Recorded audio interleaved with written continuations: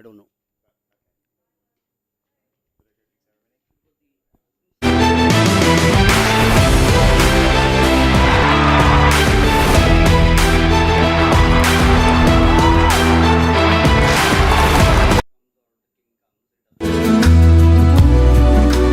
लहरों में गीत, हवाओं में सुकून।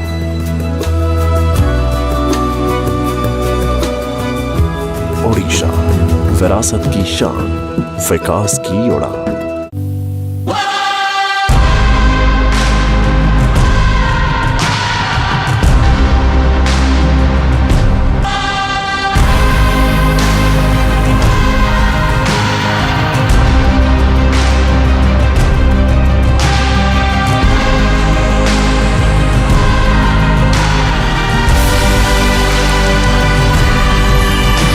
ओडिशा, विरासत की शान, विकास की उड़ान।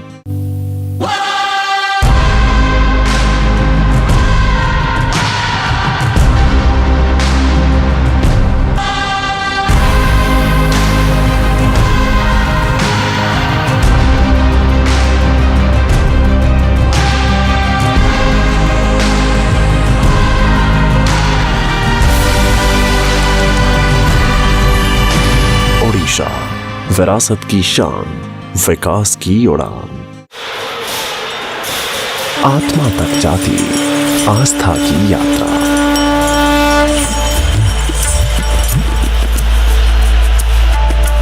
ओडिशा, अतीत, वर्तमान, wonderful Anant. city of Bhubaneswar at the Biju Patnaik International Airport, you come across a jewel in the crown. Welcome to our live telecast here from the wonderful Kalinga Stadium in Bhubaneswar on a day where everyone kept on saying, rain, rain, go away, come again another day. Little Johnny, the athletes want to play. We're going to have virtually 5 hours of some scintillating performance out here. This is the World Continental Silver Meet 2026, and we're coming here in just about 365 days. Remember, we were here at this very stadium for the bronze event. So that's the way the city of Bhubaneswar, the Athletic Federation of India, and the entire team has got this event in place. Well, I'm not going to take much of time for the introductions of the stadium, the city, and the country, because I've got two wonderful guests from me. One on my left out here from the city or the place of Brighton and Hove, wonderful beaches there, and he does multiple sports. He's covered a couple of Olympic Games, and then the rest, of course, follow the World Championship. Richard Newman is with us out here. He's traveled 7,000 miles all the way to be with us. And someone who has traveled, I think, about 13,000 kilometers from the city of San Francisco, which I love because you get some wonderful crab chowder there. And we also remember have a statue of Mahatma Gandhi there on the front. And we've got a triple Olympian who's going to really be the star of the evening out here, along with all the athletes. And we've got Shannon Arobide out here. They are going to talk about this event and their experience. As we, of course, are going to settle up with some performances out here. Richard, straight away to you. Kalinga Stadium, last 2 days, your thoughts? It's all set up very nicely, isn't it? Moving the level up to a silver World Athletics Continental Tour. If you're not aware, there are 3 different levels. You've got the gold, silver, and bronze. And the silver means, for the athletes, it means more prize money. It means more ranking points. And what that means as well is you attract a higher caliber of athlete here, which is great for what we're going to see over the next 4.5 hours or so. We've got some massive Indian names here, but some great international talent too. And you know, many of those athletes are building up to something even bigger than this, the Asian Games. And I think just having the setup here, the stadium looks fantastic. We're going to have a good crowd in tonight as well. And it just shows the ambition, I think, of Indian athletics. You know, we've got the World Indoor Championships coming up in a couple of years' time here. And yeah, it's just growing all the time, this sport, isn't it? I know you've got brilliant huge stars in the likes of Neeraj Chopra in the Javelin, but you're starting to see a lot more past that now. Well, before I go to Shannon out here, from the silver to the gold and the Diamond League, would you go back and write to World Athletics that Bhubaneswar is ready? Get a Diamond League over here. No, why not? It's only a matter of time. Wonderful, wonderful. Shannon, you come from a country where athletics, swimming, baseball, basketball, and of course, Great Britain also multi-sports. Cricket, of course, is a sport out there. How are you looking at this stadium over the last 2 days? Your thoughts?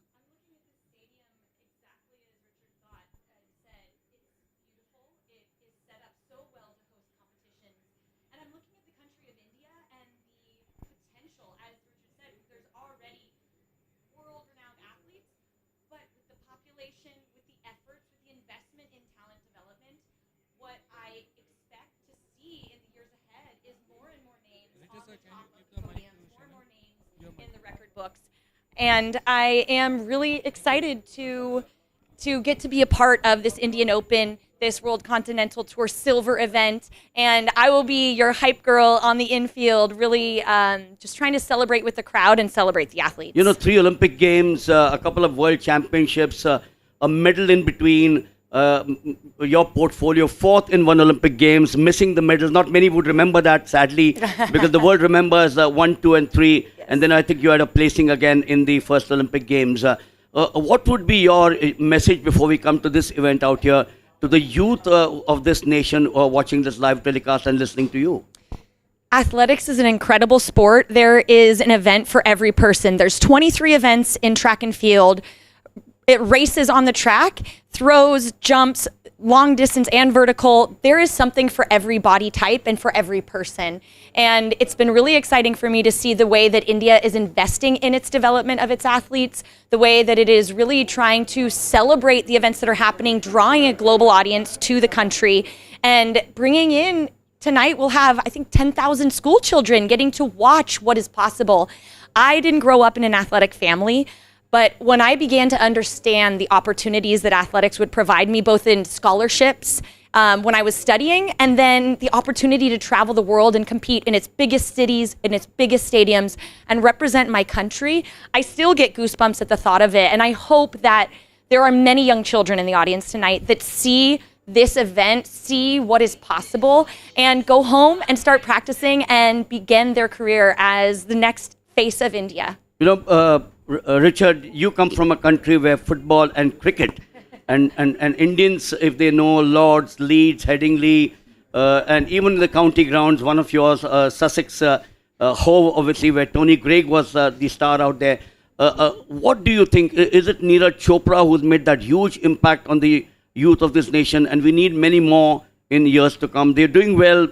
They're now getting medals at the Olympic Games. They're getting medals at the Commonwealth Games, the Asian Games. At the Diamond League again with Neeraj Chopra finishing number 2. Doesn't really matter. What's good is that you got someone from the subcontinent again, number 1 and 2 out here. How do you look at that? A 5-hour event instead of, let's say, an 8 or 10-hour event? Yeah, I think Chopra has been huge, and I was lucky enough to come to the Chopra Classic last year and see just how massive a star he is. So the depth of Indian javelin is incredible. I mean, just around this area in Asia anyway, it's just the depth is incredible. We're seeing as well in the long jumps and the high jumps and the throws, got Commonwealth medalists here today. So Shashanka is here in the long jump, and he looks like he's on his way to being a big star. He's only just outside of getting that gold medal for the first time. Same with the women's discus as well today.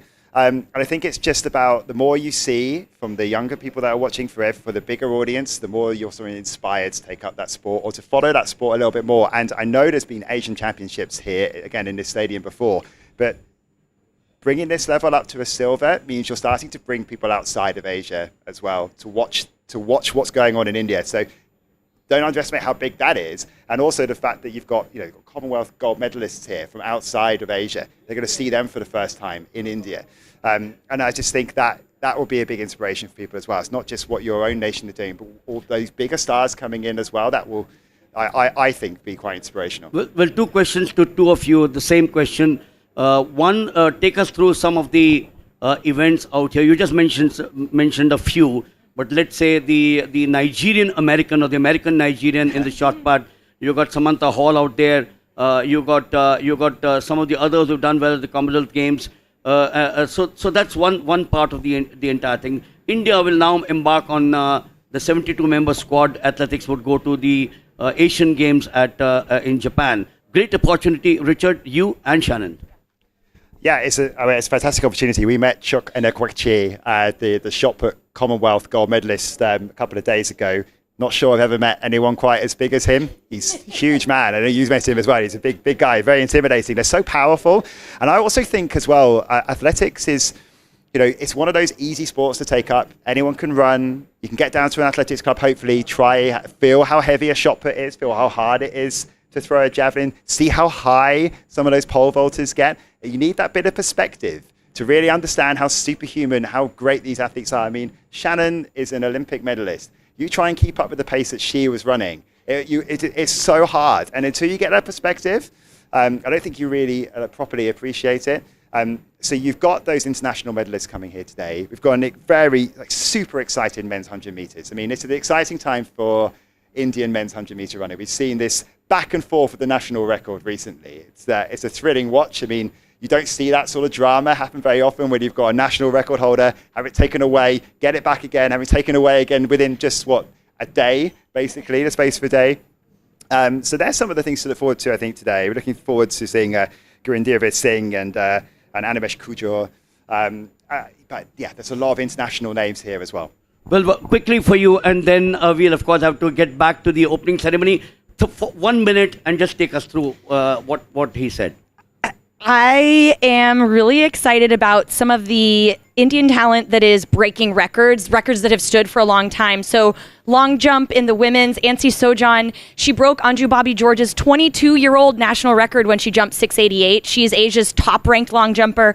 And of course, we have in the high jump, Pooja Singh, broke a 14-year-old record this season, a meter 93 at a championship, and was praised by Andrew Bobby George as the future of Indian athletics. So I'm excited for this talent that is breaking records, having great momentum, and bringing it here, and we'll move it forward into the games. Well, wonderful. Thank you so much, Richard and Shannon.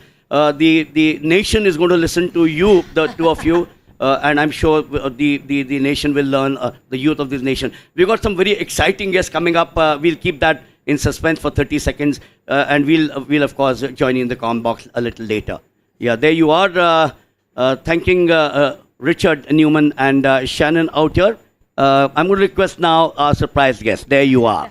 Well, there he slides off, and two of them, amazing, absolutely amazing. Yeah, that's the way this is. Adil Sumariwala, 1980. It's always a pleasure to talk to him. He joins us out here. He's the vice president of the World Body, and he's a boy from my city. I still call him a boy. Adil, you come very often to Bhubaneswar. Bronze last year, 365 days later, silver. Top of the world, would you say, or the dream Absolutely. still is not fulfilled? No, gold next year.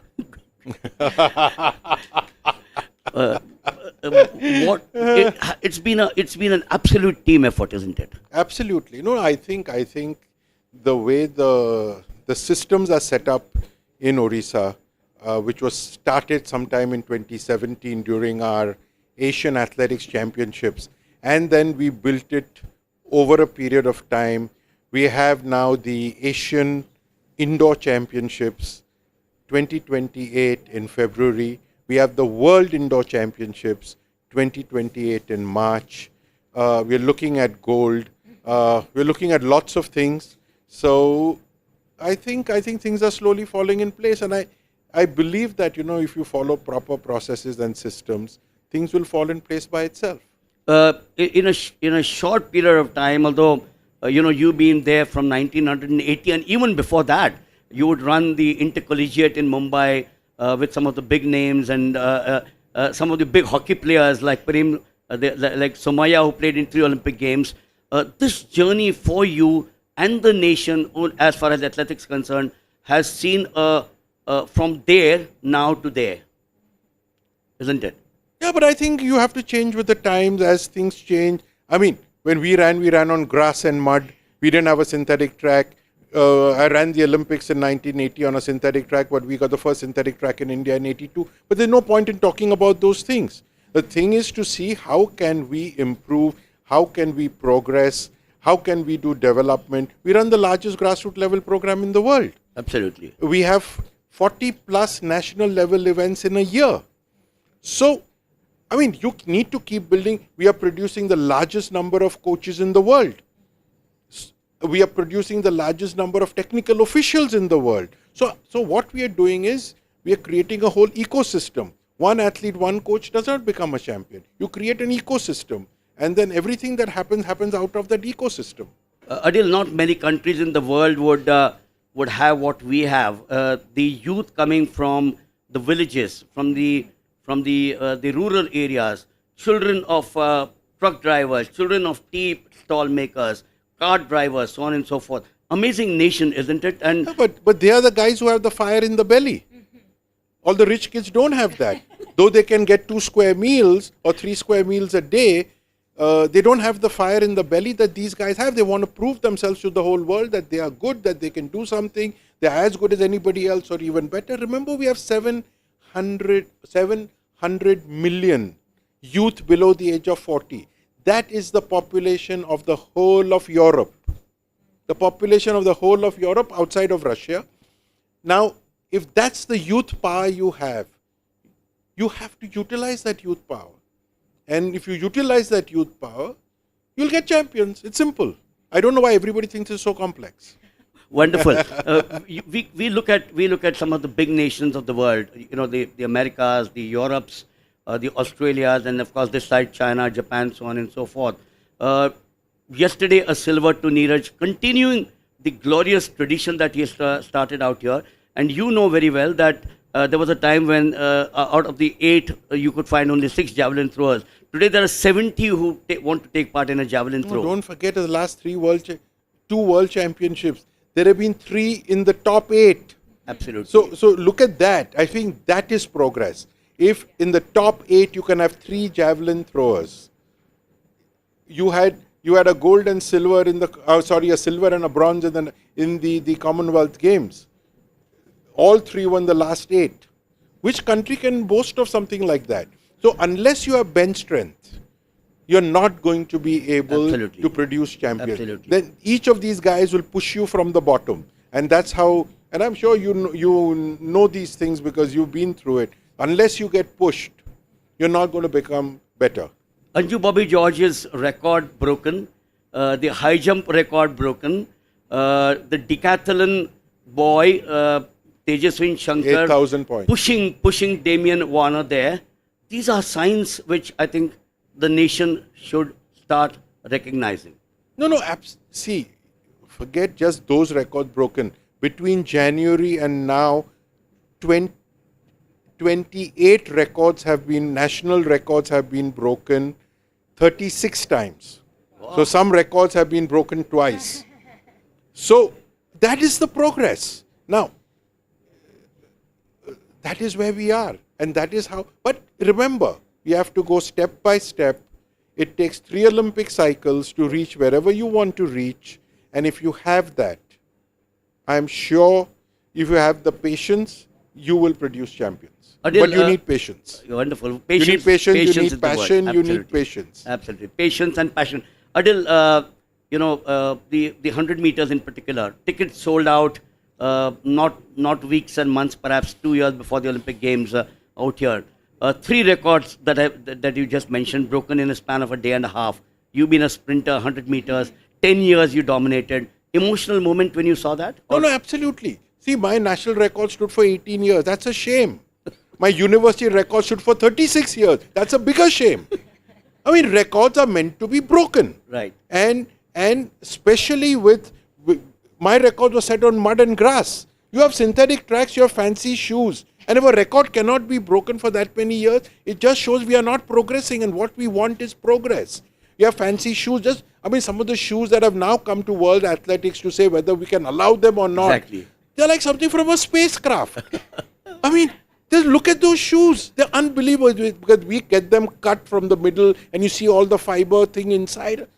Wow, what is this? This is something from outer space. We've never seen anything like this.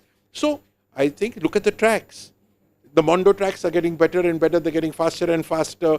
So records will be broken. And I think we should be very happy when records are broken. I was absolutely pleased when my record was broken. That finally, somebody, has done it. So I think that if you have that mindset, then you will progress. Well, and one last question. You got a busy evening in front of your No, show? I'm only here to enjoy the game.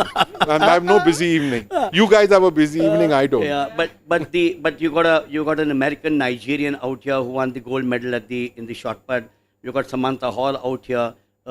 Names who will go on. You got Shannon out Of here, course. a triple Olympian out here, Triple Olympian, and Olympic a medalist, and a everything. medalist. Fourth in one Olympic Games. We don't talk fourth. we don't talk. We don't talk fourth. Yeah. So- we only talk medals. So out here, the presence of these names would be an inspiration to the No, others. I think so. I think I like our public to come and see in flesh and blood what big athletes look like. It's different when you watch on television. It's very different when you watch in real life. You see how they are behaving, how they are warming up, how they are reacting to a better throw, a better jump, reacting to a good heat, a bad heat, waiting to look at your timing and seeing, okay, what does the next heat look like?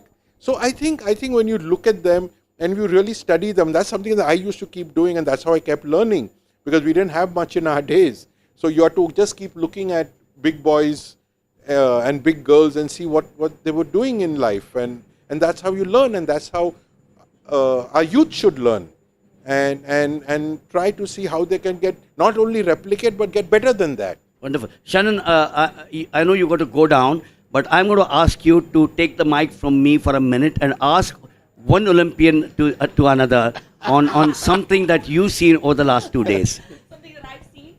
Excellent. Well, first of all, I want to congratulate you Thank you. and the entire Athletics Federation of India for all of the accomplishments that you've had, to be having my first visit to India be for the Indian Open, and to see the production value, to see the investment, and more importantly, you speak about that development, you speak about that seeing and growing, the excitement I have observed, everything from the young people, the athletes, all the way up through the broadcasters. We led a seminar the last 2 days, and their passion for the sport, passion as the fireworks go off. I think, what does success look like for you in the years ahead? You talked about 3 Olympic cycles to reach a goal. What is your hope? I know you've said it, but what does that success look like for you as we look to the years ahead? I would like an athlete in every final at the Olympic Games. If I can have one athlete in every final of the Olympic Games, I would be very happy. Of course, a few will get medals, but that to me is progress. And if you really looked at it, my first term as president, we had 8 medals at the Asian Games. My second term, we had 18. In my third term, we had 29. Commonwealth Games, first term, 3 to 8 to 10. Wow. Olympic Games, no medals, gold and silver. World Championships, 1 bronze, Anju Bobby George, and then gold and silver. But not only that, gold and silver, but in one event, if you have three athletes, the number of athletes that qualified for the World Championships has increased literally 50 to 100%. At the Olympic Games, people are doing the qualifying. The only sad part is, at the moment, we are doing qualifying at the lowest level. So if there are 36 people to qualify, we are qualifying 33, 34, 35, 36. When we start qualifying in the top 10, that is when we would have made it. So it's great to say more people have qualified, but we want them to qualify not in the low 30s. We want them to qualify in the low 10s, between, in that range, 10, 15 range. And then you can have people hitting medals. You know that better than anyone else. Absolutely, that depth, the ability to see someone else doing it and suddenly realize it's possible. Yeah. But I love that vision. I too want to see an Indian in every Olympic final. I think that's a great, for me, as I head out to the infield, I will carry that spirit with me. And I thank you again for this experience. Thank you for coming, and thank you for all that you do for our announcers and commentators, etc. Thank you. My pleasure. Thank you. Okay. That's yours. Well, Adil, thank you so much. Joining us now here in the studios is going to be one more of our legends. I've been lucky to see her in 2004 in action at the Olympic Games in Athens. Anju Bobby George. Anju, I'm going to cut out all the formalities of the introduction because that will be unfair to talk about all your history. It's all documented everywhere. Every child knows who Anju Bobby George is. Kalinga Stadium, you've been coming very often. Now you looked at this event today. What are your emotions? I'm extremely proud to see that one silver meet is happening here in India. So when I was an athlete, I dreamt a lot to compete in front of our people, but I never got a chance. So our youngsters, they are really happy and they are really proud as we, because they are going to get a great chance to compete along with the all top leaders and in India. You know, Adil just mentioned that there is no point in looking at the past. We've got to look at the present and the future.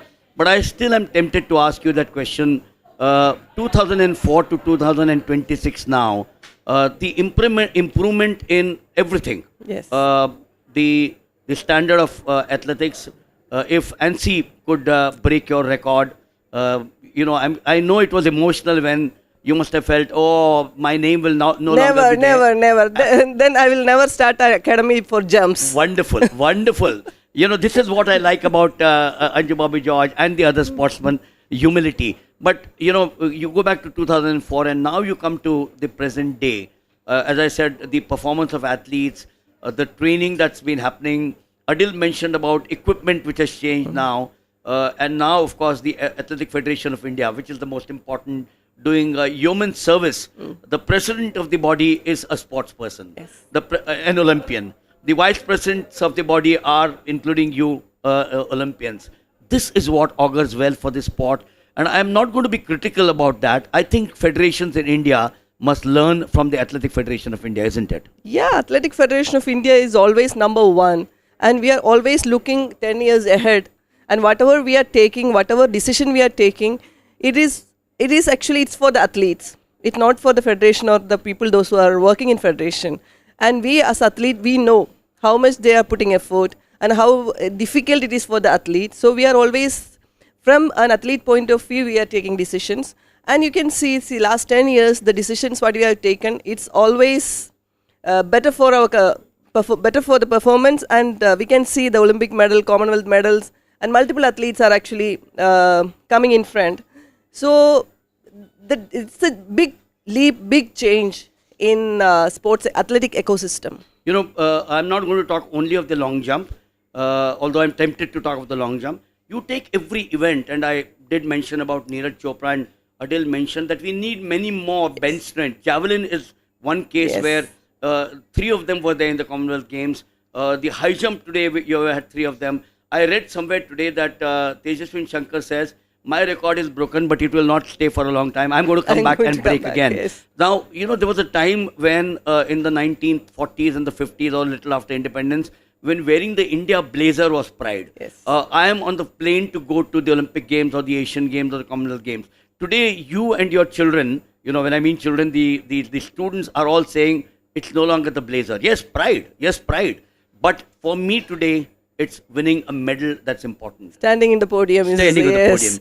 See, that's a change what we were dreaming, and that's the change what we could make. Absolutely. So from, as you said, from sitting in a plane and just going for or attending a march first, now we are actually, the athletes are preparing and they are actually fighting for the medal. And see, multiple athletes are in the podium and they are actually performing well. See, Neeraj actually continuously performing in the world stage. Long back when I was an athlete, it was just I was alone there in the world stage. But there are multiple athletes gearing ready for the Olympics and World Championships. And this year especially, Commonwealth, see multiple medals from jumps. Actually, I am extremely proud to say that jumps and technical events, especially pole vault, long jump, triple jump, then high jump, they are doing extremely well. And that's actually, as a senior vice president of Athletic Federation, so I am also part of that. Wonderful. Creating champions. Wonderful. Wonderful. We can talk to you for hours together because there is so much of knowledge that the youth of this nation gets. The viewers here on the AFI channel, we will of course continue to talk to you at other events that we meet out here. We've got a few more guests waiting for us. So I'd like to thank you on behalf of the AFI for being here, although you are the senior vice president of the AFI. And my prayer is that continue to produce champions. We have the Shaili Singhs, we have the Ansis, and the names are endless today. There are about 70 odd Indian athletes taking part out here, all ready to board the aircraft to Nagoya, Japan for the Asian Games. So my good wishes to you, Thank you. and everyone at the AFI. Thank you so much. Thank you. Well, we are going to be joined by one more guest out here, and that is someone who has been doing a yeoman's service as far as the sport is concerned in the state of Odisha. And remember, you cannot do anything without the blessings of the people at the top. I'm going to give him his mic out here. That is the Honorable Sports Minister and Youth Affairs of the state of Odisha, Suryabanshi Suraj.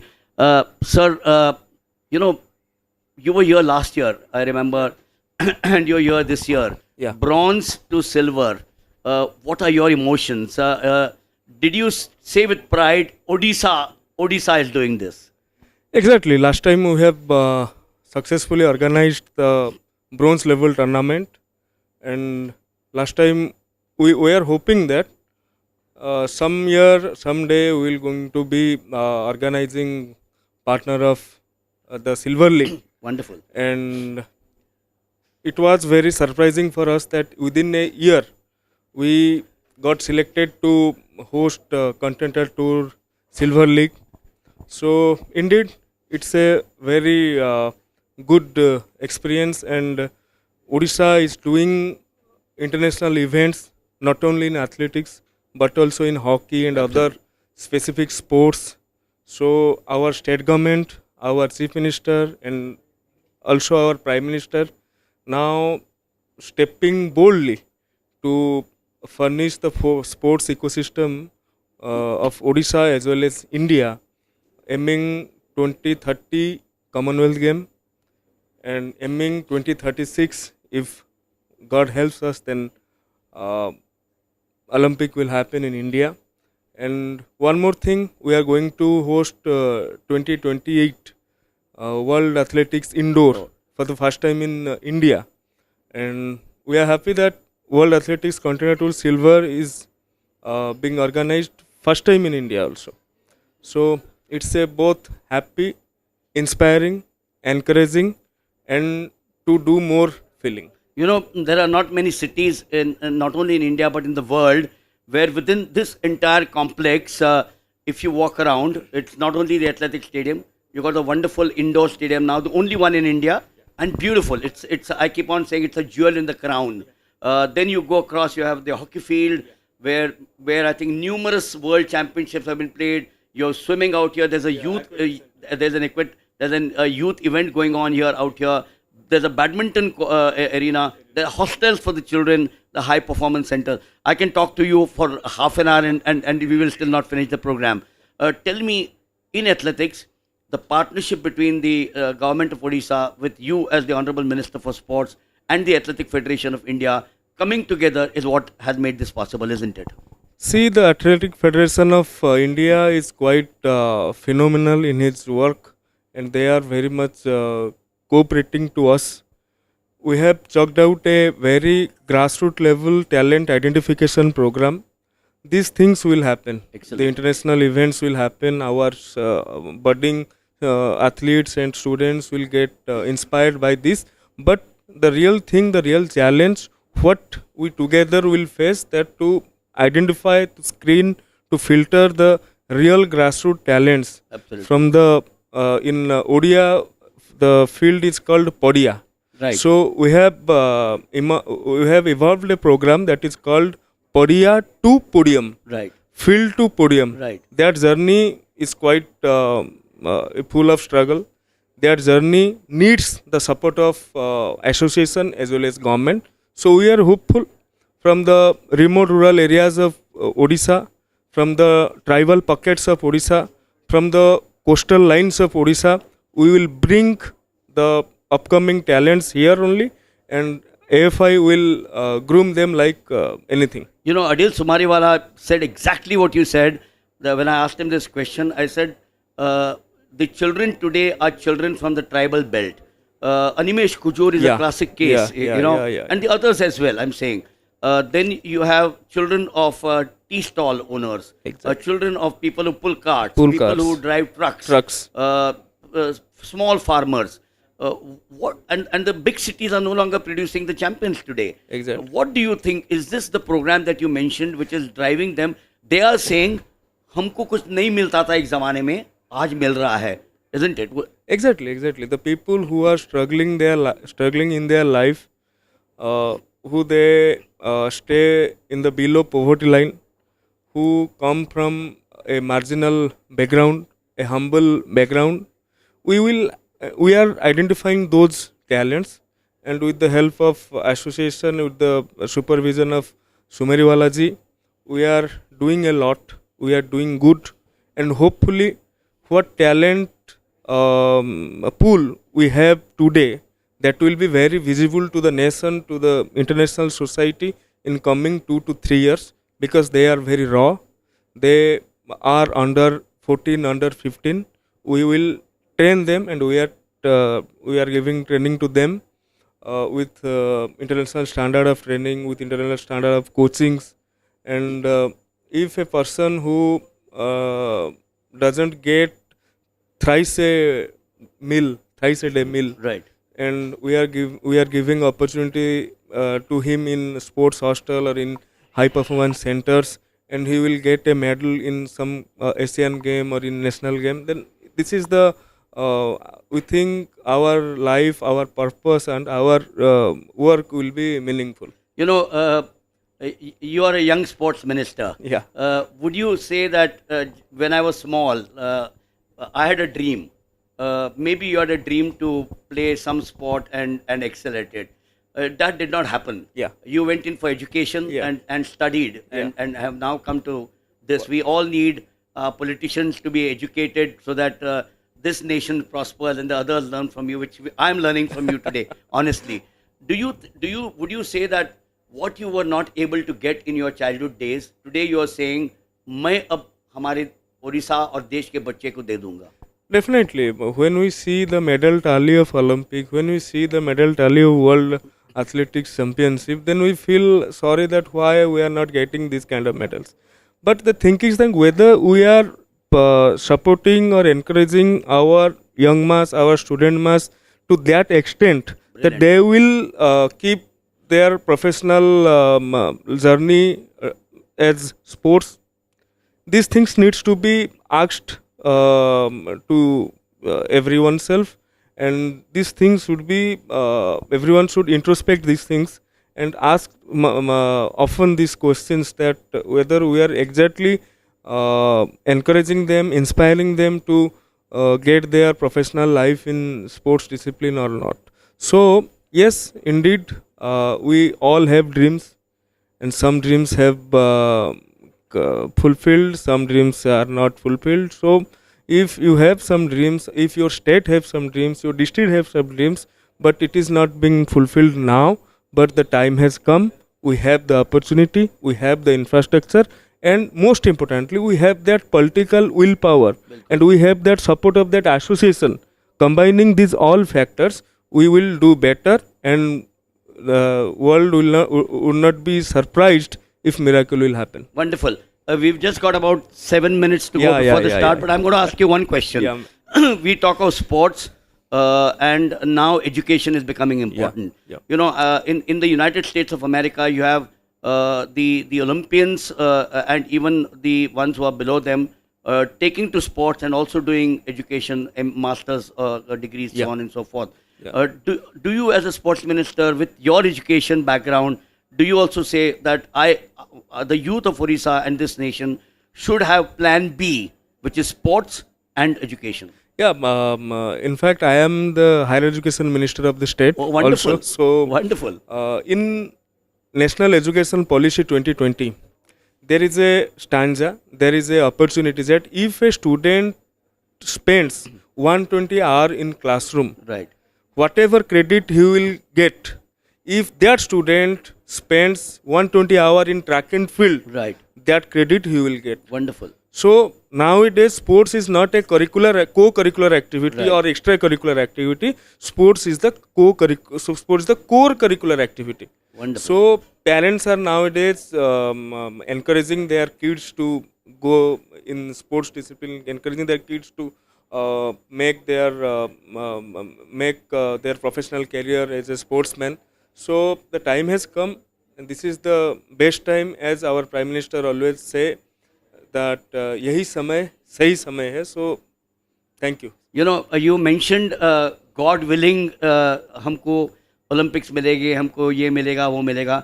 Sir, I can tell you, अगर ऐसी सोच आपकी है, if this is the way you're thinking, and people like you, the politicians, the bureaucrats, all of us, this nation starts thinking like you're thinking, I think it will not be very far when the Olympics will come here, the Asian Games will come here.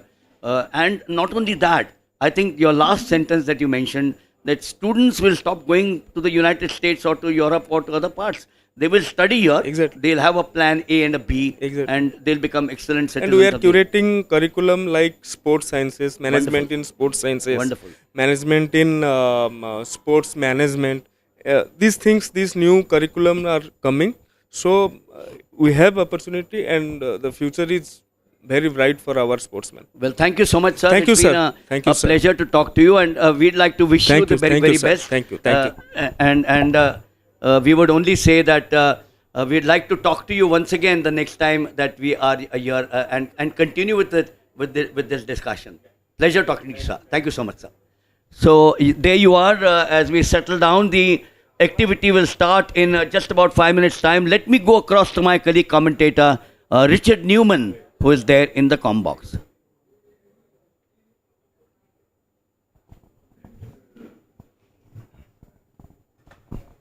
Hello and welcome to what is an historic occasion in Bhubaneswar, the first ever staging of the World Athletics Continental Tour silver event in India.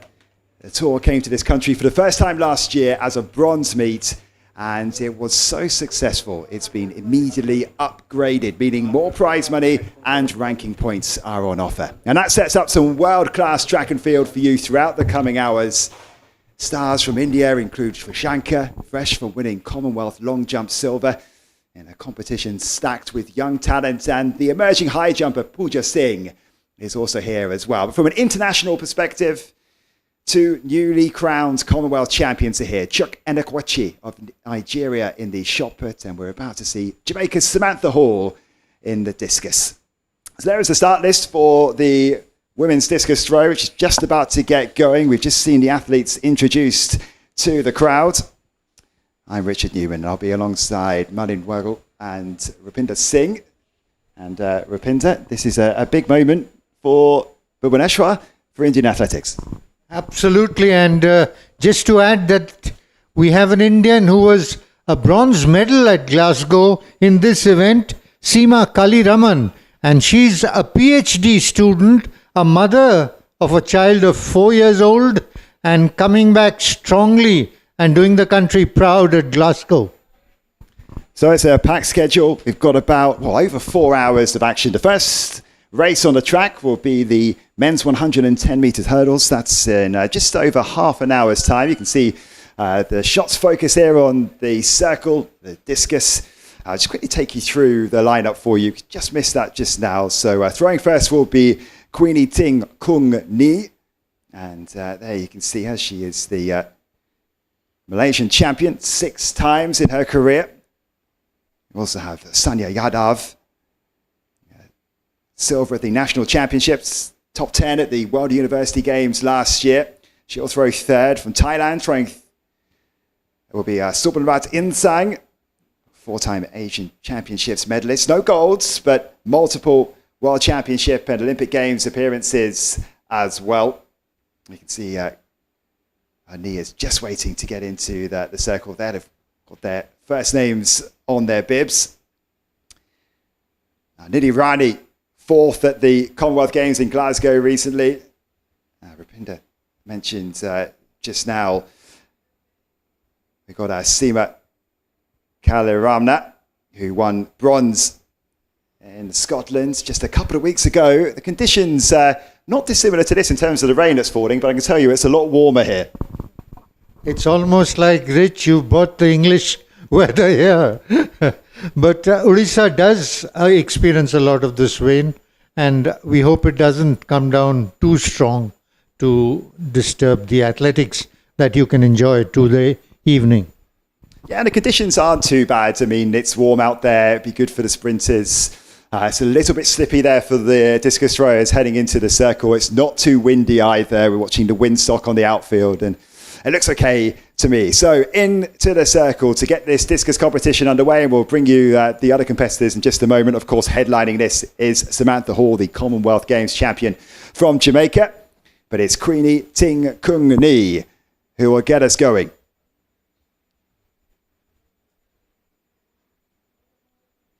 And Ni, the Malaysian, with a season's best of 49.74, throwing up to just short of 53 metres previously. Just awaiting her result. As we were talking about, we have Seema Kalaramna. It'd be brilliant for the home crowds, which is just people starting to fill the seats. We'll see them stadium filling up in the Kalinga Stadium very shortly. 46.88 for Queenie Ting Kung Ni to get us started. And next up is Sanya Yadav, World University Games finalist in Germany last year. Season's best of 56 metres and 5 centimetres. Second place at the National Championships earlier this year. Getting her competition started. Looks like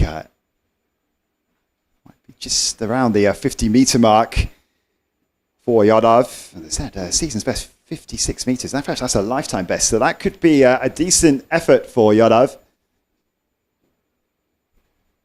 That's the other interesting thing in Indian athletics. The depth has gone up. We've got Seema, we've got Nidhi, and we've got Sanya, the youngster, coming up. And Bhubaneswar was regaled at the National Championships end of June with a 2.30 effort.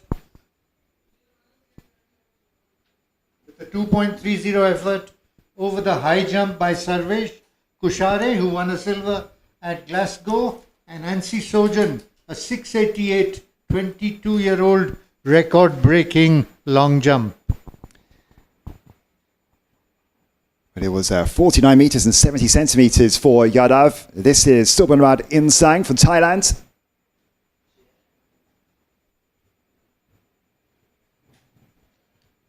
And Insang, who has thrown close to 62 metres in the past. Just short of 58 metres this season.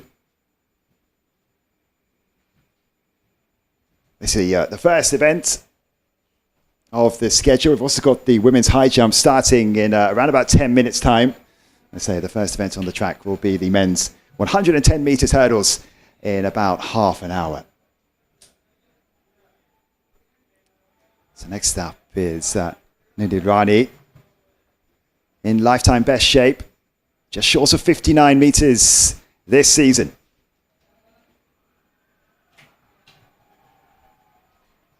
Looks like a pretty decent start from Rani. Sail to around the mid-50s. No mark for Insang. It's lost track of the discus there. I think it might have gone out of bounds for the Thai athlete. And here is the Commonwealth bronze medalist, Seema Kalaramna, 27 years old. As Rupinder was saying, a PhD at the moment in philosophy, studying self-talk in athletics, and it seems to be doing the job because the form she's in over the past year or two showed a real improvement. Just short of 60 metres for a lifetime best. How she'd love to go clear of 60 metres today. I'll drop short of 60 metres, around the 58 or so. Not a bad start though for Kalaram. Remember, it's a little bit slippy out there today. The rain's not coming down heavily, but it's coming and going. Officials out there, you can see the towels the athletes all have just to try and wipe the circle as best they can, get the grip. Waiting for Rama's mark to come up. We haven't got the last one as well from Rani. When we can bring you up to date, we will do. So next up, it's Priya. Recently won bronze at the Asian Under-23 Championships just last month. 56 meters and 16 centimeters. Her best set this year. It's a little flat from Priya. There might just be a few issues with the grip. I'm sure she's going to have that one recorded. And we can bring you up to date with some of the other results from the last three athletes. So it was a no mark for Insang. Rani went out to 53 meters and 34 centimeters. And Kalaranana, 56 meters, 87. It's not a bad start. And she leads the way. Priya, 46 meters, 55. She did have that recorded in the end.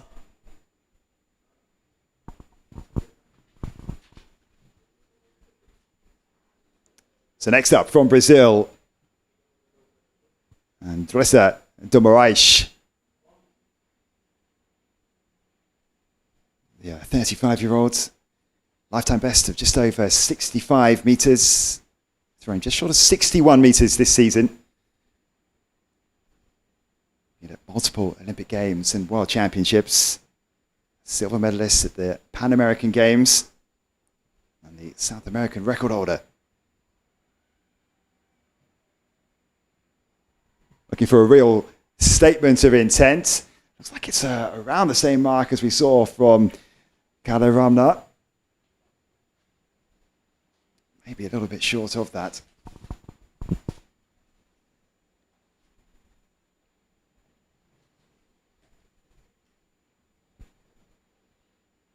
They weight the mark 56 meters and 40 centimeters. So it is just 27 meters, 7 centimeters, excuse me, or so, back from Kalaramana.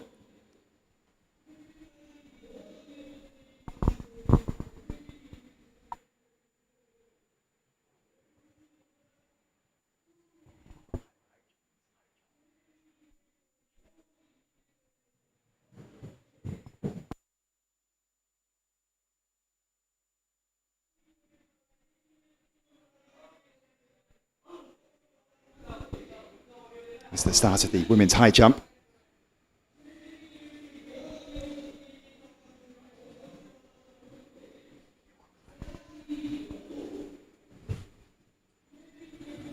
It's being introduced through the athletes here.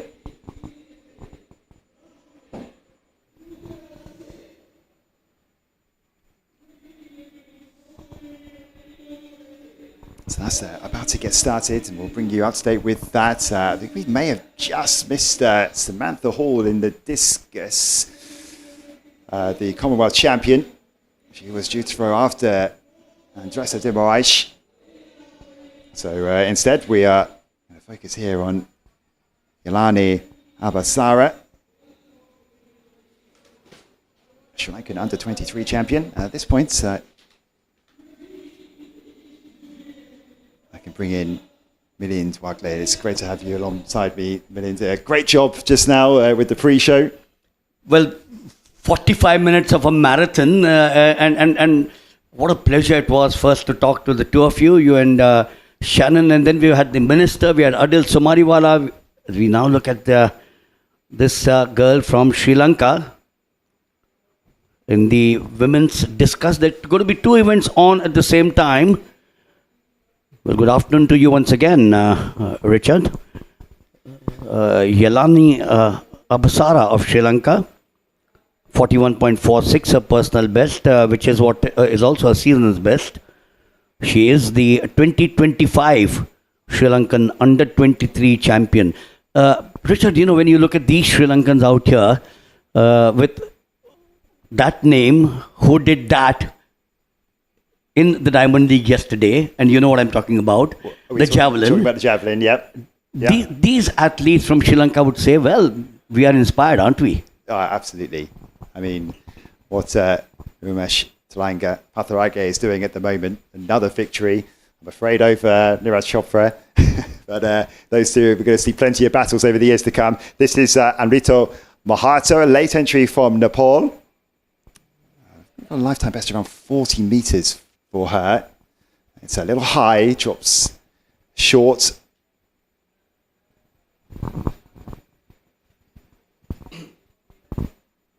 And so she'll be looking to get to something like a lifetime best throw today, and what experience she can draw on today.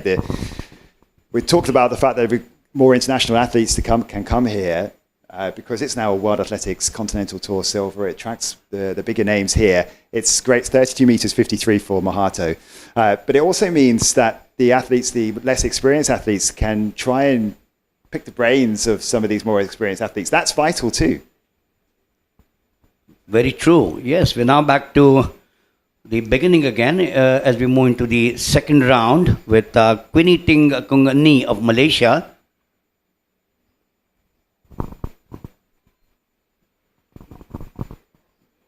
Well, the disc there, short of what she really would want to do. She's got 52.77, but not very happy this season. Richard, 49.74. Yeah, she's so experienced, actually, the Malaysian. She's six-time champion. 46 metres 88 won't be something she's particularly happy with. Looking to improve on that. By the way, we didn't see Samantha Hall's opening throw, the Commonwealth champion. She no mark in round one, so essentially didn't miss anything. But it's not an improvement for Ni. Very consistent, but not where she wants to be.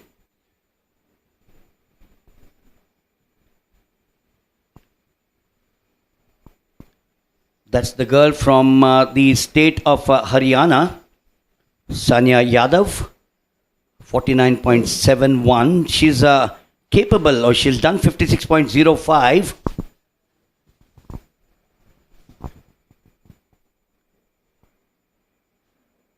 And there she goes. She's been the 2025 World University Games finalist, which obviously means that she's got the potential.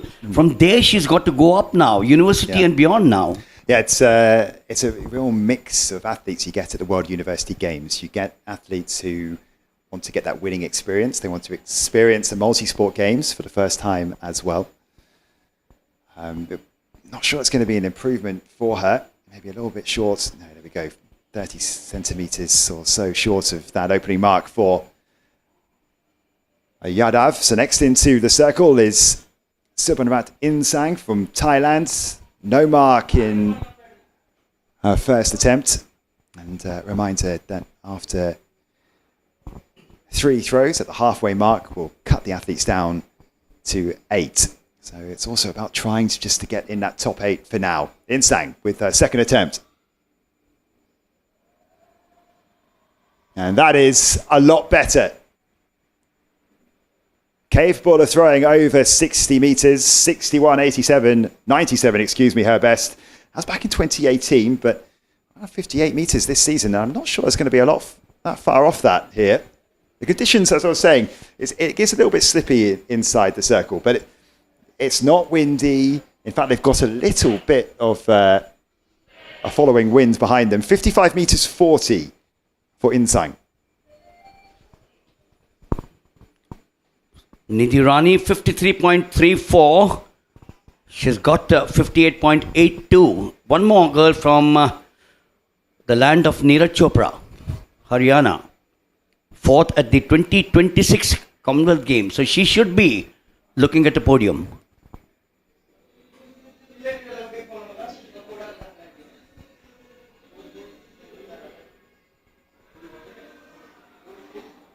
Now that looks somewhere in the mid-50s. As I said, she's got 58.82. While we have the next one coming up, Richard, I'm going to take you back very quickly for a few seconds to 1988. The world record is not broken. Is it so difficult? What, to break the discus world record? That's right. Yeah.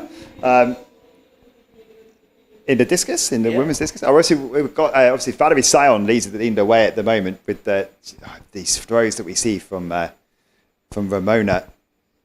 But it's hard to get away from some of the throws that we see there. This is the leader at the moment. Early stages, of course, just short of 57 meters from Seema Kalaramna. Must be full of confidence as well after that podium placing in Glasgow.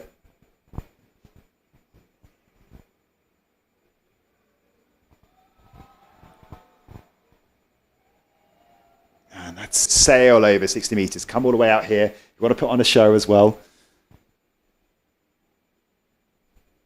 Up now to Yelani Abasara of Sri Lanka. The second attempt. It's going back to Samankat, the Sri Lankans, the Nepalese, the Bhutanese who come here. You go back to Susantika Jayasinghe, Damayanti Darsha, the 400 meters, they were good. And now, of course, we spoke of Romesh Patirage. Mm-hmm. They would start learning in some of the other events as well. Yeah, I mean, so sometimes you get some throwers who've come from sprinting in the past. Chase Jackson, the American, for example, was once a sprinter.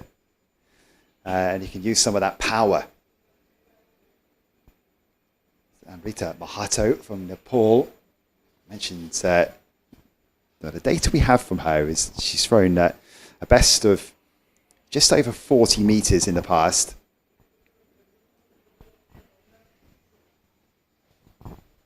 They would all be looking at some of the big names to make sure that they pick up those extra lengths in the discus. Got to make sure that all the technical phases, they get them right. Starting up with the wind up. And then looking at the power position. And then, of course, the delivery and the release. Clearly, Samantha Hall, the favourite out here, isn't it? Absolutely, yeah. And we can bring you up to date with her first recorded throws of 56 metres and 31 centimetres. That puts her into third place at the moment. So it's Seema Kalaramna who leads the way at 56 metres 87 from round one. We go back round again. This is the start of round three. It's the Malaysian Queenie Ting Kung Ni. Way short of 50 metres. She's thrown just short of 47 with her first attempt. And fairly around the same on the second. So she's going backwards a little bit here.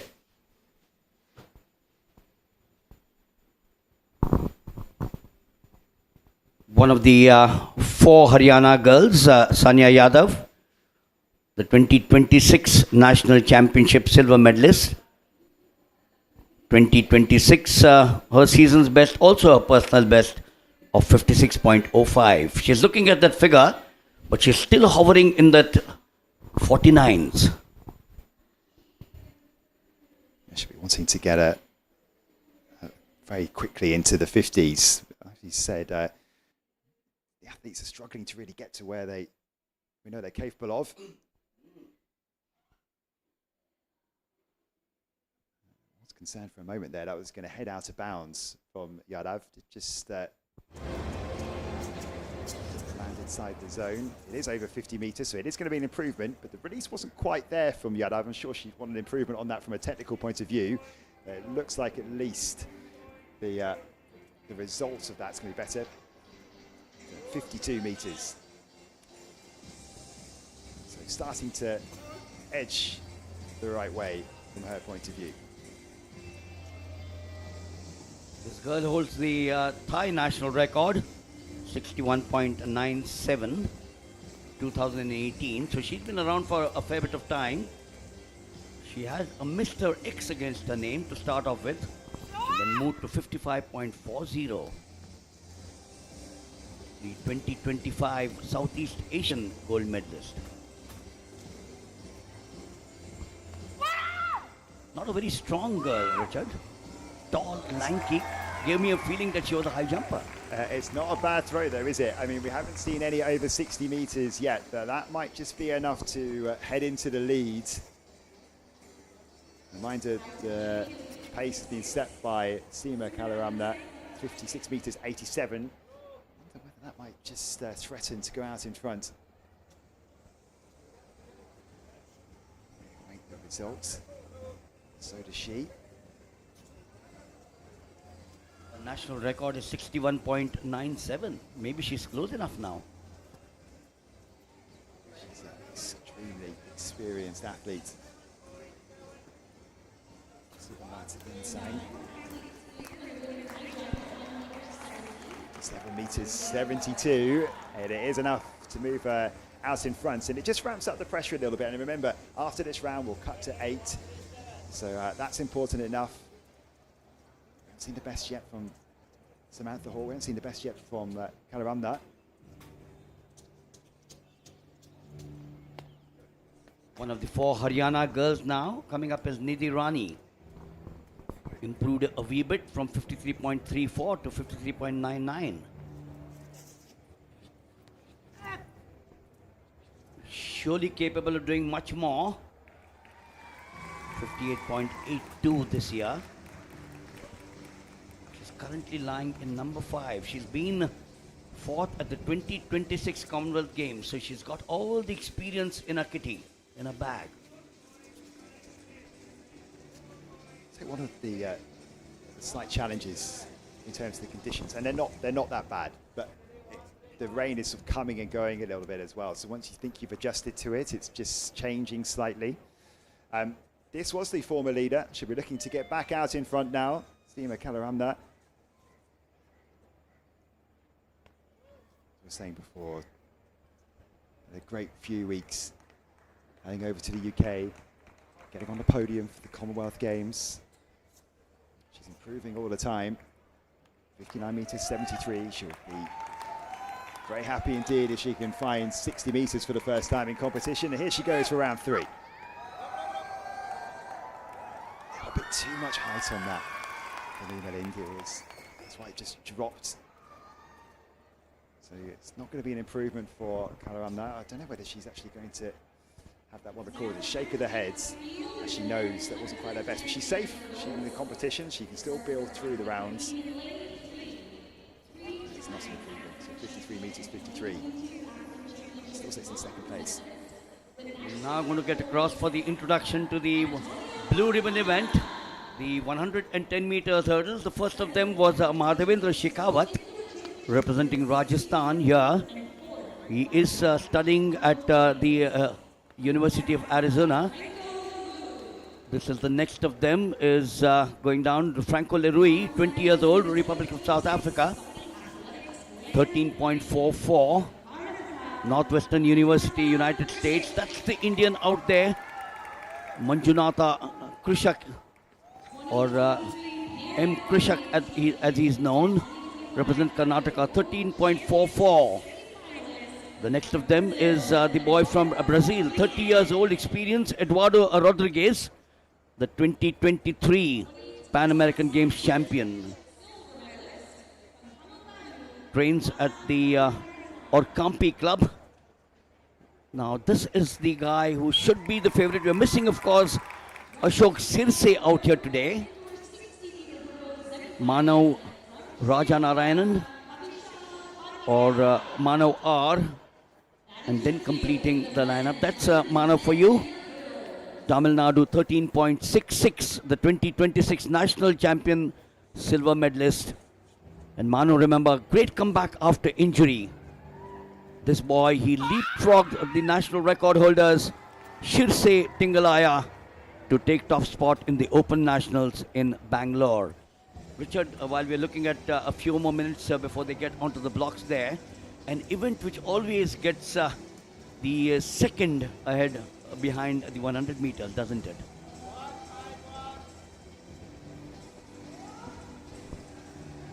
Yeah, and you have plenty of athletes as well that might compete in both of them. But this is a pretty decent lineup, this. You look at Franco Leroux, who's there. He's just competed at the Commonwealth Games and just come short of that medal. He's in great form. So a lot of South Africans here today. I'm quite looking forward to seeing Antonia Alcana as well of South Africa. As we go back to the discus, Samantha Hall with her third attempt. third attempt anyway. And, I'm not sure she'll be too happy with that. She's walked straight out of the circle. Sits in fourth place, 56 metres and 31.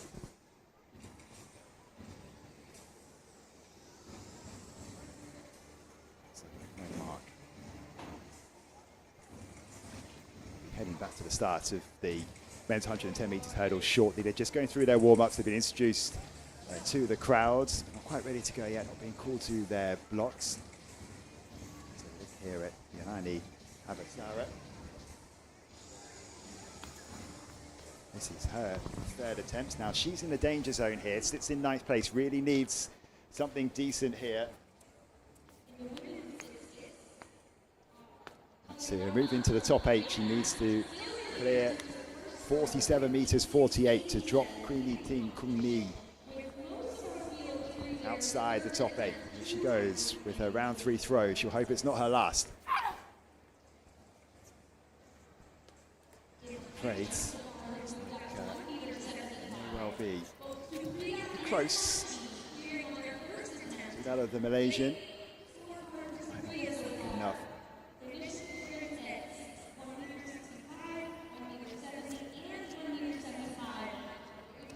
Sarah, she knows that her day is probably done. In the same situation here for Anrita Mahato, 39 metres 40, and Abasara will exit the competition. So from Nepal here, Mahato, 33 metres 52. The data that we have on Mahato suggests that she's not cleared 40 metres before, so I see something extraordinary from her if she's going to stay in the competition. Currently sits in 10th. That she needs to get into that top 8 if she wants to continue. And it won't be more the athlete from Nepal. So where we are in the competition, leading the way, still on that Insang, 57 metres 72. Seema Karam sits in second place, 56 metres 87. And Andressa Demaraish in third, and Samantha Hall, the Commonwealth champion, just outside the top 3 for now. It's fair to say the competition yet to really ignite in the discus, but we can see this with throws. Sometimes you can have a fairly average competition and you see something extraordinary. Just that one particular throw which could just about come from the Commonwealth champion. Could be this girl as well. She's got 61 plus as the national champion of Thailand.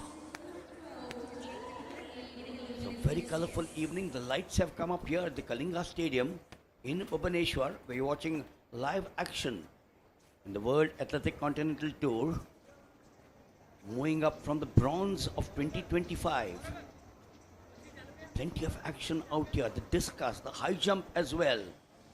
And then in approximately 4 minutes from now, we want to look at the 9 of them scheming over the hurdles like an albatross over the ocean. Over in the high jump at the moment as well. That is well underway. 80 at the moment. So Priya is over. Take you to that storage run as that progresses. We've also got the men's shot put, which is not far off from getting started. Also got another Commonwealth champion there. So we're about to head into round 4 for the women's discus, and just surviving the cut to the halfway point is Queenie Ting Kum Ni. Ignore the graphic that you can see on your screen. This is the Malaysian just getting ready to go. 47 metres 48 her best. That puts her in 8th place, and we're just about to head to the start of the men's 110 metres hurdles. So there might be a slight delay here for the Malaysian to get the second half of this women's discus underway. See the crowds just starting to build up here in Melinda as well. Lots of kids in, but at the far side as we look, the stands filling up, and everyone in there, it's the same colours as well. Giving a great atmosphere as this session unwinds. Yes, if you're at home here in Bhubaneswar, just pick up your evening snacks and come to the Kalinga Stadium. We're now moving to the high jump as well. in the women. So a lot of action happening at the same time. This is Supriya at 1.65 meters where they started off. Supriya, the 2019 World University Games and the 2026 national champion. We now move to the introduction of the men's 110 meters hurdles. I think Supriya is just about to go on that at 1 meter 80 there. It's a first time failure for her at that height. Make sure we can keep you up to date as much as we possibly can as you come away from that. It's not quite ready to get started yet. This first track event of the session.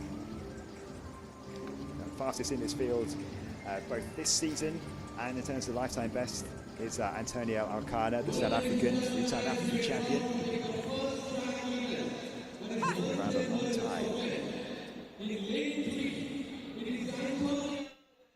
Meeting the challenge from India. It's very rare you see two with exactly the same season's best, but that is the case for Krishik and also well, you got LaRue here as well with a South African who he'll be competing up against. And you wonder whether I think there's quite a clear race for the top three with the likes of Krishik and Akana and LaRue. You've got Eduardo Rodriguez who will try and take the victory as well. It's quite an even race, this one. One name which we are surely missing out here today is the national record holder, Ashok Shirse. He also holds the record here, 13.43. Now from right to left, Madhavendra Shekhawat in lane 1. Studies in the United States of America, 13.70 on the far right. In lane number 2 is Jose Alan Soares de Silva of Brazil.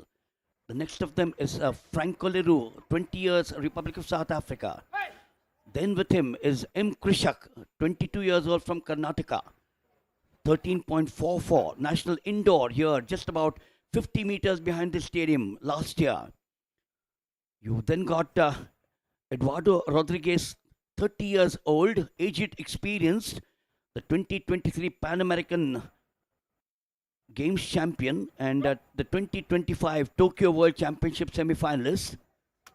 Lane 7 was slated to be Chang of Philippines. You don't see him there. Has he gone for a walk somewhere for the moment? Looking out on the track there, can't see him down there. So it looks like we're going to have lane 7 empty. Rajarayan of Tamil Nadu, the 2020 amazing athlete, great comeback after injuries. He leapfrogged, I remember, the national record holder Sirse and Siddharth Tingalaya to take the top spot in the Open Nationals in Bangalore. He took to athletics at the age of 17. And then in lane number 9 is Kavisha Bandara of Sri Lanka. So 1 is Shekhawat, 2 is Silva, 3 is Alcana, 4 is Laru, Krishak 5, Rodriguez 6, 7 vacant, R. Mano, and then Kavisha Bandara. Hush silence. Explode there into the first of the hurdles. Look at lane number 2 out there. Manav going strong. It's lane number 2. Jose Alan Suarez de Silva. He's now going great guns. He's got someone on his tail out there. Is it Shekhawat? Oh, that's close. Absolutely close. They found their rhythm early. Then they started eating up the track very easily. Maintained the momentum. And look at that. That was close for comfort, wasn't it? It was, I would say, a messy race. And it was a battle between the two South Africans in the end. It was a fairly clean start from LaRue. But he just started to clatter a few hurdles. So looking out onto the track now, I think the last, I think LaRue might have hit the last 3 or at least 3 of the last 4 hurdles. They're very clean here from LaRue at this point. And then there goes the first hurdle. There, just a clip on that, another one. And another, and that's what brought Alcana back into the mix, but he couldn't quite get level with LaRue to try and take the win. And yeah, like I say, scrappy, but LaRue getting the job done.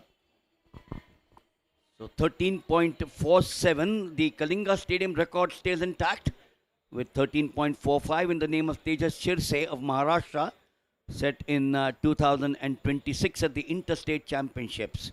But yes, it was scrappy towards the end. They charged off at the final barrier. They were locked in a duel as we head back now to the event which started 38 minutes ago. 28 world indoors are going to be back here in India, in There's the winner, Odisha. Franco Let's give it up LaRue. for the winner of our men's Speaking to, 110 Shannon Robury out meter there. hurdles, Franco Gold LaRue. medalist. And he's come all the way out here and he's got the win. Yes, we're looking at the discus. We've been following it since the start of this meet. Still leading the way is Subanrat Insang. Second in a close finish in today's race. Let's talk to me through it. Bit of a head start, but I got into my running and everything for the play. As the fellow countryman, he's doing well. How is it to have your fellow countrymen to compete with for the win? It's always awesome with the exam. One of the old South African hurdlers. He's one of the youngsters coming up. He's really doing well.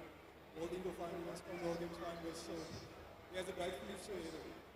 We had you to look up to, huh? Yeah.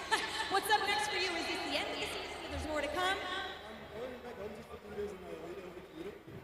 But I think 4 races confirmed there, so I'll finish my season on Saturday. Global travelers here. Let's give it up once again. Franco LaRue and Antonio Alcana, your top two finishers in the men's 110 meter hurdles. Well, there we go. That was the second place athletes. Antonio Alcana speaking to Shannon. We'll be seeing a lot more of Shannon throughout the afternoon into the evening, getting the reaction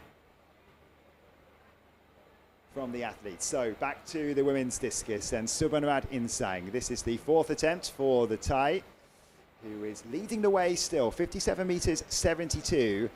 Whilst being away, Samantha Hall has not been able to improve, 56 metres 25. It's only 6 centimetres out from her best so far.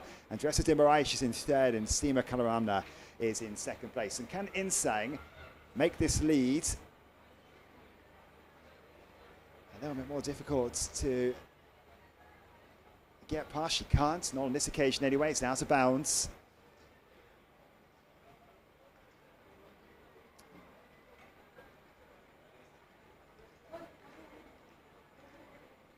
So she only leads by about 24 centimetres.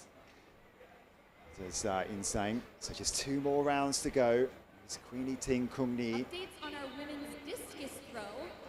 After 3 rounds, we Still reduced the sits field in to 8 place. athletes who are now throwing. 47 metres 48, her best furthest attempt. She had a throw slight so improvement far, while we were away. Subanrat Insang from Thailand, that 57.72 third throw, leading the competition. 56.40 from Andressa de Moraes for third position. That again Seema is going to be Kalirama short from of 50 Haryana in metres. second. I tell you what, the card looks very consistent here, and she'll be happy enough with that consistency. But this time she doesn't want it recorded at all. Just a little bit of frustration, I think, from Queenie Ting Kung Lee, because we know she can perform at a lot higher level than this. Well, for someone who's been getting at 52 plus, 52.77, but she struggled this season, I remember, 49.74.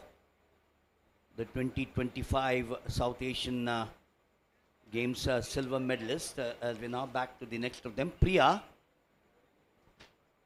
the one of the 4 girls from Haryana. She's got the young youth on her side, the 2026 Asian Under-23 Championship bronze.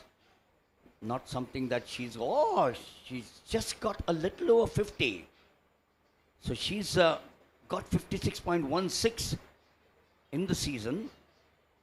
They all seem to be, Richard, struggling to get to that mark of 60 that we're looking at. Yeah, it's a little bit tricky to. I'm actually a little bit surprised it's taking this long to get to that point. As I say, the conditions just keep on changing a little bit. I just wonder whether that unpredictability is not really helping. Because a lot of them have been quite consistent. Look at that again from Priya, 52.31. Her best 52.48 from the previous round.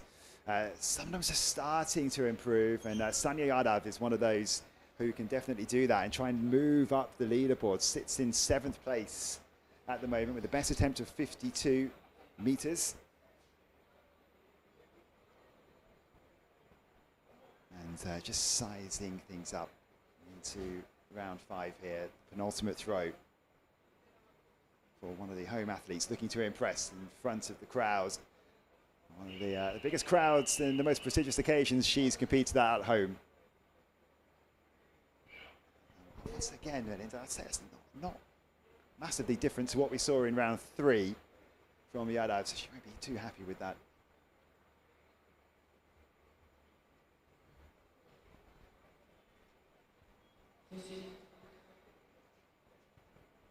We're now coming up to the introduction of the men's shot put. And here we go. So throwing first. Haryana, Sanyam Sanjay, 4th at the National Championships.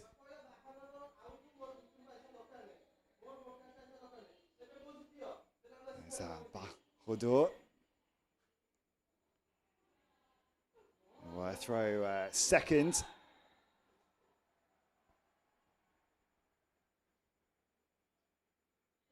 But that was Tajinderpal Singh Toor. And there's Chukwuebuka Enekwechi. I tell you what, it's an imposing man when you're up against him. That's the Commonwealth champion. 22 meters and 10 centimeters, his best. 21.74 this season. William Dourado, who's competed at the World Indoor Final before the Brazilian. Zane Weir comes fresh from winning a European silver medal in Birmingham just last week behind his Italian compatriot, Leonardo Fabri. Sabadip Singh Gill will fancy his chances, finalist at the Commonwealth Games. Yes, South African Aidan Smith, 4th at the Commonwealth Games in Glasgow, still getting over that disappointment from just missing out on the podium. At best, 20 meters 89. Kalinga Singh, 20 meters 49 in lifetime best form, the Indian champion. On Asian indoor silver back in 2023. And Mohammed Bakir Al-Hamadawi from Iraq, 20 meters 56, his best. Fly back to the women's discus. And check in with Andressa de Moraes. So we're now getting everything towards those final moments of the discus. Moraes sits in 4th place at the moment. Whilst we were away, Samantha Hall moved into the lead, 58 meters 43. She's moving closer to 60 meters. As we instructions for the athletes for the women's 100 meters hurdles. We'll be back in the discus very shortly. There is Yumi Tanaka, 27 years old from Japan, lifetime best of 12 meters 80, only just outside of that this season. The Asian Championships silver medalist. Victoria Alves, the Brazilian, improves her own national record back in June 12:57. Elizabeth Taylor from the Bahamas, also a talented triple jumper, competed in both this event and the triple jump at the Paris Olympics. Jyothi Yarraji is due to go in 2 events today. She's just due to go in the 100 meters a little bit later on. One of the last 2 Asian Championship titles. This is more of her strength for Yarraji. Kongan lowered her lifetime best of 13:22. Just a couple of months ago, again, Prasant, lifetime best of 13:15, 13:33 this season. National champion from 3 years ago. Jali completes the lineup. She'll go from lane 7.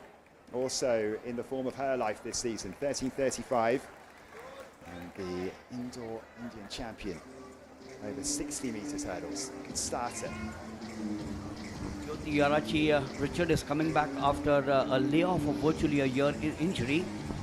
And I remember talking to the coach from England, James Hiller, who is the high performance director at the Reliance Academy, he said that we're going to take each step by step again here because the injury obviously 1 year. And very surprising that she's doing both the hurdles and the 100 meters in a span of just about an hour and a half. I guess for the Asian Games coming up. Just checking back in with the women's discus again. It's Insang with her penultimate attempt. She's now dropped down to third place because Dimmer Aish has gone out in front, 58 meters 66. Just saw her head into the circle. Samantha Hall, 58.43. She sits in second, and Insang dropping down to third there. So Seema Karamda has moved out of the top three. 56.88 for Insang, so it's no improvement for her. Lot going on, isn't there? But in three field events, we've got the women's high jump, which we've checked in with very recently. The women's discus is now coming to a conclusion. The men's shot put just about to get started as well. It is a packed program for this first edition of the silver level of the World Athletics Continental Tour. What an atmosphere this is here at the Kalinga Stadium. The lights are up here. Just 4:49 by my watch. Drizzled a wee bit. It was threatening to rain, but the rain god said, let us watch a lot of athletics as well. That's the big man. That's the man whom has been around for quite some time. Tajinderpal Singh Toor. He is the national record holder. And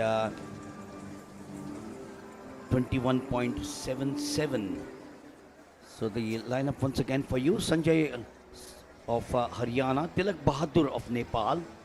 Toor representing Punjab. There is 228. The double Asian Games champion 2018 and then in 2025 you got also the 2026 Commonwealth Games champion and the world and Olympic finalist Enekwechi of Nigeria. Dual passport, the American and the Nigerian. Indianapolis, Lafayette is where he comes from, the University of Lafayette. Very, very jovial boy, Richard. Very, very jovial. Oh yes, yeah, very friendly. And he's also talking about how he's at a different time of his career now, where he's in his mid-30s. He wants to experience new things. I asked him what drew him to come to India, and he had that privilege as an athlete to travel the world. So getting this competition underway. It's Toor.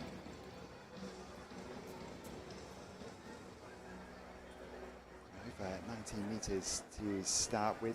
We're expecting him. He'd want to go closer to around 21 meters to really threaten today, but he's happy with that. It's just a little bit of a sighter, just a little bit of a warmer, a little arm loosener for Toor. That's what a lot of them will be doing. They've been out there warming up for a little bit, but when he's obviously really starting to throw in earnest now.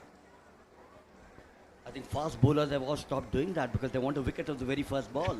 It's almost a surprise now when they deliver a good ball, isn't it? It catches the batsman out, or batters out. So into round 6, the final round now of the women's discus, and Queenie Ting Kungni sits in 8th place. Her best from round 3, 47 meters 48. Not missing anything on the track. We're just a couple of minutes away from the start of the women's 100 meters hurdles. So this is the final round of the women's discus. Gave it a big roar. It's fallen short of 50 meters once again for Queenie. It might be a slight improvement though. We'll bring you up to date with that in a moment. The athletes just getting ready to settle into their blocks. The first of the women's track events of this meet. I'll remind you of the lineup very shortly. Focus here on Charisma Taylor and Jyothi Yarraji. Two of the favourites for this race. It's pretty even, I have to say.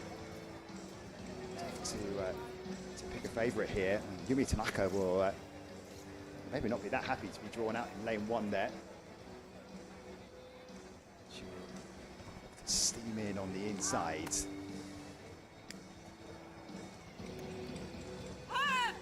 Out there for a little bit of time now. It's not cold out there, of course. It's early 30s degrees Celsius. It's very good for the sprinters. In terms of the conditions out there, so it's been drizzle, rain coming and going. It's not been particularly much of a downpour so far. I guess really looking at the sprint disciplines or the track disciplines, this is probably the event where you don't really want to have any concerns over your footing. You want to be able to clear the hurdle at full pelt. You want to be able to make sure that your stride is exactly as you want it to be. You don't want any concerns that you might end up just losing your footing slightly, but conditions are pretty good for sprinting. So a reminder then of the lineup. In 1, Yumi Tanaka.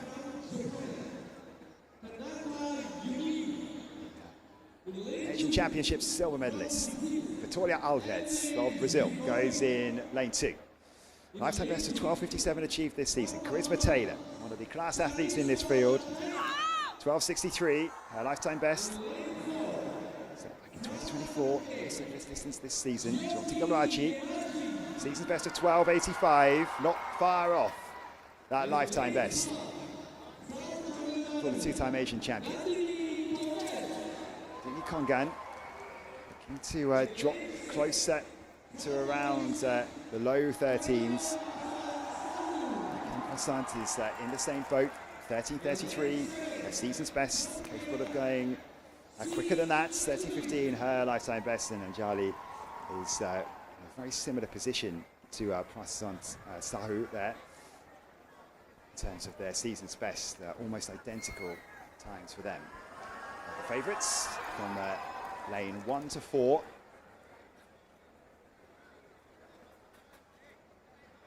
Just settling down.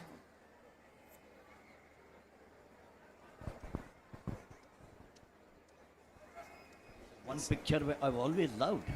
That's the issue here with the fact that we're just clearing up water bottles before they get going here. As the athletes are trying to focus just on their lane. Just disrupt their rhythm a little bit. The slaps of the thighs you often see with the sprinters as they get ready to settle into their blocks.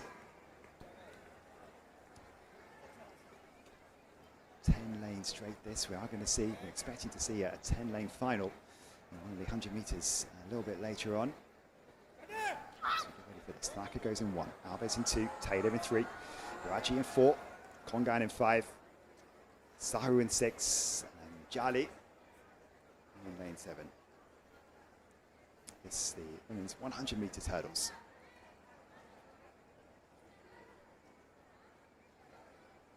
Last look down the track from Kongan. Has to settle. Get away cleanly. It's not a bad start from Taylor. Maybe Taylor just about, but Yarraji is trying to come back at her. We're going to get a fall there from Alves. She's had to check out, but Taylor is still going strong. It's going to be Taylor that takes this just ahead of Yumi Tanaka. Unofficial time of 12:90. Not a bad way to start the women's program here. It was a messy on the outside from Alves. She tried to keep it together and get herself back on track, but once you hit the hurdle and lose your balance, it's very hard to do that. And you're also trying to stay in your lane too. And Charisma Taylor came into this as the favourite, and she has taken the win here. Let's take a look at this one once more. It was a stronger start from Taylor. And I did mention just watch Tanaka on that outside there, and this is where it all went wrong for Alves. She actually did step into Tanaka's lane, so she wouldn't have been able to continue anyway, but still tried her best. Pretty clean all the way through there from Taylor. 12:96, the official winning time, the only athlete to dip below 13 seconds.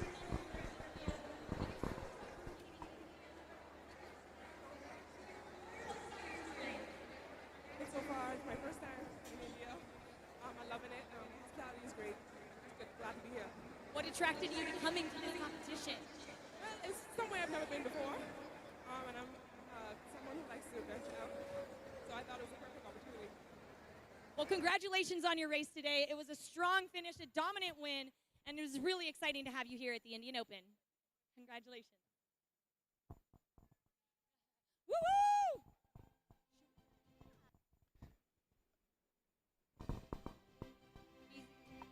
I also have the pleasure of What a speaking star with cast our we have second out place here. finisher from Japan, Yumi Tanaka. Have you competed in India before, and what has your experience been like racing here? Yeah, it is my first time in India, and I'm with the Yarraji a few times in the Asian Games and Asian Championships. So I'm very happy to come here and run with her. Are you preparing for the Asian Games? Is that what's next? I cannot join the Asian Games, but I have few races. Yeah, I'm gonna do my best. Congratulations on your performance today. One.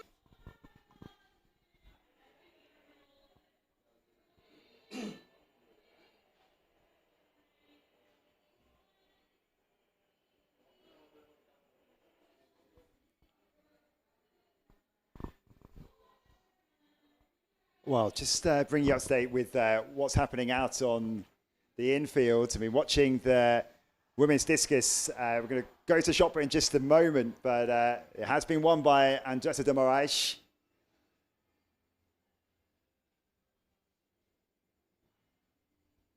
As we check in again with the shot.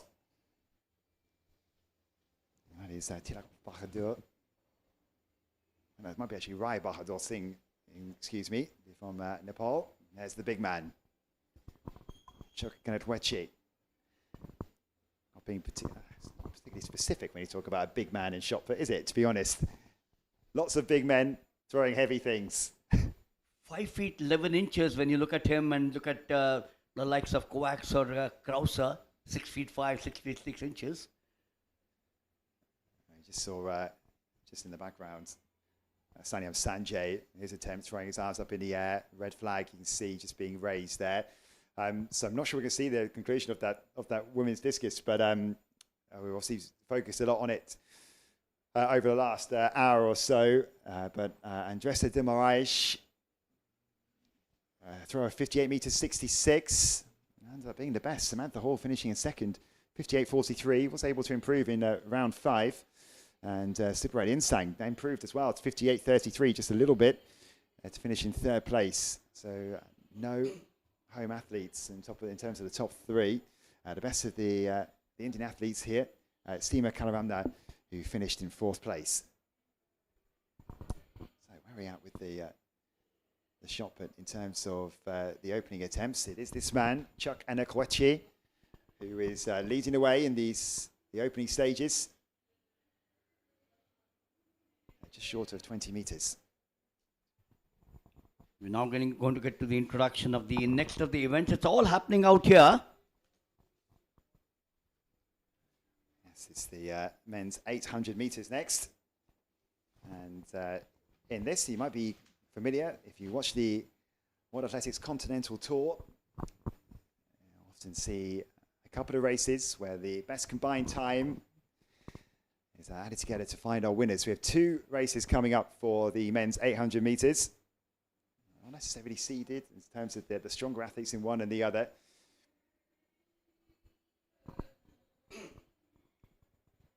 As the hurdles getting packed away. We're just 4 or 5 minutes away from the start of the first of these men's 800 meters. So we'll check back in, hopefully, with the discus, the shot put, in fact.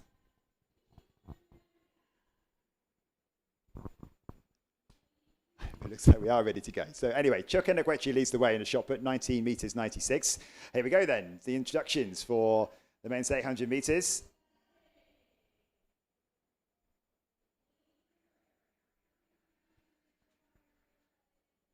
And there is Prakash Palukadade, who will be going from lane 3. Nuruddin Adal Mirza from Iraq. We just saw that. Jean Bertrand Vayus from Mauritius. And, the BMC best there, just trained in the UK often. And Wan Mohammed Fazri of Malaysia. Lifetime best of 147.64. Som Bahadur Kumal. The Nepalese athletes that we have here. 150, he's looking to go below that in this race. And Kindi Lindup of Bhutan. Not much known about the man from Bhutan. And the fastest in this field is Mohammed Asad. It goes in the next race. And Brian Masai as well. We have a battle in that second race as we see Zane Weir of Italy. like he's throwing around the 20-meter mark. Started with 19 meters 46. The European medalist. No doubt attracted out here as well to try and experience something a little bit new. You're seeing out there as well the towels being swept in that circle, trying to make it as dry as possible. So a reminder that these two 800-meter races are effectively one race, ran separately. So it'll be the best overall time, the best that will win this competition. And I just go through their warm-ups and we'll head back to the shot put for now. That's the young Indian there, Samardeep Singh Gill, 18.72 at the very first attempt. He's quite capable of doing much more. 20.40 is his personal best, which is also the season's best. He comes from Bhopal in the state of Madhya Pradesh. Finalist at the Commonwealth and the World University Games. He is stepping into the shoes of Tajinderpal Singh Toor. Just about a little over what he perhaps did, but no, that's a cross against his name. Should be disappointed. Very, very enthusiastic boy. Always likes to chat. He's a wonderful speaker, and he also translates all of that into action in the field. It's always good to see the passion. Often converts to a decent attempt. There is Aidan Smith. Passion finishing fourth at the Commonwealth Games. Looking to go clear of 19 meters, 18.98. His best attempt so far. It's pretty much right on that line. It's a very similar throw, actually, from his first attempt for the South African.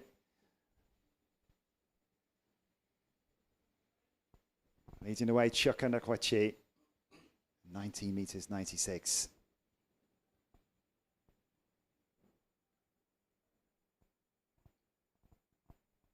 This surely is a very strong field. 19 meters and 4 centimeters then for Smith. It's a slight improvement just by 6 centimeters. I'm sure they're all looking at their personal best. This is personal best for 20.89. Shift to the next of them. Karanveer Singh from Punjab is the reigning national champion. The 2023 Asian Indoor silver medalist. 20.49 is personal best. Such a joy to watch the Southpaws as we now will get into action in the 800 meters. They're underway for the first of the two 800-meter races. And a reminder that the best time from these two will be the overall winner. Set off pretty quickly.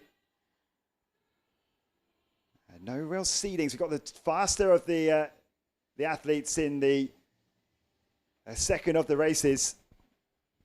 Apologies, we missed the start here, but a little bit of a gap emerging here between the front and the chasing pack. It's gone a little bit too early here. Going about to go through the first lap in just short of 54 seconds for Prakash Balagodade. And he'll be a very popular winner if he can hold on to this, but the pack are just starting to close in on him here. Godade stretching his legs and trying to keep what looks like about a 4 or 5 meter gap here between himself and the chasers. He went out extremely hard, and now the race really starts to go as they come round the bend for the final time. And just starting to close here on Prakash Balagodade. He can feel his rivals breathing down his neck. And just running wide there, it's a sensible choice from Godade with the threat coming on. But he's going to streak home for victory here.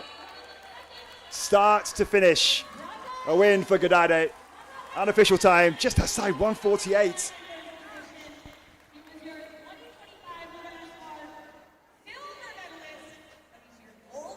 And we actually saw a bit of a redraw, didn't we, of these races. Prakash Balagodade was meant to go in the second of the two races. Instead had a pretty much free run of it here in the first race. Just trying to see here who's come home for second place. It's Nuruddin Adal Mirza, who's just getting second.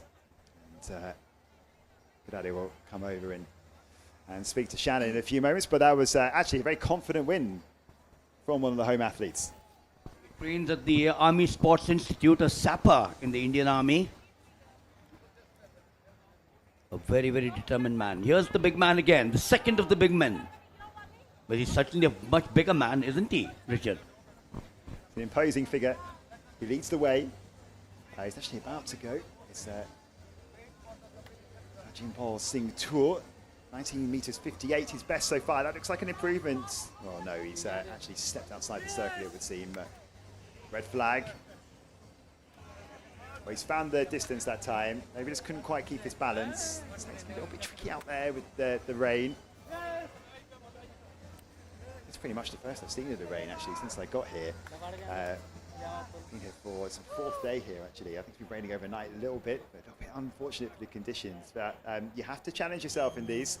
And Chukwuebuka Enekwechi here, I think he's gone into he has now this is the example of the conditions and we've not been quite happy with it. He leads the way. He went into the circle. He's not happy with how much standing water there is in there. Tried to clear some of it away with the towel, but found that he wasn't willing to take the risk. He's hoping that maybe the rain stops coming. Some of the other athletes absorb those conditions. Instead, deliberate foul, doesn't need to go into the lead. So instead, it's William Dorado who comes into the circle. The Brazilian, former World Indoor finalist. And making nice of the conditions there, Dorado. That looks all right. We are now heading to the next of the 800 meters. The first of them is Mogali Venkataraman of Andhra Pradesh.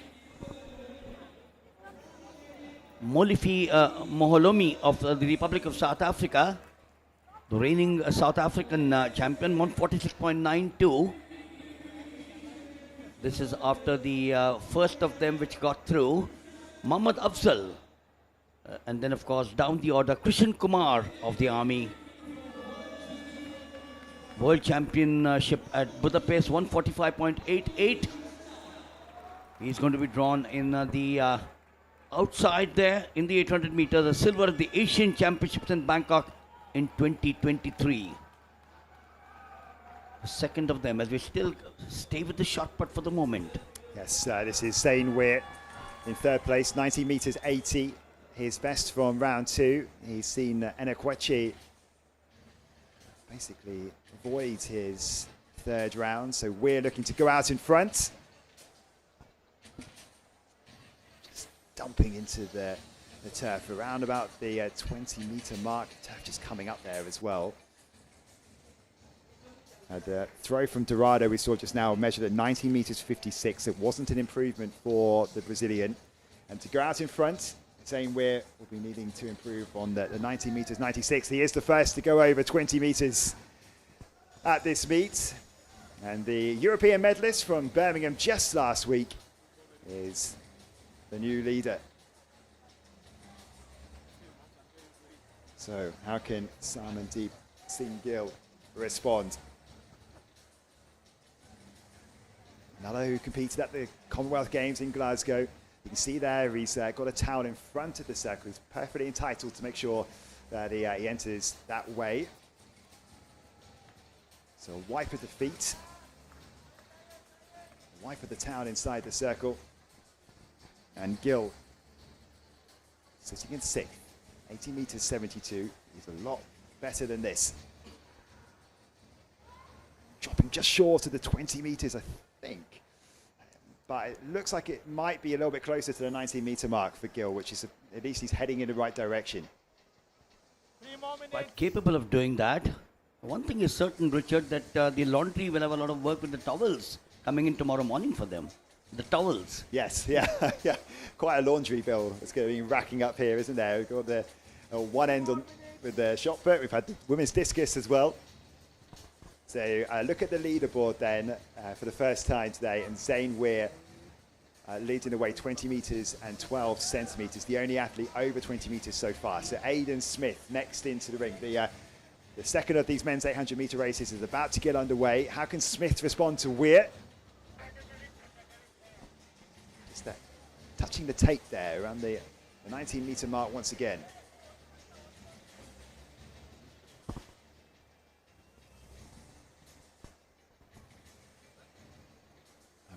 Sure it's going to be much of an improvement if there is one from Aidan Smith. He's keeping it pretty consistent. Kalinga Singh is going to be next up. It is a slight improvement from Smith. Like I said, I feel like it was around the same mark. It's only 4 centimetres better off. Keeps him in 6th. No improvement for him. Kalinga Singh, 18 metres 61 with his best attempt so far. He'll be next up in the circle. But we're just about to get underway then for the second of the 2 men's 800 metre races. And a reminder that the combined times will determine the winner. I don't feel like they're too ready to go yet though, do they? It's sitting on the blocks, getting ready to be reintroduced.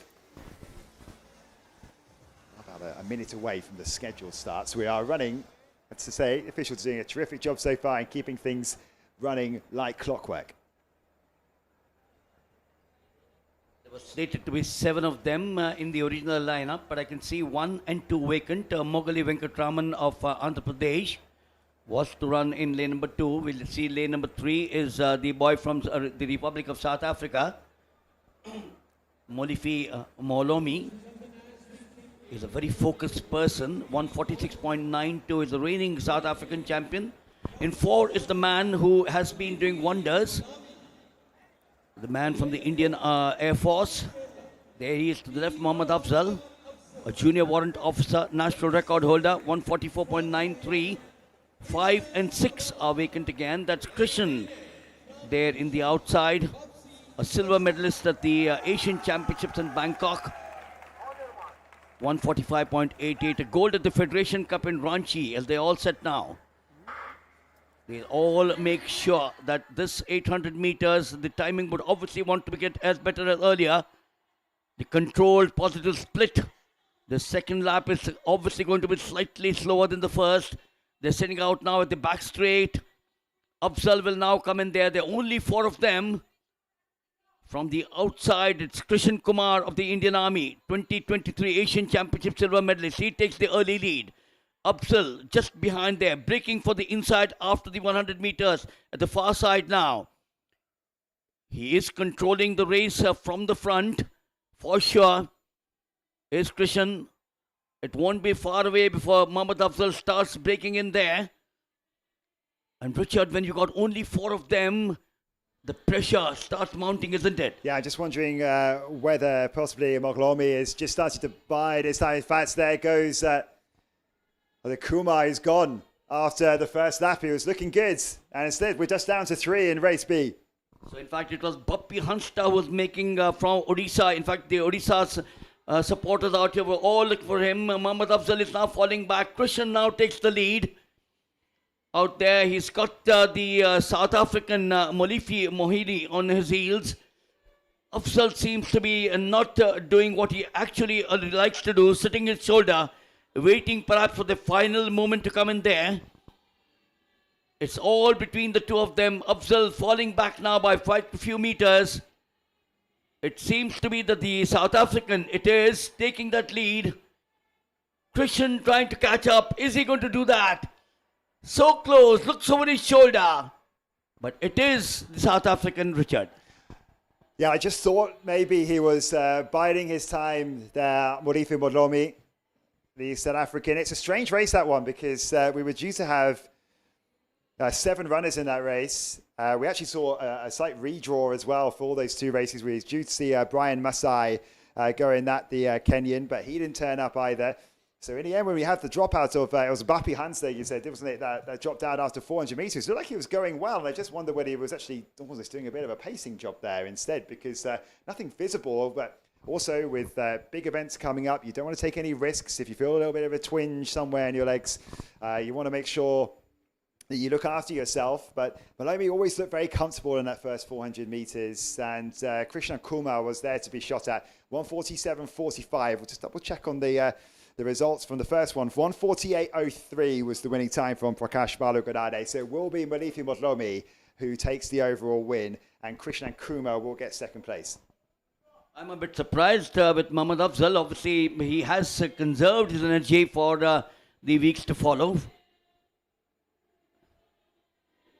And that's the happy team out here. Afzal on the far left, the national record holder.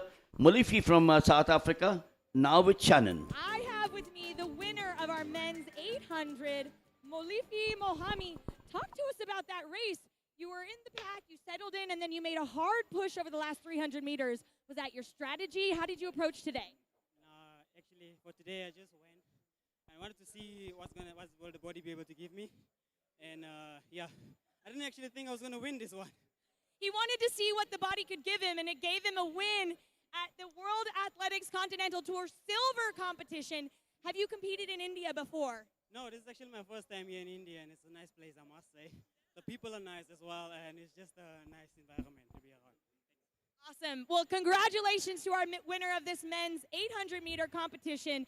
His first time in India, and he brings home a win. Congratulations. Well, Shannon, I'm sure we'll have a lot of talking to do during the course of the evening out here. Richard continues to stay here in the comm box. Joining him is Rupinder Singh.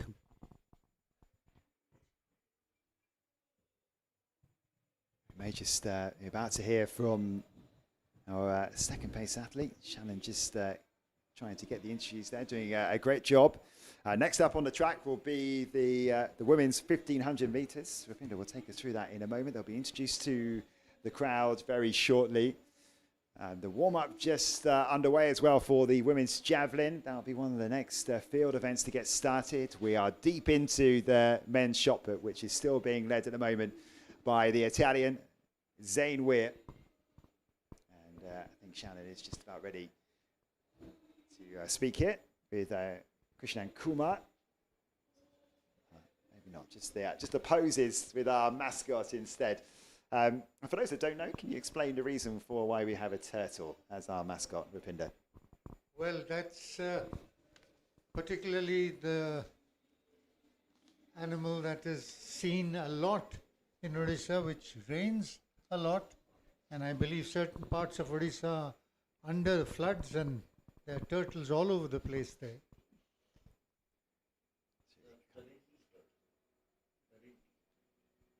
So the women's 1500 meters just about to be introduced to the crowd.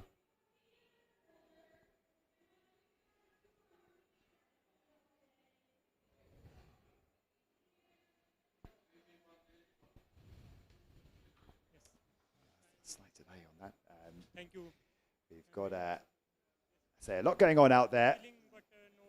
Here's Krishnan. Personal best, and my personal best 145.88.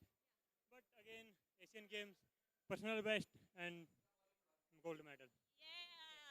You heard it, people. Asian Games, personal best, gold medal. He said that out loud right here, and we're going to be cheering him on next month. But first, let's give him another round of applause. He was our second place finisher tonight. Excellent performance all around. Congratulations.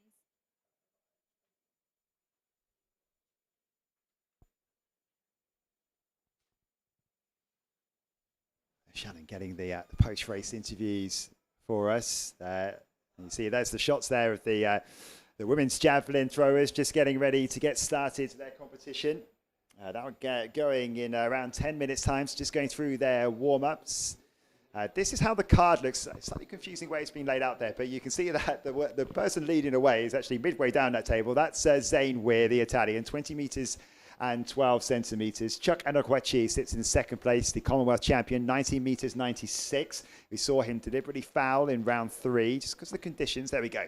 A lot more clearer for you now. And William Dourado, the Brazilian, who's got plenty of international experience, seen him at major championships before, 19 meters 86. The best of the home athletes at the moment, Tajinderpal Singh Toor, 19 meters 58. We know Rupinder is is capable of a lot more than that, and he'll be wanting to go over 20 meters. And so far, we haven't actually seen a lot of the athletes get to their best yet. We only see one throw over 20. Yes, definitely. And Tajinderpal Toor with a best of 21.77, has been underperforming this year. Got a best of 20.58, reached the finals at the Commonwealth Games, but hasn't really been at the peak of his form. Samardeep Singh and Karandeep are also two who are pushing him. In fact, at the national championships here, Karandeep was first and Toor finished way down.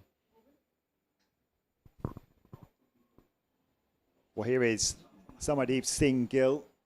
19 metres 33 is best so far. That leaves him in 6th place. He has been in the form of his life this season, 20 metres 40.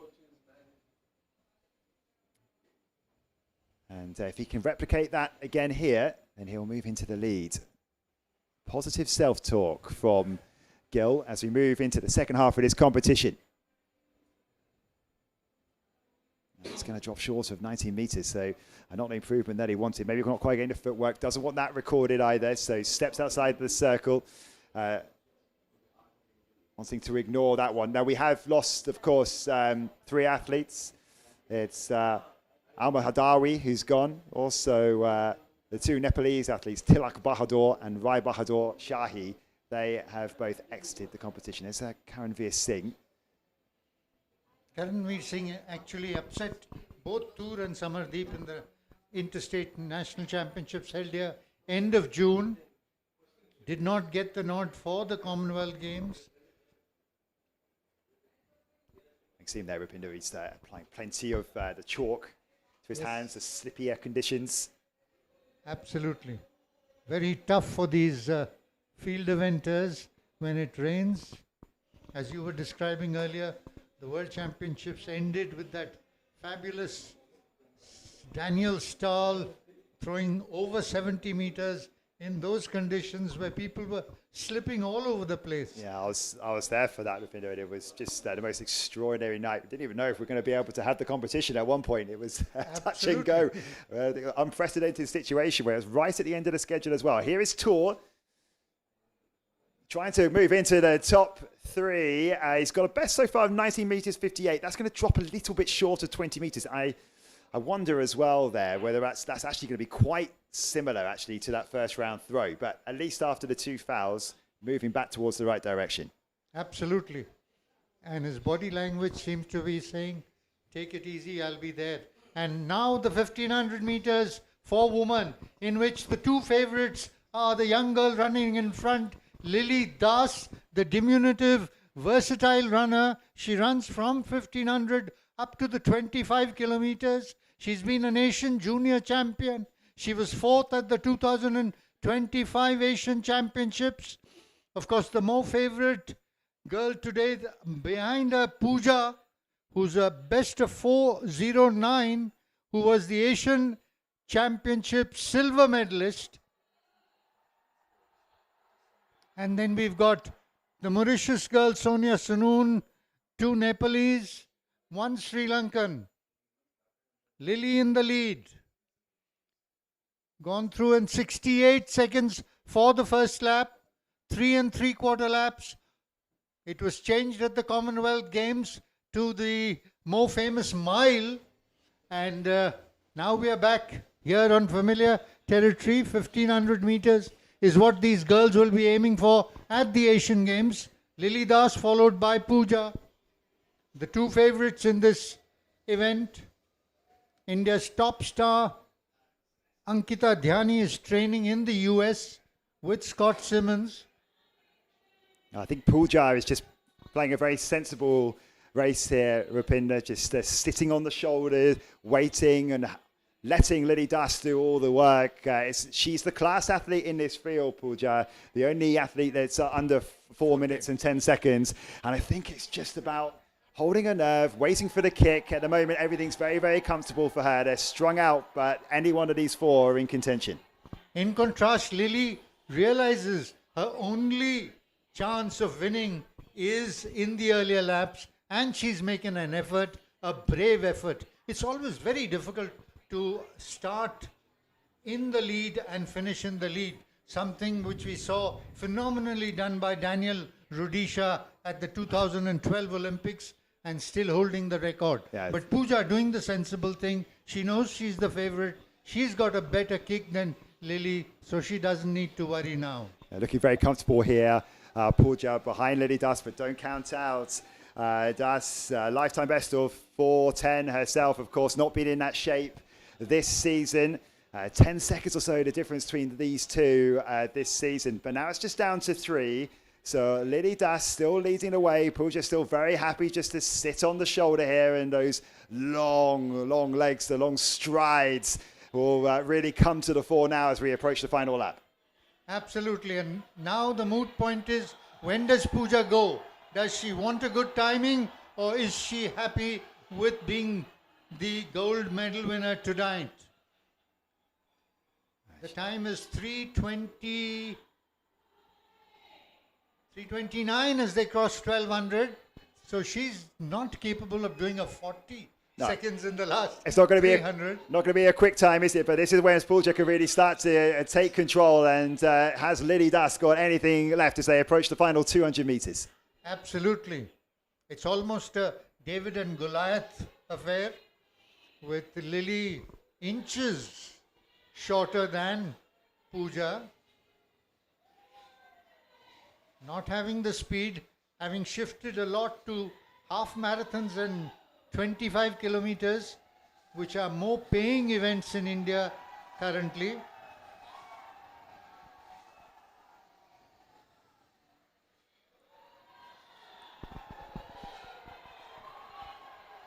Well, it's a very comfortable victory, isn't it, for Pooja?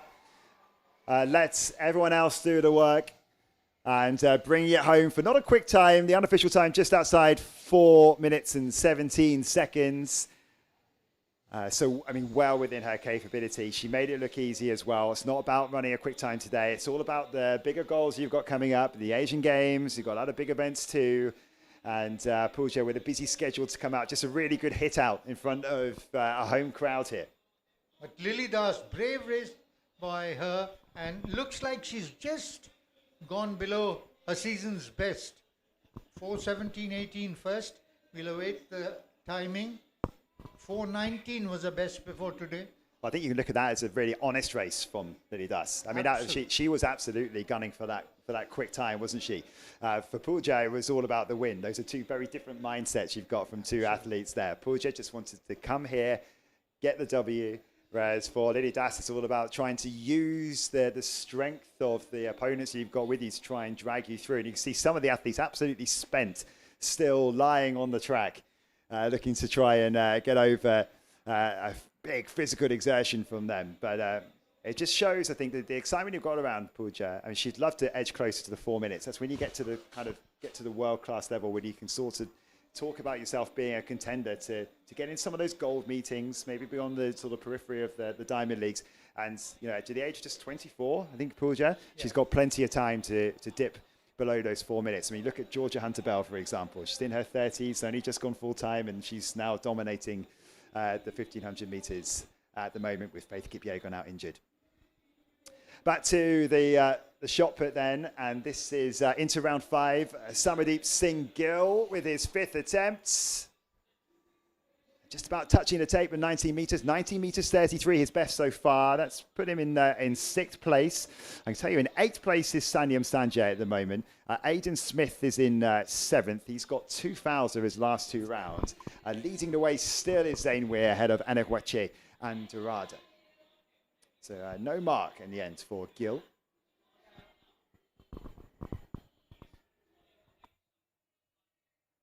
Games.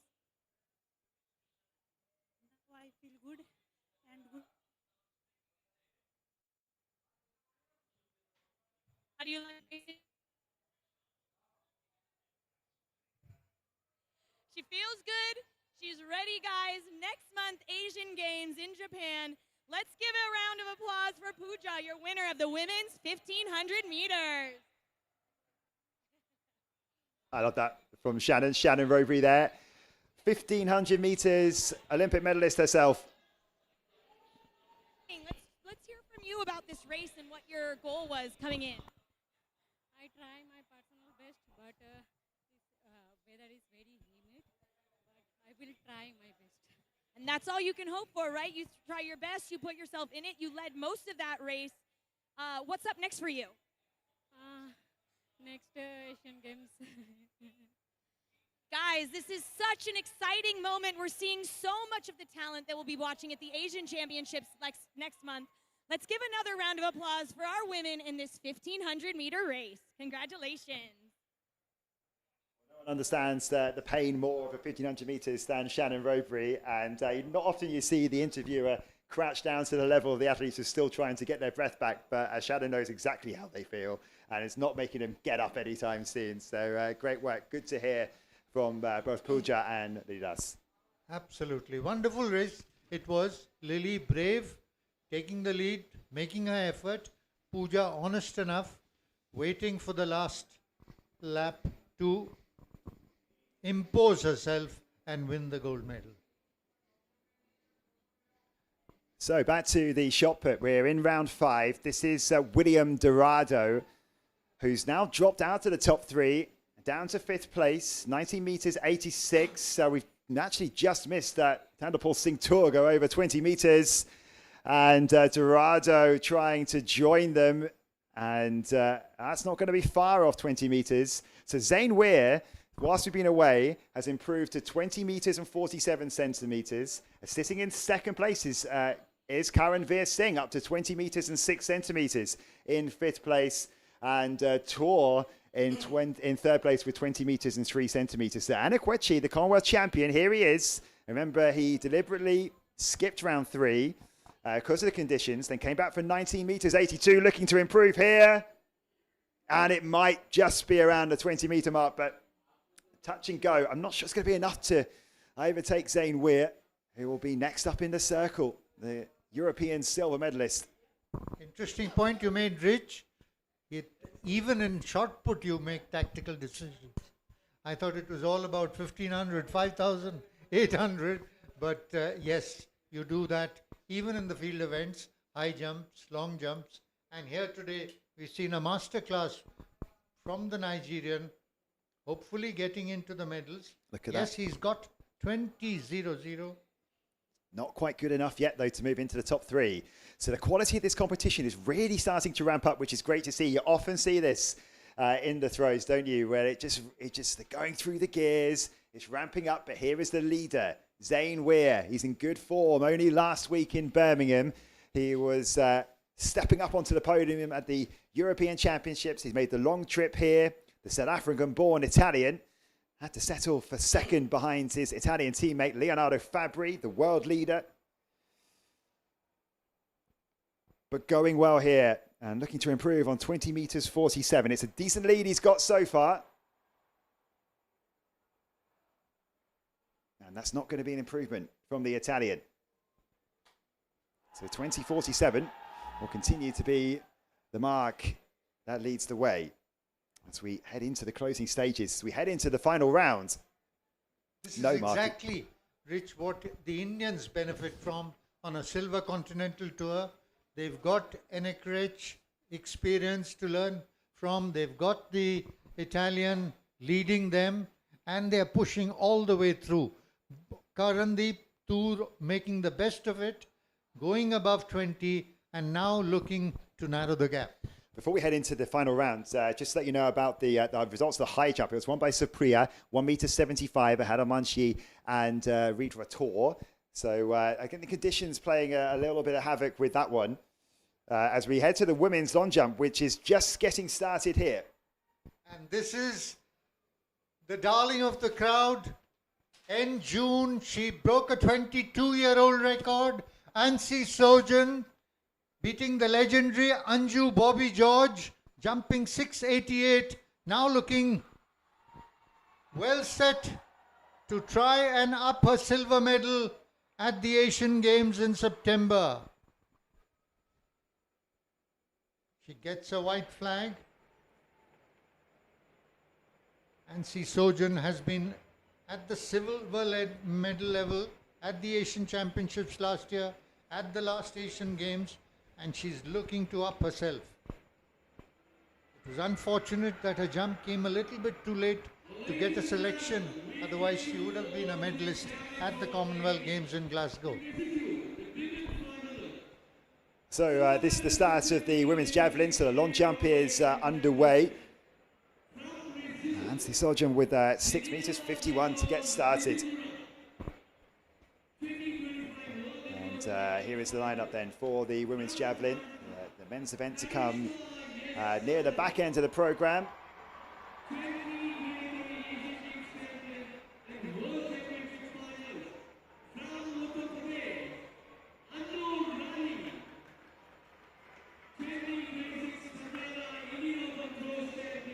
That's Jana Chowdhury, 7th at the national championships.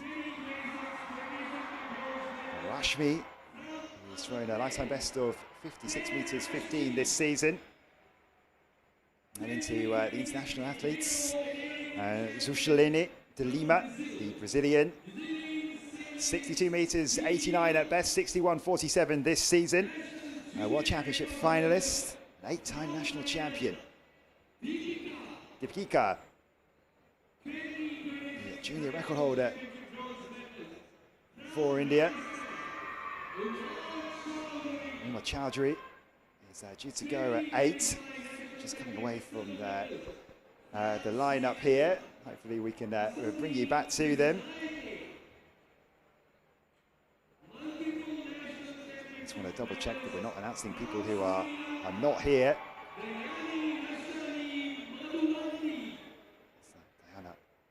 Madhawanti of Sri Lanka. One of the late entries here is Chajakala Magade of Nepal. And Dilhani Makamge of Sri Lanka. The Asian Games silver medalist behind Anurani, who I think we just missed, or maybe just got caught at the start of as we were coming to those introductions. But very sure we saw her there. Right, Anurani is here. You caught a glimpse of her, didn't you? We got to the instructions a little bit late, didn't we? Yeah. So Anurani, of course, the Asian Games champion, and it was Makamge finished just behind her. So all set for a thrilling competition in the javelin, which is just about to get going. They've been out there warming up now for the last 20 minutes or so.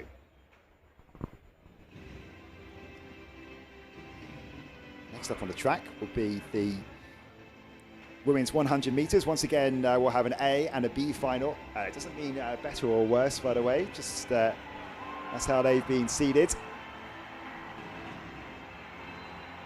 Cheers you can hear in the background for the start of the javelin. And this is Shali Singh. Cheers, Rimpi Buragahain, sorry, apologies, I'll let you take this through this, Rupinder. Yes, Rimpi Buragahain, one of the up-and-coming youngsters. Long jump in the woman is really catching up in India, and we've got at least 8 people above 6 meters. 6:42 is the best of Buragahain. And this is a track where the long jumpers, both in the men and the women, have done magnificently. When they left for the Commonwealth Games, Murli Srishankar jumped 8.38 here.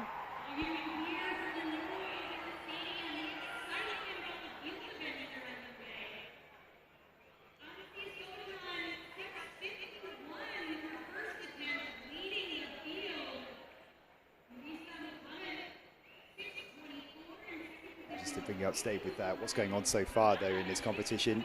Leading the way is Anthony Sojan, 6 meters 51, ahead of Sina Mohammed, 6:24 for her. He's only 1 centimeter ahead of Kusama Rabada. We're into round 2.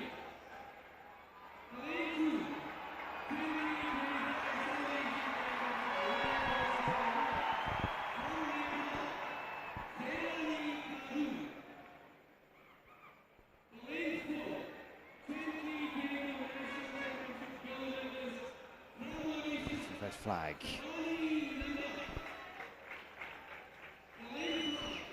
You hear the crowd in the background. That's because Anurani has just taken her first attempt, 55 meters and 39.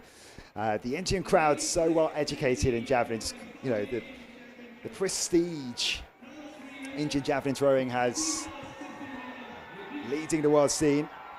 Here's Sanjana Chowdhury with her first attempts. She's an up-and-coming youngster, and she's been prominent in the national circuit, getting the better of Anu Irani on many an occasion. Anu will be looking for a revenge today. Interesting last year at the Chopra Classic.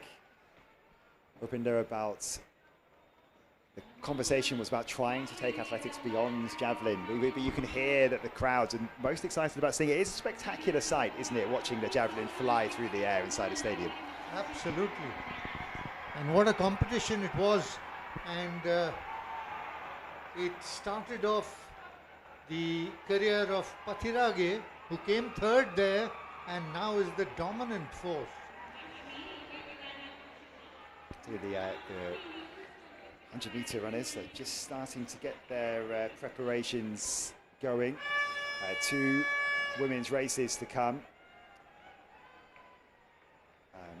Just doing through their warm-up now. We'll bring you the lineups for those shortly. As we see De Lima, the Brazilian, with her first attempts. And sails just short of the 60-meter mark. Around about 56, 57 centimeters for De Lima. 60 meters proving to be elusive for the woman today in the discus. 2 of them were clearly above in their previous best, but today 58.3 was enough for her to win.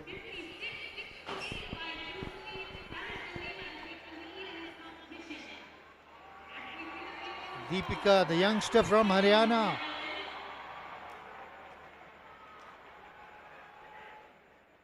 Just short of 50 meters.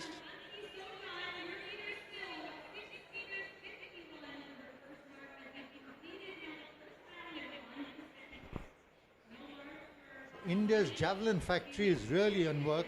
We've got 2 youngsters here today, Deepika and Sanjana Chowdhury, to add to Anu Rani and continue the tradition that has been set by Neeraj Chopra. We had an under-23 gold medalist at the Asian Championships. We had an under-20 world champion silver medal.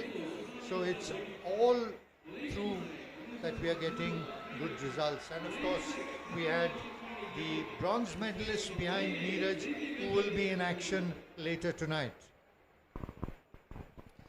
Yeah, stellar lineup in the men's javelin coming, and even more impressive with the fact there was a Diamond League javelin last night. That we have such a strong lineup here in Bhubaneswar. This is Dhanasi Ake of Sri Lanka with her first attempt, short of 50 meters. Yes, last night for all the Indian fans, a thriller. Neeraj coming back, improving a huge season's best, and just losing out by 9 centimeters to the world lead this year, but garnering enough points and looking to that ultimate championships where the World Athletics President wants to present something ultimate for the athletes. And guess what? Who will be opening the anthem? It's a song from Mondo Duplantis. It's up to you the whether man you who's think broken world record 15 times and won in Lausanne with 6:21. Yeah, he's making it look easy all the time, isn't he? Up to you whether you think that song is any good or not. But he's done it anyway. He's actually got a really snappy, quite catchy number that he released a few months ago. To continue with this javelin competition, we can bring you up to date with the men's shot put in just a moment. It's all over there. And I can tell you there's been some drama. Fortunately, we've not been able to catch it. Apologies for that. But it's Chukwuebuka Enekwechi in the end who won the men's shot put. A clutch throw of 20 meters 78 in round 6 to beat Zane Weir, who couldn't respond. 20 meters 47 was his best. 20:31 is all he managed in the second attempt. As we watch Dahani Lakamgi, one of the favourites for the win here today. And throws, well, just short of 60 metres. That will be brought back slightly. We're just about to get underway with the first of the women's 100 metre throws as well. We are rattling through this first round of the javelin. A reminder that at the halfway mark we will lose some athletes. We'll go down to 8 for the final 3 rounds. So another thriller from the shot put with a last effort by the Commonwealth Games champion, helping him clinch the gold, and the Indians benefiting from the exposure both to the Nigerian and the Italian who were ahead of them. So Daniela Nishimura into round 2 was able to clear 50 metres in the first round. Not done it that time. 3rd place at the South American Championships last year.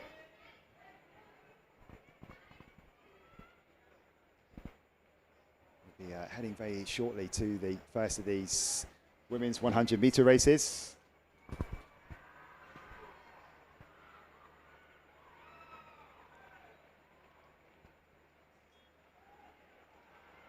Karishma Sanil with a no mark in a first throw will be looking to get one on the board.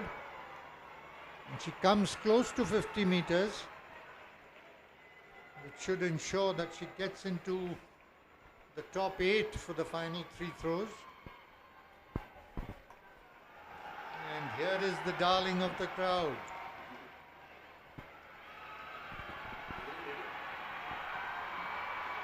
Anu Rani. Asian Games gold, a bronze at the Commonwealth Games in 2022. Looking to cross that 60-metre mark. No, well shot. That looks slightly less than the first one. So here we go. Here is the first of the 2 100-metre races. There is Amashita Silva of Sri Lanka in lane 5. Fatima Shafia Yamik in lane 6. We are just going back through here. So Shradani and Nanda, a 35-year-old from Odisha. And in lane 2 is Jayarani Taru. So we've got an empty lane here in lane 3, it would seem. Liana Pama from the Philippines is not there. So she is not shown. Let's have a look at lane 6 as well. I think maybe lane 7. Lane 7 appears to be empty. That's Dana Hussain who's not here. And lane 8, Natira Gandhi is there. So we have, my count, 5 athletes in this race. So in lane 2 is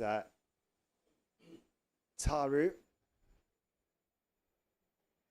2 races, best time wins out of the 2.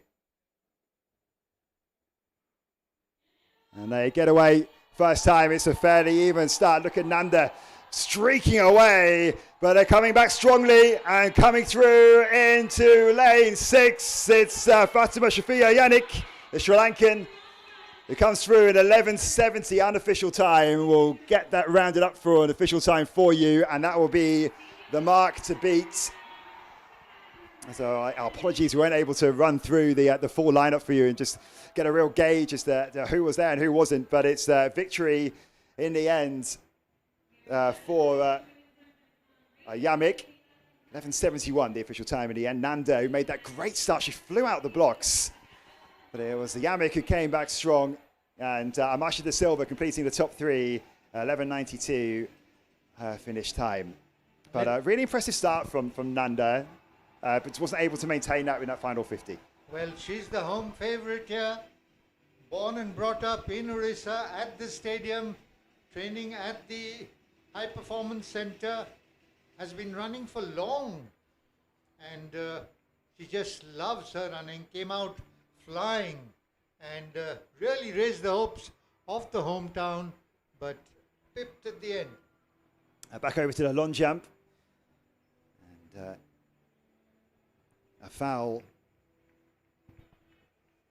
there for Shadi Singh.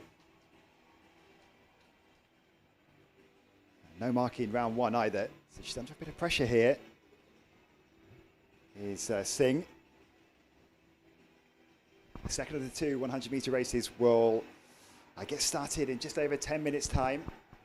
hoping for a strong lineup there. Going, or due to go, we would hope, is Crystal Amua, who is the favourite for the overall win in the women's 100 metres. The British athlete, who's recently been part of the European gold medal winning 4x100 metre relay team at the European Championships. She ran in round 1, wasn't able to keep her place in the final. It's a stacked lineup.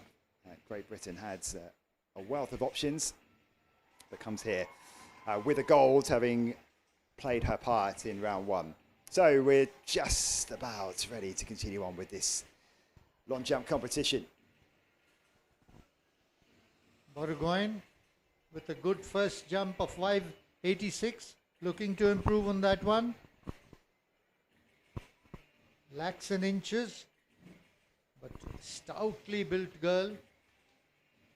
Has the power, needs a little bit of more speed in her approach run. Has a best of 6.42. Pretty consistent jumping, 5.86 and 5.79 for her first 2 attempts.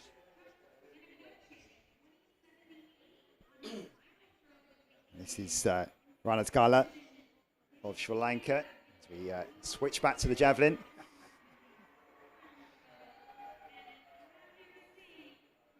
I believe that was that Uma Chowdhury, who we just saw with her second attempt. So I'll do our best to try and keep you across exactly what's happening in terms of the overall standings. I can tell you that in the javelin, leading the way at the moment is Jyothi Salyaj Lima, 56 meters 68, but only leading by 6 centimeters or so, ahead of Delhani Lakamgi, and Anurani sits in 3rd place. Open up with a 55.39. Santi Sandayake, just short of 50 meters. Very similar to her first effort, it would seem, 47.73 to start with. That's not going to be a million miles away from that first attempt.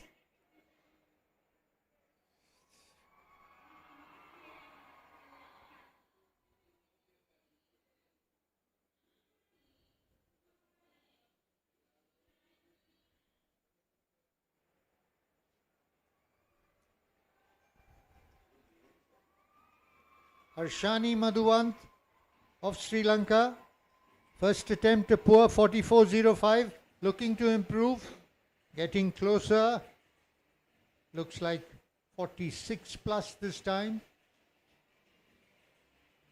Women's javelin throw being led by Jusceil Sales de Lima from Brazil.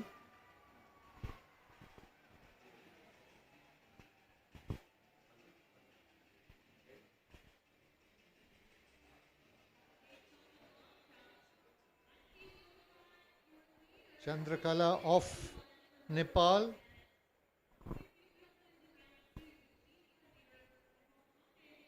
Gets on the board after a foul throw. Just watching the men's shot putters are making their way off of the infield. The men's high jumpers just going through their warm-ups. The women's long jump well underway. It's javelin into round 2.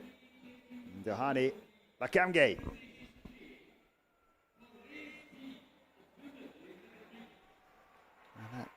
Again, looks fairly similar to her first attempt. 56 meters 62 to start with. They really are flying through this competition in the women's javelin. No hanging about. As the women's 100 meter runners just being introduced to the crowd.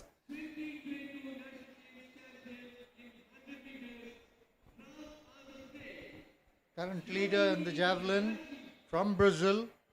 Indians only know that Brazil play football, but we have a wonderful set of athletes here at the Silver Continental meet to set that right. That's a poor throw, just below 50.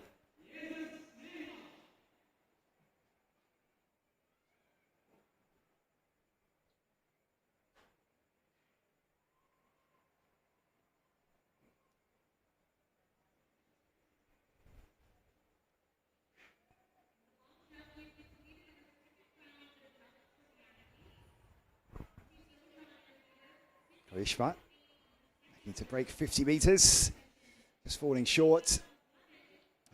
Again, here's a theme we're seeing today. Not much of an improvement from these athletes, but if you're winning awards for consistency, then a lot of them will be in a very hotly contested competition today. Again, it's a shame we saw it in the men's shot put. You can see right at the end, you know, unfortunately we missed that final round from Chukwuebuka Enekwechi, but you can just turn it all around right at the end. Just pull something out of the bag when you need it. Those clutch throws. That's why some of the really experienced athletes, and here is one of them, can put it out of the bag just when they need to. Anu Rani sits in third. Just died, that one. It flew up into the sky. There is a slight following wind. Just looking at that windsock, you can see it's just a little glimpse of it there. Not much of a breeze out there, but they do have favourable conditions, I would say. It's not going to absolutely fly. The rain has stopped.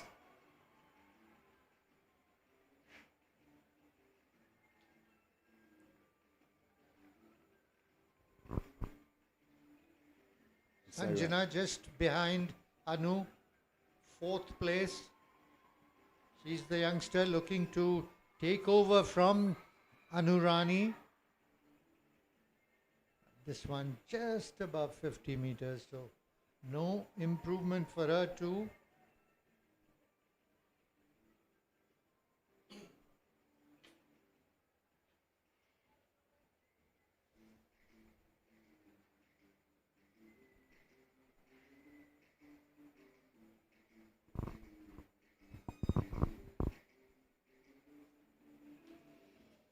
Conditions made it difficult in the discus throw.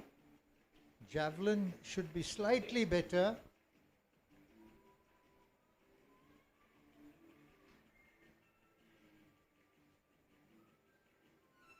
Rashmi getting another throw just above 50. Again, more or less consistent.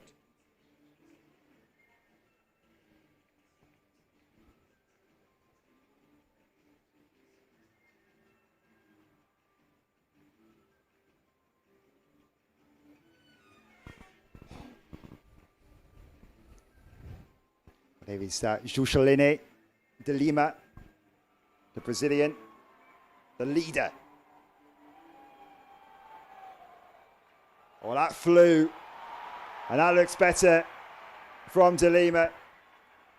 Closer to around the 58 meter mark, you would think. 56.68 to start with.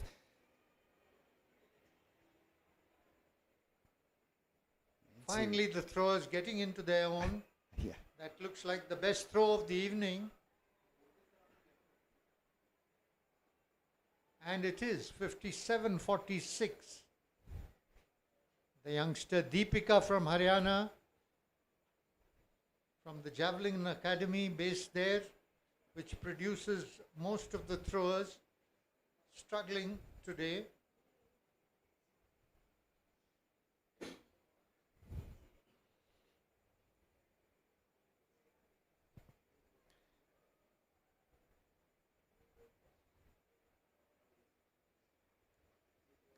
So it's de Lima improving on her lead. She's now out in front by almost an entire metre. Umar Chowdhury, fifth place. Very consistent with her first two throws. And she's going to drop a little bit short of those two opening attempts. So it keeps Anu Rani third, Sanjana Chowdhury fourth, and Uma Chowdhury fifth, currently behind the Brazilian who leads.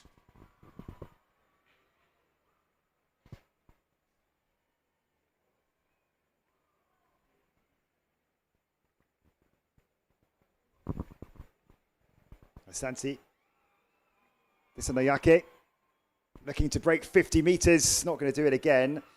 So 47 high, 48 mids for the second attempt, and I wonder whether we might fall somewhere between the two in that third attempt. Consistency at its best, 47.73, 48.58, and 48.11. Currently lying ninth in this competition, needs to improve a little bit to qualify.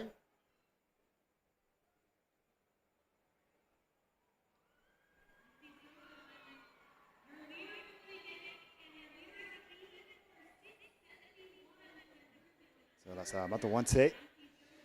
Again, way short of 50 metres. Not going to be an improvement for her. And she will not be progressing through this competition. They're starting to become a lot more obvious now. The athletes that are dropping out. Right, so we're going to go to the next 100-metre race. There is Abhinaya Rajarajan. Lifetime best of 11:54, very close to that. Now on the outside of her will be Tamana. Looks like the Brit Crystal Awua is not there. So the Yarraji is. There is Harita Badra. She's been the dominant Indian sprinter this year, winning the Indo 60, then repeating that in the 100 meters. She trained at Loughborough Ridge and looking in impressive form. And Jyothi will be looking to take some of the revenge that she lost out in the hurdles. Jyothi has been impressive, versatile, doing the 100s, 200s, in addition to the 100 hurdles, which is something I appreciate in Indian athletics. They must develop into more versatile athletes, like Femke Ball, yes, or Sydney McLaughlin, challenging themselves always under new conditions. So in lane 1, we'll have Tamana, and then Abhinaya Rajarajan in lane 2. Lane 3 is going to be empty. Jyothi, as you said, finished third in the 100-metre hurdles a little bit later on. Lanes 5 and 6 also appear to be empty. So no Ambisha of South Africa. No Giridharani as well in lane 6. So in lane 7, Harita Badra, 11:55, her lifetime best set in May. And Sneha Shanavali in lane 8. So slightly depleted lineup. Very much about the home athletes here. The teenager Rajarajan in lane 2, 19 years old. Tamana on the outside of her. Pressure a little bit here on Jyothi Yarraji, despite the fact she's already run once today. Comes into this arguably as the favourite, and she's got no one either side of her, so it's quite hard to judge with her peripheral vision just where she is in this race. She's got to run her own race. So they settle down. On their very first time, and Yarraji left in her blocks a little bit there. Tamana started out well, and Yarraji's actually pulled up there. And Rajarajan looks like she's going to come through for the win in lane 2. She does. 11:32, the winning time, and that's a real shame for Jyothi Yarraji. Took the risk with the 2 races today, but it all belongs to Abhinaya Rajarajan, who celebrates with the Sue impression from Cristiano Ronaldo. We've seen it for a couple of decades now, and Rajarajan enjoying herself in front of this crowd. 11:34, the official winning time. It was Badra who got second place, 11:46, and Shanavali in third, 11:56. But no shows from Crystal Awawa, Jobiale Ambisha, and Gitarani. But that's a real concern, isn't it, in terms of Yarraji? You need to see that replay again, exactly what happened, but it looked like that classic hamstring. But great story for Rangaraja. She's been out the whole season due to injury, just recently come back into running, and today she produced the ultimate. And there you go with the Ronaldo celebration. Done it again. This girl, Rich, I've been telling her since last year where she won again in the bronze meet, that she can easily beat Jyothi Yarraji if she takes up to the 100 hurdles. And of course, ultimately aim to erase P.T. Usha's 400-meter hurdles record. Look at her physique, look at her talent. Where we have Let's hear from her. Winner and new stadium record holder from tonight's 100-meter race, Rajarajan. Talk to me about that hard charge at the end. You were so fast I could barely see you. How do you feel out there? Actually, I'm coming back from my injury. After 6 months, I'm coming back and running in our country. And also it's under 20 national record. Now I'm also under 20 national record holder. And I'm so happy. Thank you my physio Priyam sir, and my coach. Most of all, my dad. He's my biggest supporter. Thank you, guys. The future of our sport in India, the U20 record, the stadium record. Let's give another round of applause for Raja Rajan. Yes, congratulations to Abhinaya Rajarajan. Hello, And, congratulations. we're going to hear now from We have Harita our Bajra. second place finisher, Harita Badra. That was a quick finish, lots of changes of lead. How did it feel going into this race, and what are you looking forward to next? I was just really open-minded going into this race because it's like a preparation for my Asian Games. So I wasn't really thinking so much. I was just considering as a preparation because I still have 1 more month of training to peak. But I'm really happy still I could get away with a PB, so I'm happy with that. Coming away with a PB, coming in thinking it's just part of preparation, already personal best, big things to come in the Asian Games. Congratulations tonight.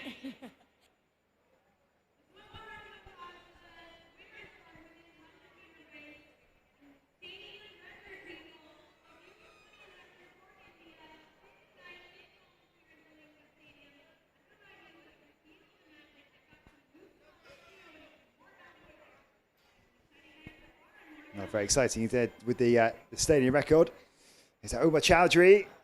And look at that, the Javelin absolutely dying there, just dropping over the 50-meter mark.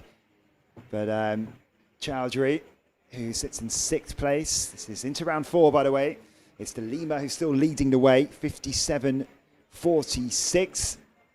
Rakamge in 2nd place, 57.27. And Anurani, with that first attempt of 55.39, sits in 3rd. Sanjaya Chowdhury. Throwing 55.22 this season.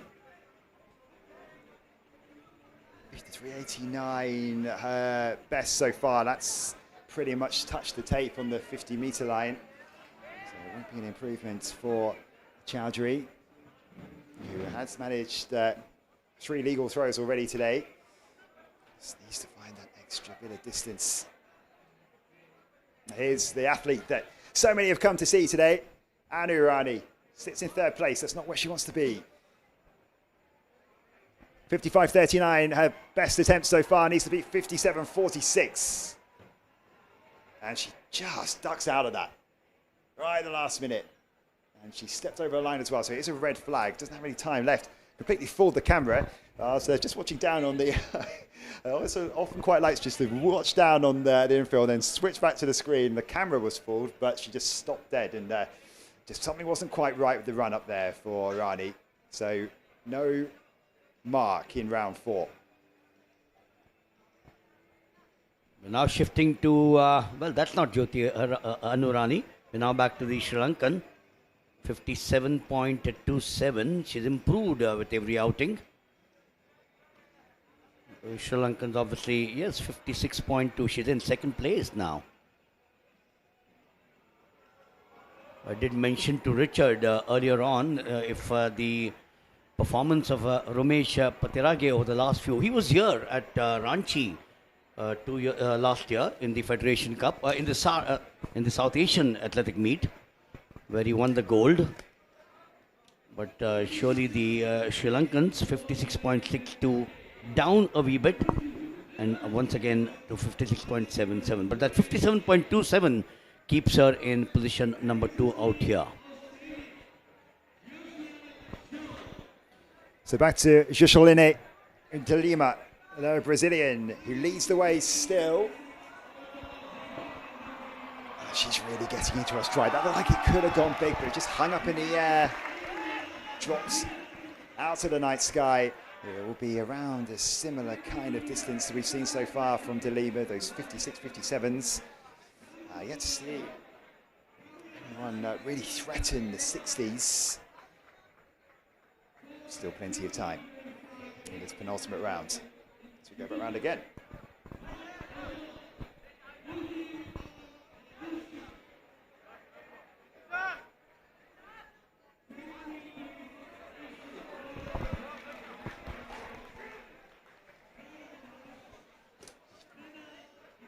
Karishma Sanil, the two X's against her name. She's got 49.87. Back to the Brazilian now.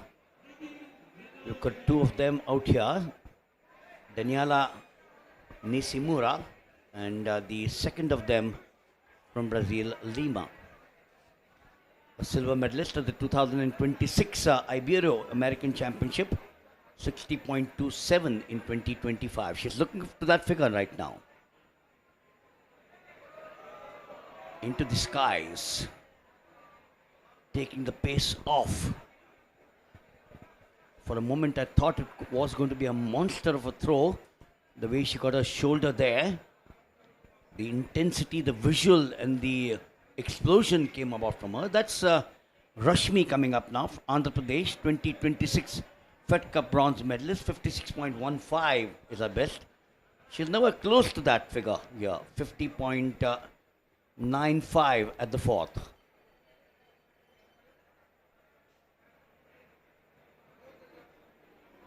Building up that steam down the runway there, flat. Obviously that's not going to get her the momentum at all. She did try to focus on the acceleration phase. So she stays at 50.95.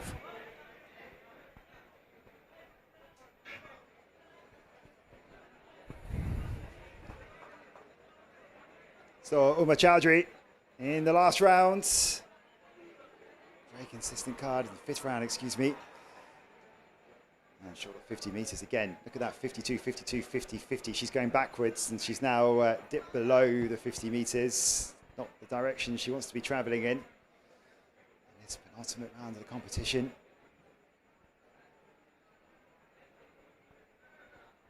Richard, once again an event at the world level where the record has not been broken for 20 years. Obviously records are meant to be broken, as Anju Bobby George mentioned in that chat with us in the afternoon. I'll tell you what though, I think it's going to go soon. Chowdhury, come back to that in a minute. And best of 53 high. That's not going to be an improvement on that from Chowdhury in this penultimate round.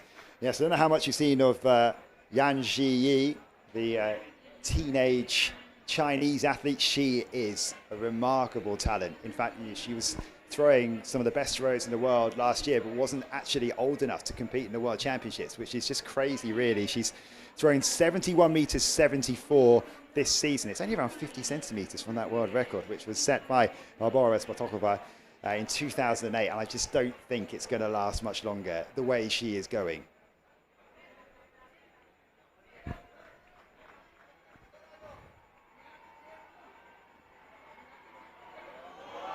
Down the runway, gets the momentum, gets the elevation out there, but not good enough to get anywhere close to that 63.82. Comes from a village in Haryana, came up the hard way like a lot of these athletes, the women athletes in particular. Her best has been 57.27. I'm surely she's going to be disappointed. Lying in position number 4. That's the girl now. Will she break the shackles to get to number 1?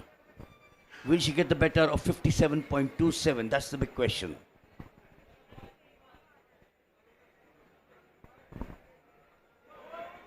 Oh, look at that. Look at that. Is that good enough? Yes, the crowd goes up there in unison. That's a big one, Richard. I think that might just about be good enough to overtake this woman here. Jocelyn de Lima of Brazil, 57 meters 46. Is it going to be better? It is. Just short of 59 meters for Lakamge, and she goes into the lead now, puts the pressure all on de Lima, who has 2 attempts left.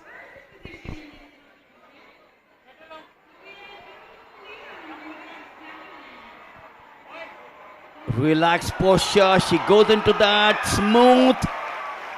Once again, well, they're all getting close to that mark out there. Clearly a very tension-free approach coming from her. And then the hit that we just saw there at the release. That transfer came about in good time from the power of the body to the spear at the last moment. 57.79 pushes her to number 2. We've got the men's 100 metres coming up shortly. We saw stadium records in the women's race in that second of the 2 races. And a similar format here to men's 100 metres. And the best overall time will be crowned the winner. We'll bring you that in a few moments' time. Here is how things are looking with 1 round left to go then.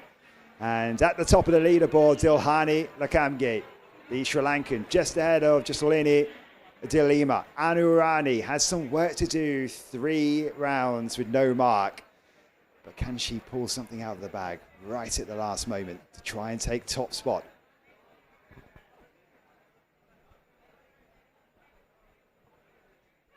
So we're heading to the first of the 2 men's 100 metres. And there is Josiah John, the Australian. He'll go from lane 2. A couple of absences. So we'll bring you up to date with those in a few moments as we go through this lineup. Josiah John, the Aussie, is a late entry here. Dinesh Vivaratna of Sri Lanka. 10.33 his best set this season. Lane 4 is empty. Talarasu Santal Kumar is in lane 5. There is Malham Al-Bulushi from Oman. Pranav Guav will go in lane 7. Lane 8 is empty. So no Daniel Ofaya, who was meant to be there. And in lane 9, Pravin Rana. There he is.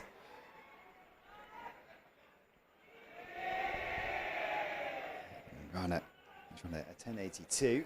Watch out for those middle lanes though. So Mohim Al-Balushi, 10.22. His lifetime best, 10.28 this season. We'll choose to have another Al-Balushi go in the next race. 5. Santul Kumar, 10.22, lifetime best. He's just outside of that this season. So a reminder, the best time from these 2 races will be crowned the winner. Lane 1 is empty. Lane 2 will be John of Australia. Viraratna of Sri Lanka goes in 3. Lane 4 is empty. Santul Kumar in 5. Al-Balushi in 6. Gurav in 7. Lane 8 is empty. And it's Rana in lane 9. That is, well, obvious false start from Gaurav. If the gun went off, just struggling to hear the sound inside the crowd. I think they might have been told to stand up, actually. So much noise going on because of the long jump right in front of all the mainly school children out on the far side, and just getting a little bit overexcited. So these are one of those things, aren't they? This is a new high-level athletics event here. It's about it's also about learning the etiquette, and that's fine. It's just something you have to get used to, but to quieten down just when you need to get these sprints underway. I've seen a green card given to all of the athletes. Told to stand up, I think. It's very loud in here. Couldn't quite hear that, but it looked like an obvious go. So we're going to go again. So I'll remind you of the lanes once again. John goes in 2, Viraratna in 3, Santul Kumar in 5, Al-Balushi in 6, Gurav in 7, and Rana in 9. She's conscious of that, so I'll call it faulty start or delayed start. Try and hold the competition, I'm sure, for the long jump and the javelin just for a few seconds. First of the 2 men's 100 metre races.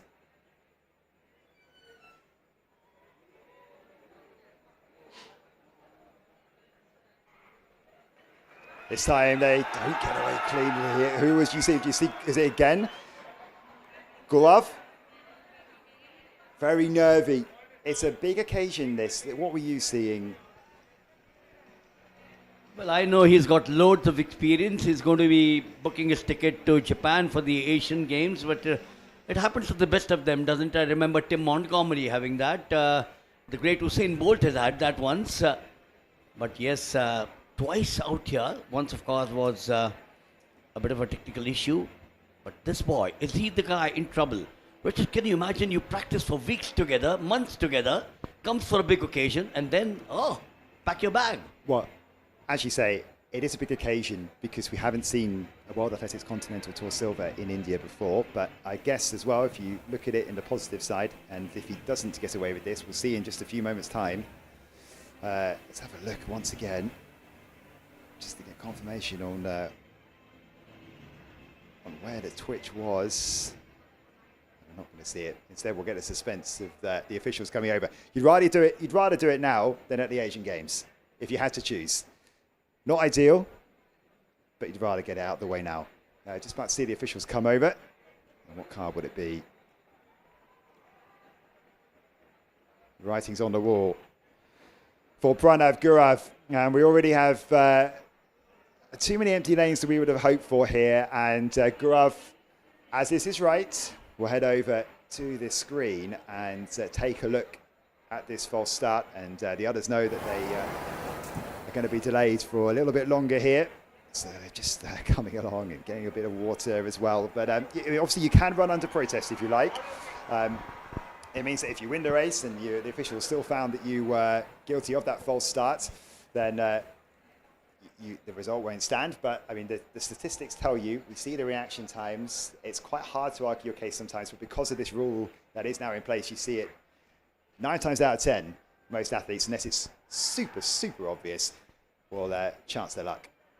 2.5 hours, and then you have the first man in trouble out there.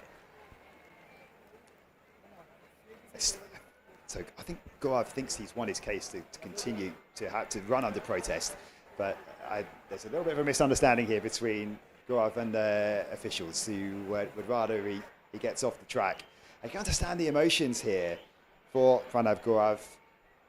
As you say, he's so experienced and one of the fastest in this field, or the fastest in this field. Big favourite. There is his argument, and listen back to what's going on in the stadium, is that there's almost a little bit too much going on. He found it a little bit too distracting. But on that occasion, you can argue it for the first one, but the second one, the officials were very careful about making sure that the field events were held. There was no long jump going on at that time. The javelin was held. So the case to be made is quite tricky. Here we go. Here we go again. It's tight, but we know what the reaction time, legal times are.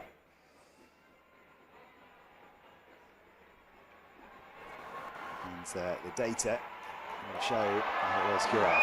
But he looks like he's going to run under protest here. We see a massive throw in the women's javelin. And it's from De Lima in the final round, and that might be enough. It might just be enough to take the win. Unfortunately, the delays that we've seen.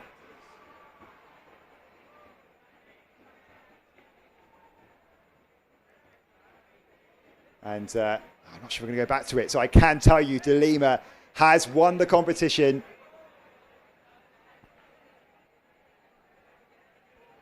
Well, actually, only one can deny her. Lakamge is still to go. I thought that was the last one to go, but it's not. De Lima has gone out to 59 meters 13. And this was the attempted response from Dilhani Lakamge. And she is the only athlete that can deny De Lima, and it's not going to be enough. So, just like we saw in the men's shot put, it's the final throw that wins the competition from some of the best athletes in the world, and De Lima is definitely one of those when it comes to the javelin. And not the winner that I guess a lot of the people that have come to see would have wanted today, but in the end they've seen some world-class javelin throwing, and De Lima has taken the victory with that last attempt, and it's just that drama of sport. Now, we go back to the 100 meters. You can see that Gaurav has now decided he's accepted, or has he? In 5. Timolarasu, Senthil Kumar, Maham Albalushi goes in 6. Pranav Gurav is still there in lane 7. Lane 8 is empty, and Prabin Rana will go in 9.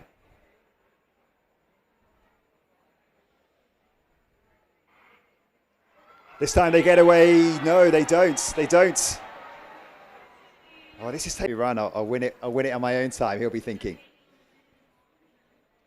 It does look like it's John, doesn't it, in lane 2. The officials still poring over the footage. This was meant to get started 10 minutes ago now. There is a lot going on inside the stadium. That was badly timed again. It's right at the end of the Javelin. That's all finished now. We've got the long jump ongoing, of course. We'll hopefully go back to that very shortly. We've got the men's high jump that's about to start as well. I mean, the schedule is packed. It's great for us as athletics fans to get to watch so much. But again, it's about sort of fans learning, I guess, about that. So the education, when to be quiet, when to cheer. And it's just actually great to see so many kids inside the stadium.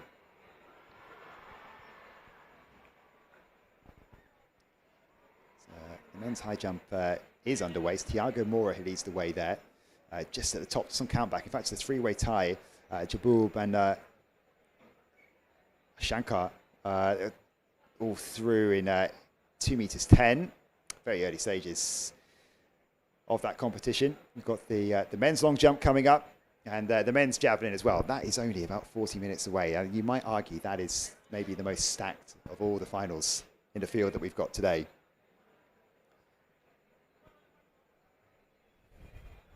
The difference between the two boys is that Pranav Gurav has travelled only 2-hour flight from Mumbai to Bhubaneswar.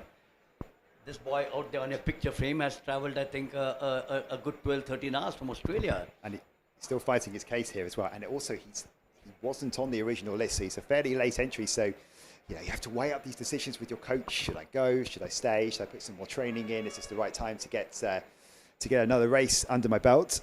And I'm fairly sure the argument that John will be making will be, you've let him go, so you've got to let me go as well. But it's quite difficult to argue against that, isn't it? As I say, we only have 6 in this race already. 2 might have gone already, in theory. But we may get 6 finishes for now. Also the point, Richard, when the next 8 or 7 of them are waiting there in the wings, waiting to come out. Just imagine the patience that they need to have, isn't it? Yes, and they will be wanting to go through their warm-up routines, and they're not able to do that right now. In fact, you wonder whether there could be a little bit of common sense here, and they let the athletes sort of warm up on the back straight, especially because there's nothing going on at the moment.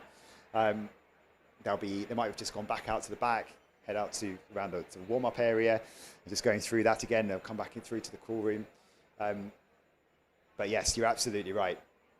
The protests, the arguments are still ongoing here, and you feel also for the innocent parties in this race as well. I mean, I've got to say, very impressed by Prabin Rana. He's basically just sat there on the blocks the whole time. He wants to keep his body moving a little bit. It's not cold out there or anything, but he'll want to make sure that he's going through his warm-up. See Al Belushi here, just going through a few strides, just to make sure he's going to tighten up. We don't want to see any hamstrings go, because you have warmed up, but you start to stiffen a little bit, because remember, the last half an hour, 45 minutes, they've been going through little drills, strides, getting their body woken up. You don't want to start to cool down again. It's not just about the heat out there. It's about making sure you're getting your body moving.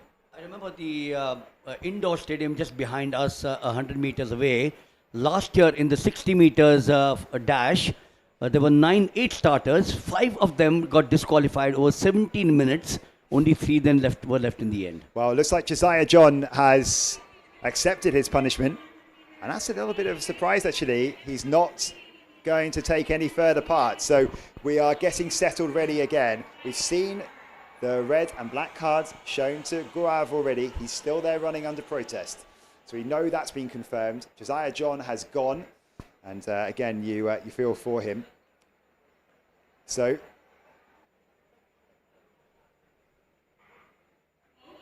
this time they are away cleanly, and it's a good start on the outside from Centre to Kumar. And here goes Wiraratne. Wiraratne leading the way, but Al Belushi's trying to close him down. It'll be close on the line, but it will be Wiraratne, who had no one either side of him. He just had to focus on himself. 10:23, the unofficial winning time.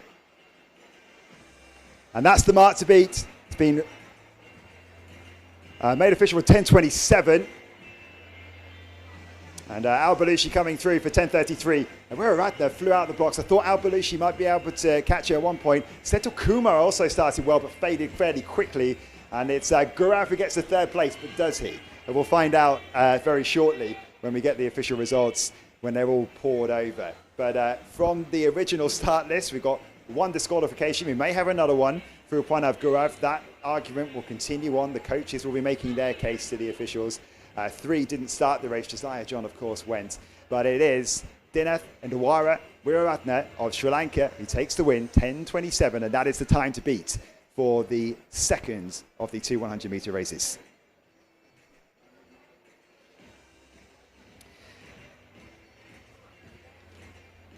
So just to mark your card about what we've got coming up for you.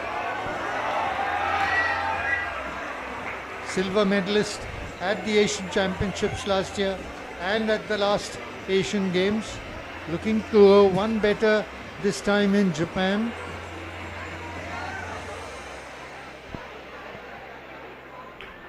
Looking to get the crowd involved. Come on, this is the time for you to lift her.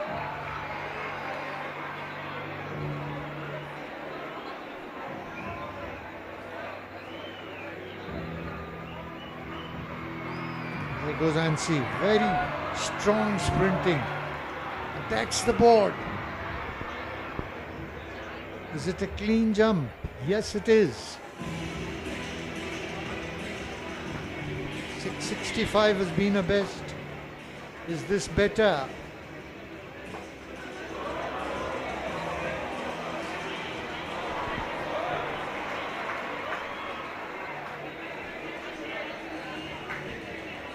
Something of a victory lap there, wasn't it, for Ansi Sojan? And that, I mean, that's who a lot of the people have come to see here, isn't it? You've got the stars, the Indian stars. And now one of the highlights of the whole evening. You can hear the crowd getting excited. They're actually very excited about men's warm-up throws for the javelin. So imagine what it's going to be like when we get to the real thing. So here we go. The second of the two men's 100 metres races. In lane 1, Chepo Chantini of South Africa, 10.20, his lifetime best set in April. There are a couple of no-shows, but not many. We've got the big showdown, though, coming up between Gauravinder Singh and Animesh Kujar. There is Rai Atago of Japan. Lifetime best of 10.11. On the outside of him is Murazin Fakhmi. We think we saw a bit of Diswe Melenga there as well. There's Ali Al-Balushi. Lanes 5 and 6 appear to be empty. Ali Al-Balushi is one real regular on the race circuit. It is Melenga there. He's having his bib reattached to his back. There he is, the former world youth champion. There's Ali Al-Balushi. Semi-finals at the World Indoor Championships in the 60 metres in Turin earlier this year. Heats in Paris and Tokyo. 6th at the Asian Championships. There is Gurinder Singh. 10.09, national record holder. They had an all-out battle between him and this man, Animesh Kujur. 10.14, his lifetime best, and he's been lowering that. Harjit Singh is on the outside of them. Now it's a seesaw battle for the national record between Singh, that's Gurinder Singh, and Animesh Kujur over the last few months. The national record was held by Kujur, 10.18. Gurinder Singh broke it, 10.17. In the next race, Kujur got it back again, 10.15. A day later, Singh went to 10.09, and he's the first Indian athlete who has dropped below 10.10. And then after that, just to make it all the more dramatic, Animesh Kujur ran the quickest time by an Indian athlete ever outside of India with a 10.14 in Germany in July. So it's all nicely set up, but it's not just about those two men.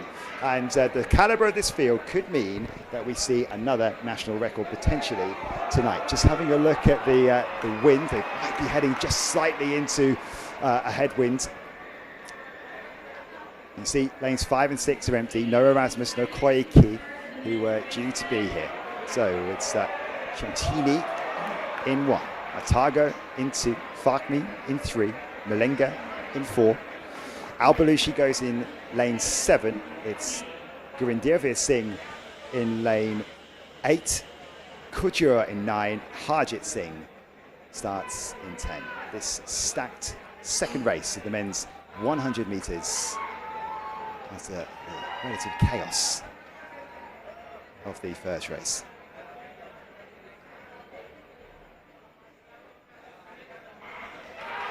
This time they get away cleanly, and it's a quick starter on the outside from Shantini. But Gurinder Singh and Kujo are going well as well. It's going to be Shantini, is it, just on the inside from lane 1. No one was talking about the South African. 10:20, his lifetime best set in April. I think he's gone a lot lower than that. The clock inside the stadium is showing 10:11. We'll wait for the official time, but he's loving that. Chepo Shantini.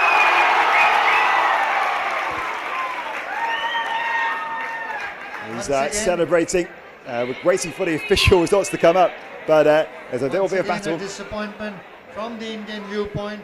We were looking at Gurvinder and Animesh Kuju to make the most of this opportunity with sprinters well above their self and to get below that mark of 10:09, and it's still proving elusive. 64 years after the world broke 10 seconds, India is still staggering. Japan, China, Sri Lanka, Philippines have gone below 11. This is a tense old wait for Shantini. It's the last time to show up, and it has been confirmed as 10:11. And it's a massive lifetime best for the South African. It's taken almost a whole 10th off of that. He finishes ahead of Ali Al-Balushi, such a regular on the Continental Tour. And he goes Raya Targo, who was given 3rd place in the end. So we didn't quite see the battle that we wanted in terms of trying to better those times from Kujur and Singh. But there's been so much talk about them, hasn't there? Let's go down to trackside. Hello, everybody. Have you raced in India before? No, it's my first time there. What do you think so far? This place is too hot. Too hot for him, but great performance. Coming home with the win. What's up next for you? Well, I have 40 games in 2 weeks' time, so I'm looking forward to running a new PB again. But the PB though, yeah, I'm really excited. It might be hot for him, but he brings home a PB. He's got a big competition in 2 weeks' time. Let's give it up for Tiantini, who just won our men's race B. Congratulations.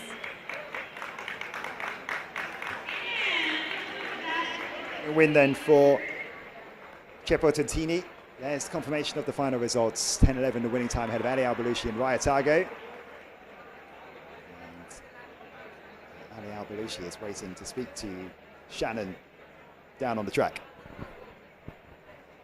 Congratulations on your race today. Have you raced in India before? It's my first time. Thank you for that.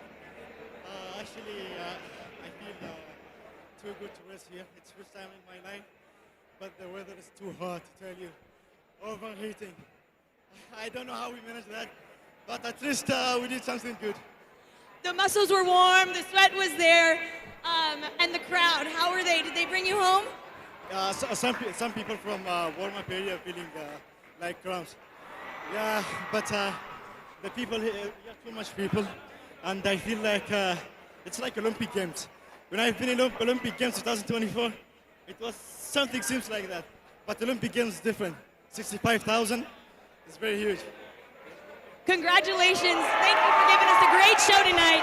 Big round of applause. Ali Al-Balushi.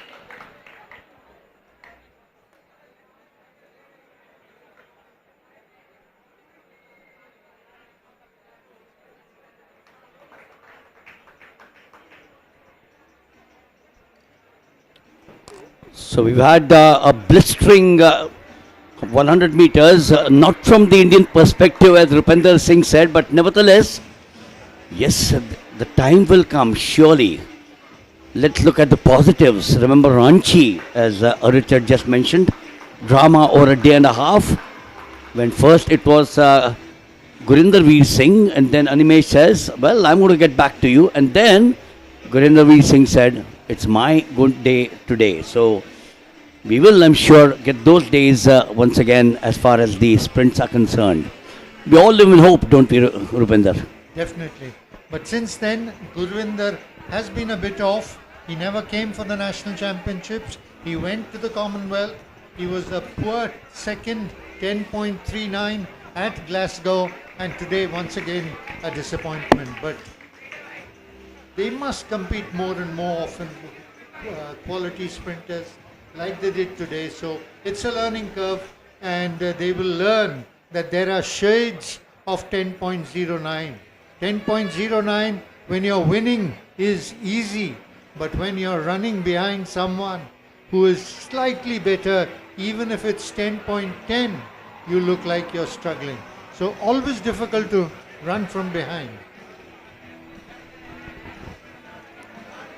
It's been a wonderful Saturday evening here as the Kalinga Stadium bathed in the lights. We had a good crowd out here today. School children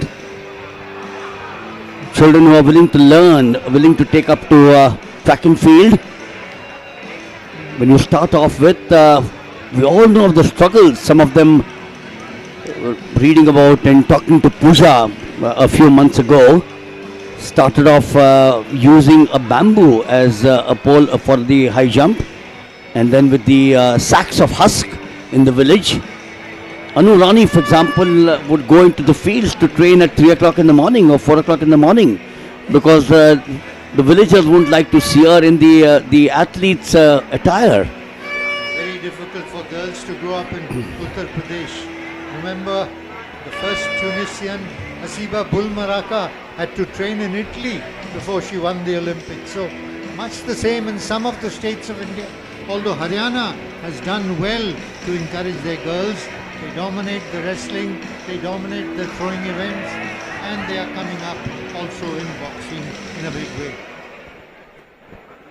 Well, Rupinder, the other point about Haryana is it's not only been the throws and the jumps, but they've also now started excelling in the 100, 200 and the 400, which to me came as a big surprise. But obviously, there are people who inspire them to take up to the sprints also. Yes, they did have a precedent in the form of the Kramveer, who ran some brilliant 200 meters races below 21 seconds, and obviously there's lots to inspire, and there is the rewards that are slowly coming in to the sport in the terms of the governments, and Haryana has been at the forefront, now closely being followed by Tamil Nadu and Bihar, who are picking up in a big way.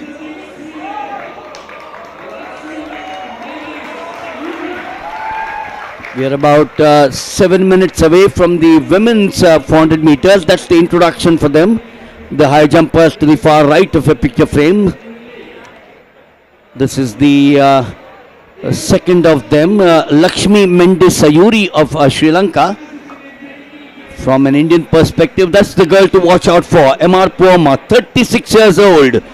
But she's going strong. 2014 Asian Games bronze and multiple Asian Championships. Rashdeep Kaur, who went to Glasgow for the relays, mixed relay, been quite prominent on the circuit this year. There's been no clear dominance in the 400 meters. This is the girl I love. Vidya Ramaraj from Tamil Nadu, excelling both in the 400 and 400 hurdles. Well, at the 2022 Asian Games, if you remember, she equaled the national record in the 400 meter hurdles of PT Usha. And you've been talking of the two girls one from America and one from Europe doing the 400 meters and the 400 meters hurdle. One of them, in fact, has gone now to the 800 meters. Absolutely. That's the way to go. And that's what I was telling the winner of the 100 meters last year. Next year, you should be running 100 hurdles and you'll be licking Jyothi Yarraji. But obviously, she was hampered by injuries. Happy to see her back, running freely, winning today, and hoping that I see her in the 110 hurdles. I see her with the potential to break Usha's record by over a second in the future. So we're talking of the 400 meters, but the high jump for the men also continues. The 400 meters, incidentally, we've got about 5 minutes to go. I just read this morning a statement by Tejaswin Shankar, the high jump here at 2.19. Adarsh Ram, the young boy, he's still there. And Kushare is obviously, Sarvesh Kushare is not here. And Tejaswin Shankar has gone on to say that my record has been broken. I'm going to come back again strongly and break that record once again. Yes, javelin and high jumps have been the story for Indian athletics. They've been doing very well and there's so much depth. Adarsh Ram won a bronze at the Indo. He qualified for the Commonwealth Games. He's jumped 227 and it was here that Sarvesh Kushare jumped. First time an Indian went over 230. In fact, the reason why Tejaswan stopped high jumping was he said, I developed a mental barrier. I was not being able to go over 229. Sarvesh has broken it for him, so he wants to come back too. This is Abdul Rahman Omar Sabar. He's now got one more to go at 219. If he doesn't, it's curtains for him. Skipped the first two. Oh, just at a time when he wanted to be there. So that's the end of the journey for him. Remember an event which, once again I've been talking of records, Yaver Sotomayer's record. Hand him over for a literature festival this time. The jumps, 3 jumps in fact, have been long standing. The 1991 long jump duel between Mike Powell and Carl Lewis. Then the fabulous 1995 triple jump by Jonathan Edwards, which just a week ago someone challenged Dias jumping 18.15 to break that old one also. The 800 meters men and women are the other 2 world records. In fact, the woman is the longest standing record set in 1983 by Jarmila Pretachvilova, which Audrey Vero and Kelly Hodgkinson and Odira of Kenya have been chasing, and it looks very imminent now. So we're now going to be coming up for one more introduction, and that's going to be the one in the men's long jump. We've got a very strong field there, headed by Murli Sri Shankar. And this is back now again to the 400 meters for the women. From lane number 8, the first of them is Prachi. 2023 Asian Games and 2024 Asian Relay silver medal. She's an 8. 7 is going to be Ansa Babu. Speed, trust and teamwork is a motto. 6 is Kiran Pahal, Rohtak. She comes from gold at the Indian Open in Bihar. 5 is vacant. Then you got Vidya Ramraj in 4. She is the girl from Coimbatore. 2023 Asian Games bronze in the 400 hurdles. But this is a different cup of tea. Rushdeep Kaur, about whom Rupendra did mention. She is from the Ganduval village in Sangrur, a daughter of a farmer. And then you got M.R. Puamma, the 36-year-old grandmother, as I would really call her. Saw her first when she was 17, winning the under 18 400 meters at Bangalore. But this is going to be an exciting race, maybe not such high quality, but there's been no clear favorite, no clear winner in all our competitions this year. And Pahel has won one, Uvamma has won one, and we have the interesting addition of Vidya Ramaraj having the luxury of concentrating on 400 and not looking at the hurdles also. Well, remember someone saying that that's one lap of absolute torture. Absolute torture. You never know when to slow down, when to go fast. But now it's a sprint event. Now it's no tactics. It's all out, all the way. And the ultimate control sprint, as one would really calling, balancing the speed with energy and conservation. That's the 400 meters for you. And strangely, Milind, people in the last lane where they don't have to think about anyone, have been running splendidly. The world record set at the Olympics by Wayne Nickirk, 43.03, running in the outermost lane. And we saw a similar thing happening in the Diamond Leagues this year. Why are we waiting there? Is it still a minute? Well, my watch says 7:01, slated at 1900 hours. It's good to see a packed crowd out here at the Kalinga.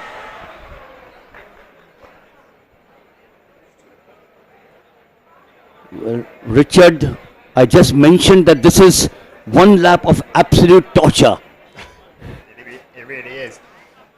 Just this is a flat-out sprint, and the 800 metres has become a flat-out sprint now. I think I heard you just talking about the fact that grappling for that potential 800-metre world record in a women's event. We've also got Emmanuel Wanyonyi and Marco Arop going for the men's one as well, trying to beat that great record by David Rudisha. Looks like we're just about ready to go, though. I think we're slightly held up by the Javelin warm-up, but I'll hand it over to you. So once again, slated to start was the Sri Lankan Sayuri Puamma into Rashdeep 3. Vidya Ramraj as they nets out on the journey now. 400 meters. The crowd all goes up. They're rooting for Puamma. They're rooting for Vidya Ramraj. The two experienced girls out there. Far and right now. Look at them. They exploded out the tracks out there. The back straight now.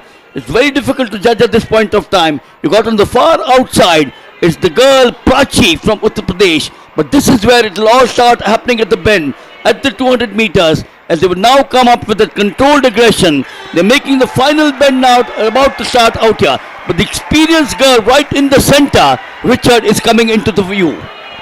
Yeah, it's a streaking home here is Vijay Ramraj. And it's been a confident victory in the end. A good 10 metres or so, closing fairly impressively in lane 8. Was Prachi, but in the end, it is a victory for Vijay Ramraj, and just waited for her moment, got to about 150 metres to go, put the afterburners on, and that was enough to destroy the rest of the field. That's the girl who actually in 2022 at the Asian Games equaled PT Usha's record of the 400 meter hurdles. And here is this girl who comes back again to do the 400 meters and take it away. And that's the girl I suggest doing a FMK ball in the future and being an Asian 800 meters champion, if not a Commonwealth and a world. Well, Shannon has got something to ask this girl.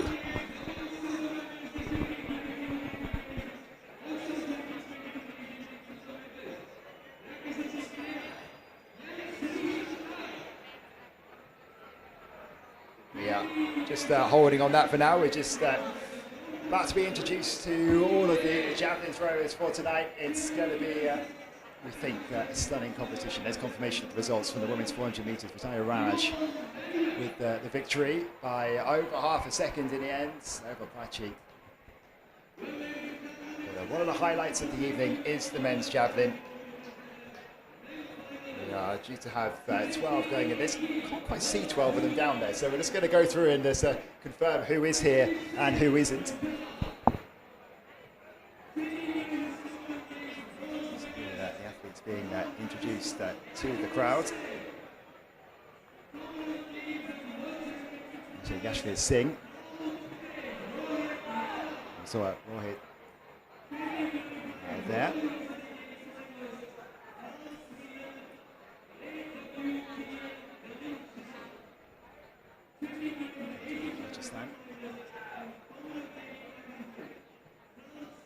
Plenty of home athletes here, some Sri Lankans as well.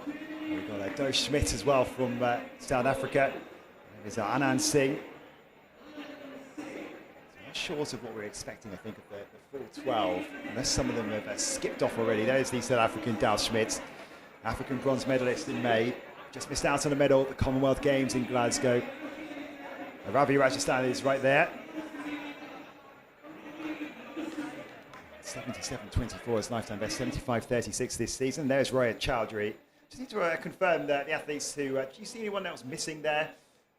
from what you saw, Malind. We'll get confirmation in a minute. We see the full order. We're just looking at our live results that we have here, and it's not showing up of any the DNS next to it. So the does not start, but I think we are missing a couple here. Well, the names originally to watch out for was Yashveer Singh and Rohit Yadav. Rohit Yadav was there in the picture frame. So we're going to have a high quality competition anyway. We'll get this started in just a few moments' time. It's due to get started in 3 or 4 minutes. I wonder whether some of the athletes skipped off and decided to carry on with their warm-up instead of going through the official warm-up, the official lineup to introduce to the crowd. We're a little bit late to it as well, so hopefully we got somewhere near the 12. As the athletes start to pick their implements, the javelins, get them ready. They're warmed up. They've been out there for a good, 20, 25 minutes now. So they should have got their arm in by now. Nice and ready and loose. It's very different warming up compared to doing it for real. And next up on the track, we'll be focusing on the men's 400 meters. There are 2 races for that, so back to that same format again of the best overall time wins. It's going to be Arshdeep Singh who will get us started. So recently make a return from a period of ineligibility. Has Singh. His lifetime best is 80 meters and 15 centimeters, and he achieved that just a couple of months ago. But first of all, we're going to go back to the high jump. I know you gentlemen were talking just now about the national records and the battle for the top when it comes to the Indian athletes. The bar at the moment is at 2 meters and 22. And that was a final attempt. Unfortunately, we didn't see it. We'll come back to it and bring you up to date with what's going on there.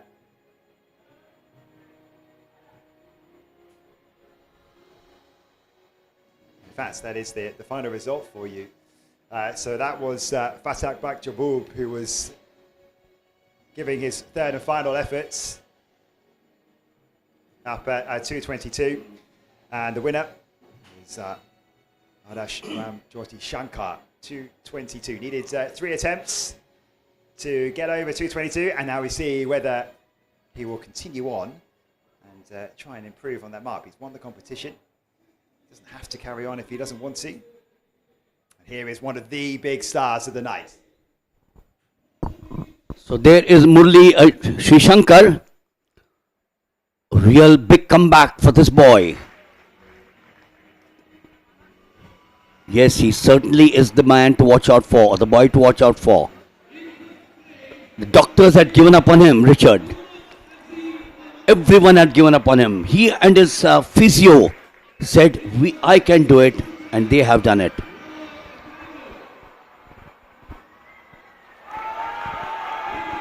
First attempt then for the Commonwealth silver medalist. So close to winning a major title. Here's Sri Shankar. He can feel it in his grasp. In Glasgow, beaten by Tajai Gale, who himself has been on a bit of an odyssey to try and get a world title, or a big title for himself. Sri Shankar on the runway, and he has launched into the pit. Apologies, we moved away from that. We'll bring you up to date with what's going on. There is Yashveer Singh. Talking of Commonwealth medalists. He's gone over 80 metres with his first attempt.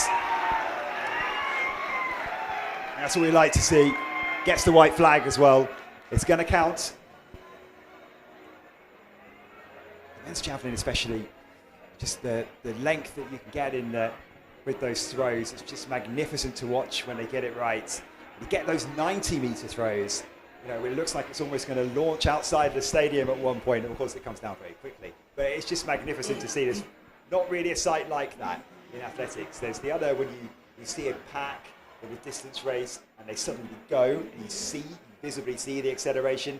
And one of the other sort of exhilarating moments of athletics is always that javelin flying Richard, these days in India, if someone throws 80 plus or 81 or 82, you say that's not good enough. Average. Well, it's 81 metres 49 for Yashvir Singh, and he goes into the early lead. Anju Bobby George there as we shift back again to this man who also is the big one. 87.05, Rohit Yadav, Commonwealth Games and World Championship finalist. He's got a season's best also of 87.05.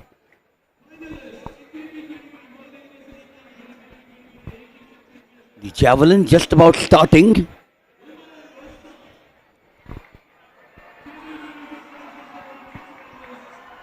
Making sure that he built up the steam down the runway. No, somewhere in the mid 70s. Didn't get the elevation, went flat there.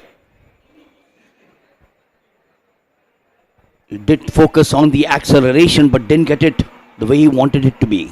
I can confirm the athletes that are missing. We did think that was the case. It's Kishore Jena who's not here. Neither is Shivam Satish, and neither is Pedro Henrique Rodriguez of Brazil. So Rodriguez isn't here.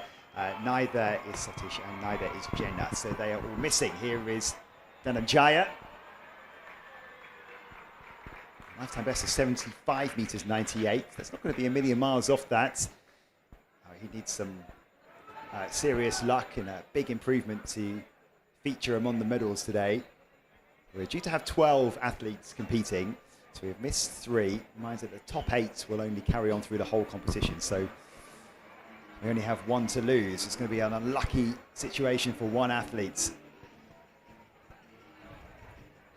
One more from the stable who's got 85 plus, 85.78. Sumida Ranasinghe of Sri Lanka. Richard, the javelin throw now seems to be becoming a little bit more popular than cricket is in Sri Lanka, isn't it? Is that possible? I don't know. Maybe it is. You tell me. You watch Chopra here. Is he becoming more important than cricket? I don't think so. Right? Yes, he is. He is. I can tell you, if he goes to a show somewhere, he steals the show along with some of the big cricketers out there. I'm not surprised, having seen the entourage following him around and the fandom around him as well, the crowds that gather just for a javelin competition. There's nowhere else in the world, I don't think, maybe Sri Lanka now. There's not many other places in the world where you can get those kind of crowds for a javelin-only competition as he is. Here's Anand Singh with his first attempt.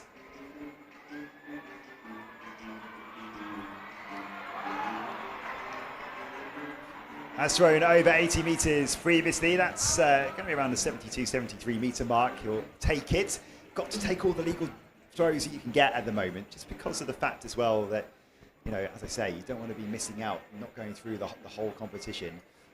Earlier on, by the way, we saw Shashanka about to start his competition, didn't we? But we didn't actually know what he managed to achieve in the end. He has started with no mark, so we didn't actually miss anything in the end. So good news.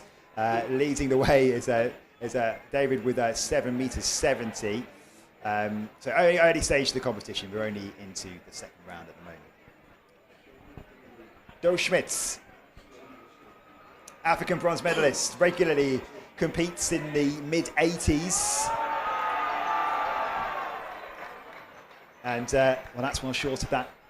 He's a little bit more diminutive for a javelin thrower. He's sort of around about, I don't know, 5'11" for his height. You also often get big, powerfully built javelin throwers. Stocky, powerful, and always competes like around that kind of mid-level, but can often creep into the top 3. He's someone that you can't rule out is Do Schmidt. If everyone else is having not quite the day that they want, they're having a bit of an off day, Schmidt can strike. The third of the Sri Lankans now, Ravi Ratusan. Stops a wee bit in his stride out there, but ultimately comes up with something in the mid-70s once again. He's got his best of 85. He's got his best of 77.24. A season's best of 75.36. He's been the 2025 national champion silver medalist. 73.61. Way below what he's capable of doing. We haven't seen Shivam Lokare, the gunner, out here. And the last of them, Rohit Chaudhary of Nepal.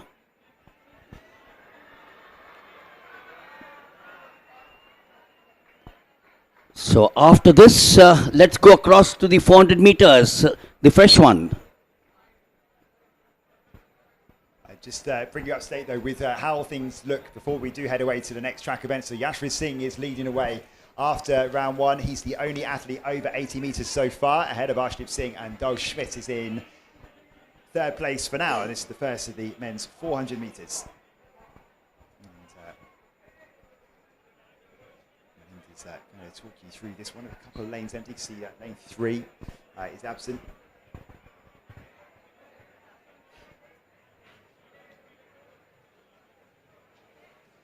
Once again, it's the top racer from both of them. So no time to go through the athletes who are competing in this one. It's lane 8 is also empty. So in 7 it's McCasey, Jacob in 6, in 5 is Panchal, and Osman is in 4. I think lane 3 is empty, and Del Pardo, I think, is going in lane 2. So they just get away nice and clean. It's a big gap between the front 4 there and the 5th athlete you can see in lane 2, but don't be shocked by that. Remember, lane 3 was left empty, so now they just start to get into their running, and it starts to unwind here. Going well in lane 6 is Jacob. It's alongside him, starting to come back strongly, is Yassine and Osman as well. But watch out in lane 4. Here comes Osman. He's going to come away with this one. No one can respond to the athlete in lane 4. Umar Osman with the victory, the Malaysian. And it took a little while to get going, that race, I have to say. But it was Osman who judged this race just about right, with about 100, 150 metres to go. Vikram Panchal in second place. And what did Del Padre do in the end? No, he didn't come through. It was Anwar Jacob who finished in 47. Now, with about 150 metres to go, it was Jacob who was leading away, but Osman in the end just had the better strength, and it really is a real lung buster, the 400 metres. You can often see it's a straight out sprint. You always see them slowing at the end, just gasping for air, and the lactic starts to build up, but it was Osman who came back strongly in the end. 46.11 for Omar Usman of Malaysia. Vikrant Panchal and Amod Jacob tape 2 and 3. Amod Jacob, the more experienced of the two Indians out there, finishing in third with 47.00. So 46.11 is the time to beat. The second of the two 400 metre races gets started in 10 minutes time. See some of the victory ceremonies which are ongoing. This is the women's javelin. Who won that one. We'll get back to the javelin. So we're into round 2 of the javelin. When we left it, it was Yashvir Singh who was leading the way. 81 metres 49. Next up is Rohit Yadav, and here is a man who can throw big. Here's a man who can take the win today. No mark in round 1. 87 metres and 5 centimetres. The PB he threw here 2 months ago. Looking to get on the board. Oh, and that is a great example of the conditions at play here. It's going to be a red flag. He's not going to, I think he just about had enough time, but maybe just the implement just came out of the area. But yeah, more of a concern here is Yadav okay?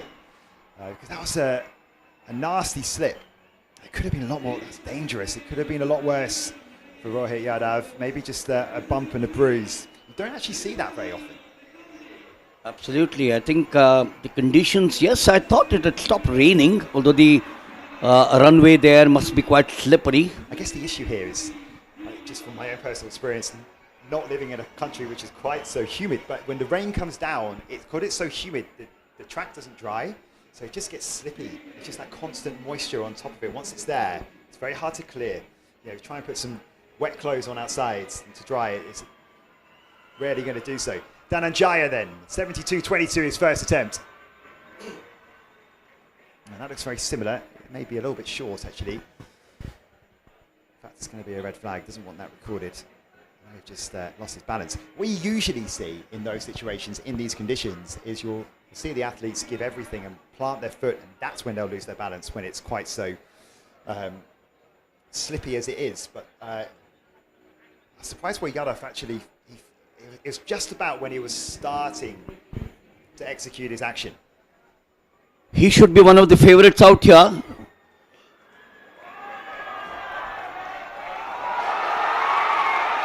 Although it's got 73.19. Plenty of dollars for the asking. Right from 1,600 down to $300. Certainly could do a lot of good shopping out here, isn't it? Yes, that's one of the benefits of being a silver level World Athletics Continental Tour event. You know, the better prize money often means that you can attract more of the higher caliber athletes, and when we cut to that, what we didn't see was what the outcome of that throw was from Sumedha Ranasinghe, and it's over 80 meters, 29 centimeters. Not good enough to go into the lead and to go ahead of Yashveer Singh for now, but it is good enough to move into second, and now we're just starting to heat up a little bit in this men's javelin. Yes, the javelin thrower there, particularly after that slip by Rohit Yadav, will be a little wary. Anand Singh now. Strong lad there, gets the javelin right into the flight path. Might improve on 71.99 for sure. Should be somewhere in the mid 70s. But you need to get over 80 for sure. If you get 85 plus out here today, the number one position should be for the asking. Yes, improved there, 75.06 for Anand Singh. He is from the state of Uttar Pradesh, started off with 71.99 and in the second comes up with a beauty at 75.06.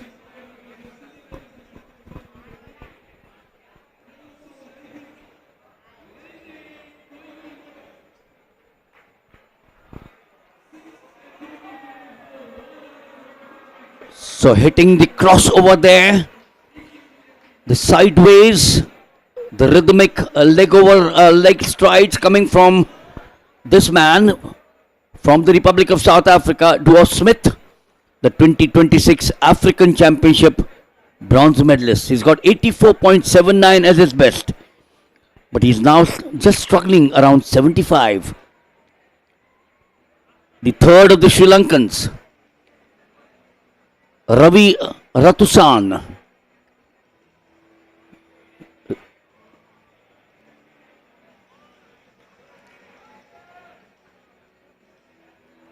Gets his right hand thrusting out, but not good enough. He still will stay somewhere in the 70s where he started off with 73.61.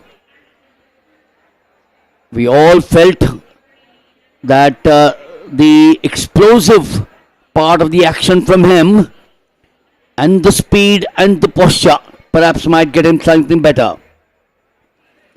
The last of the athletes out here representing Nepal, just 54.90. He's got a nice little action there, stops in the stride, but outside there, outside the zone, and the red will go up.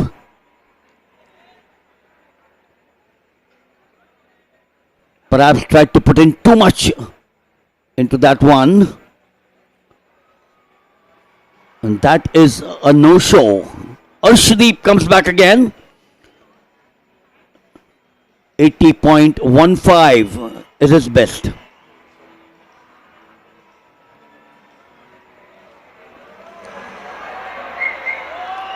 That looks good. He's had two consistent ones at 78.71 and 78.82. This could be somewhere in a better zone than that, or perhaps around the same mark of 78 plus.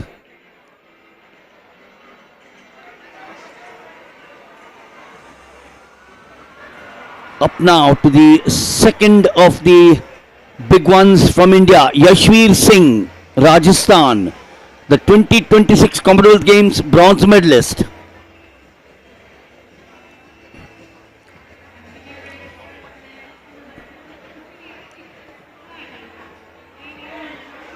He will want to get better than 81.49, which is where he is. That's a good one again, but short of the 80. He's been consistent, Richard. Do you know what?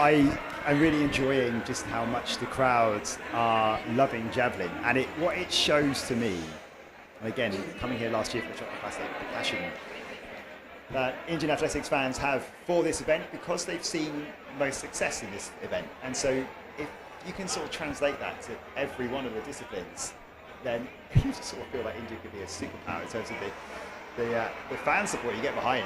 You know, in bringing one of these, like in terms of the big atmospheres, it's just a massive amount of potential, isn't there, when you see the love for javelin throwing. But it's no improvement for Singh, short of 80 metres, 79.94, second best throw. Might mean something a little bit later on.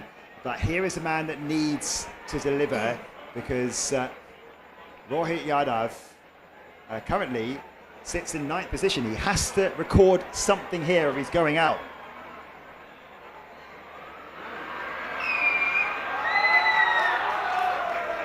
Well, it looks like it might be just about good enough to keep him in the competition, which is going to be fine. I mean, you've got the Nepalese athlete Rohit Chowdhury, who doesn't have much of a record in terms of getting into the 70s and the 80s. So that's going to be enough for Yadav to start building from there. It's short of 80 metres, but after the slip that he had last time, I think he just wanted a little bit of like a confidence boost there.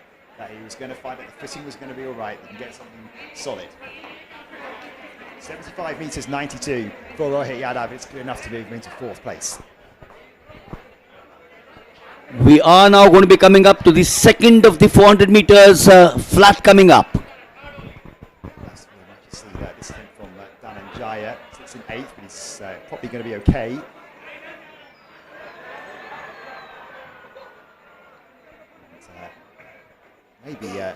Maybe a marginal improvement, if there is one, on the 72.22. And here we go, the second of the two 400-metre races, and the time to beat is 46.11. That's set by Umar Osman in the last round. There are a couple of no-shows, but it's a pretty talented race, this. Two of the most exciting African 400-metre talents in this. Plus, we are missing, though, the Indian record holder. Vishal is not due to go here. You can see that lane 7 is empty. That was due to be him. It's Kumar on the outside there in lane 8. So 7 is empty. Now watch out here for Justice Oretile in lane 4, the Botswanan. Hopefully we do have time, just about to go through all the athletes. So there's Joshua Atkinson, national record holder for Thailand. Manu Tekinalil Saji in lane 2. Kalinga Kumaragi, the experienced Sri Lankan, 33-year-olds in lane 3. Justice Oretile, 5th at the African Championships, semis at the Commonwealth Games in the 200 metres. He'll go in lane 4. Lane 5 is empty. That was due to be Danadazi Ndlovu of Zimbabwe. Leonded Kukumaya of South Africa, just 19 years old. He's fresh from winning bronze at the World Under-20 Championships. Watch out for him. He's a 44.94 guy. Lane 7 is empty. And Jay Kumar, the 20-year-old, part of the 4x4 men's relay winning team at the Asian Championships last year. And that silver medal is going in lane 8. So 46.11 to beat. And you imagine it might go here.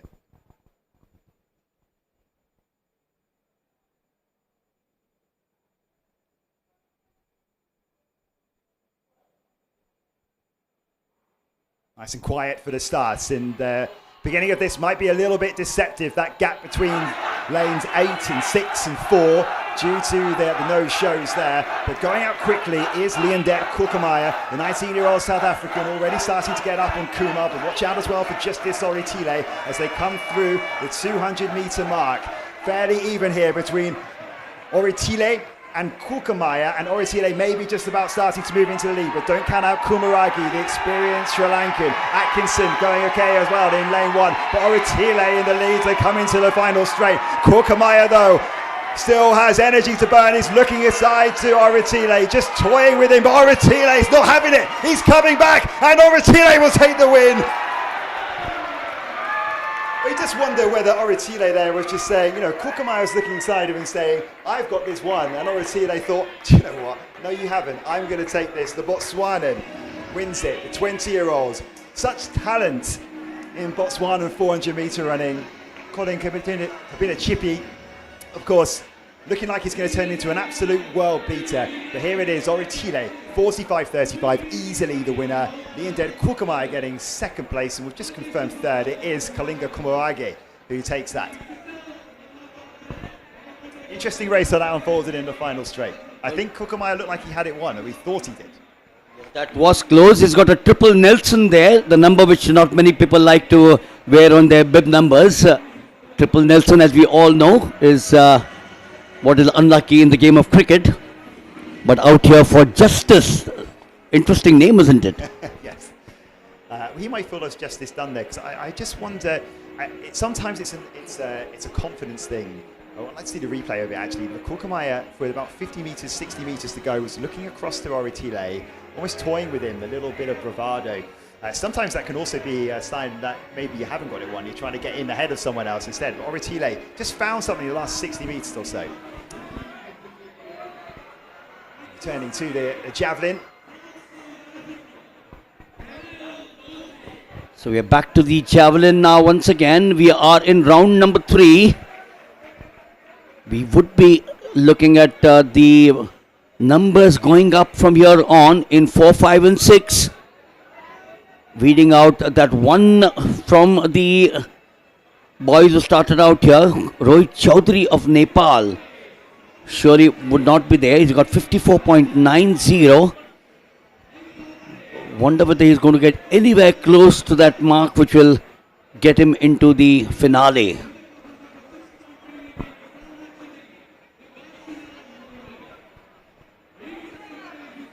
The Himalayas, he'll certainly have to be strong and standing tall, but he isn't out here. And the red goes up for the second time for him.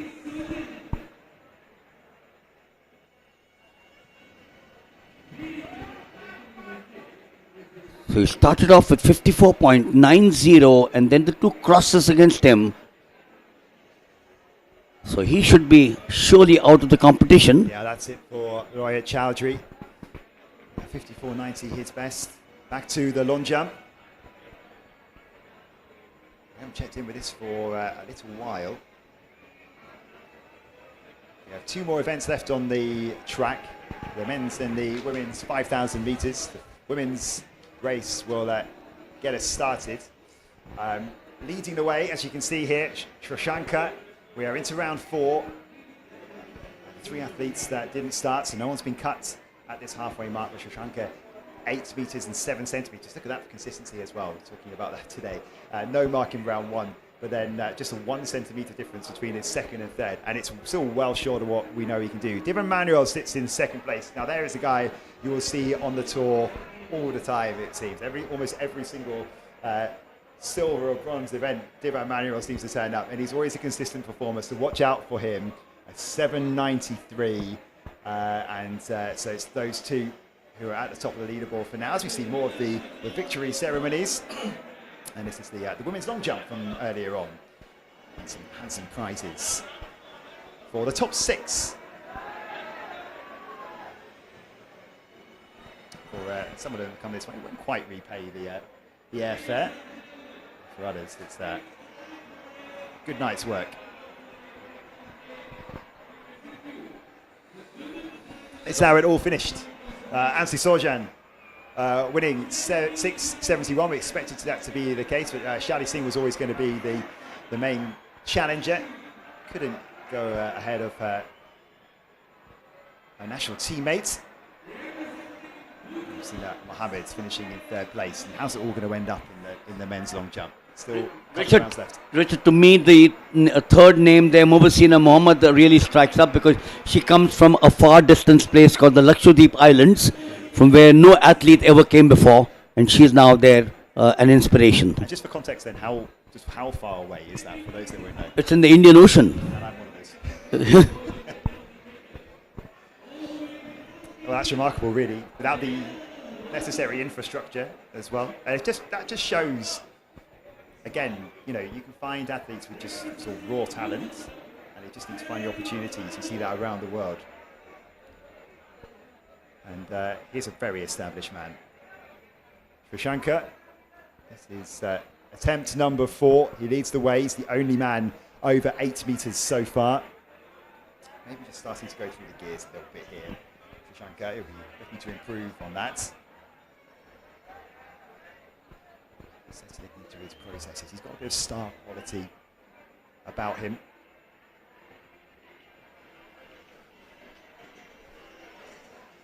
Here we go then. Attempt number 4, 8 meters and 7 centimeters to beat in front of one of the busiest stands here at the Kalinga Stadium tonight.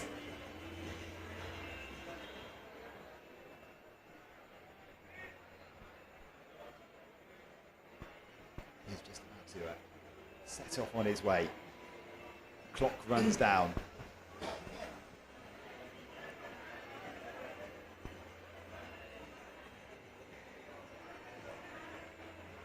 Attempt number 4 then for Shashanka, the leader.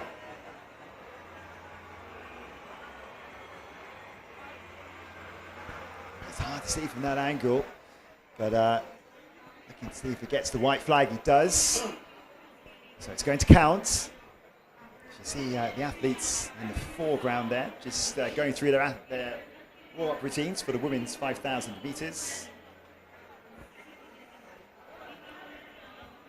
And waiting for the mark. 8 meters and 7 centimeters again, or almost 3 identical jumps from Shashanka. It's amazing how often you actually see that, to be honest. Well, as if he had planned that for the evening here. 8.41 is what he's got. 8.38, the season's best. And we are now back to the javelin again for the men. Hotting up now. Anand Singh.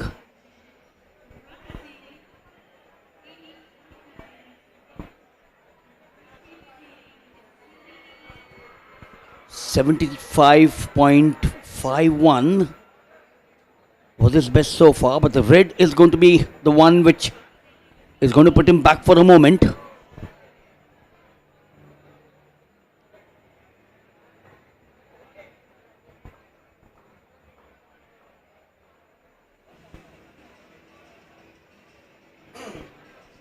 Coming up now to Dow Smith of South Africa. Started off with 75.71, then dipped to 75.14 and dipped further with a cross there. Is right now lying in position number 5.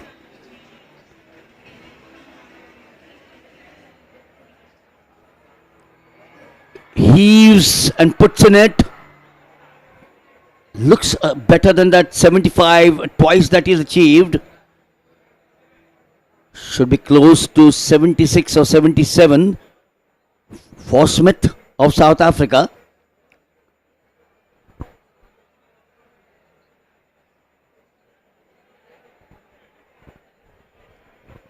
So what do we have? We have the long jump going on and the javelin up here.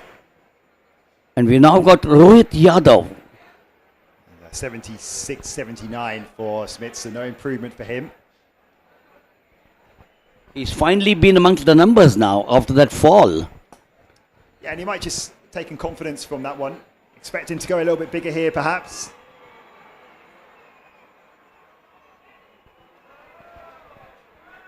No.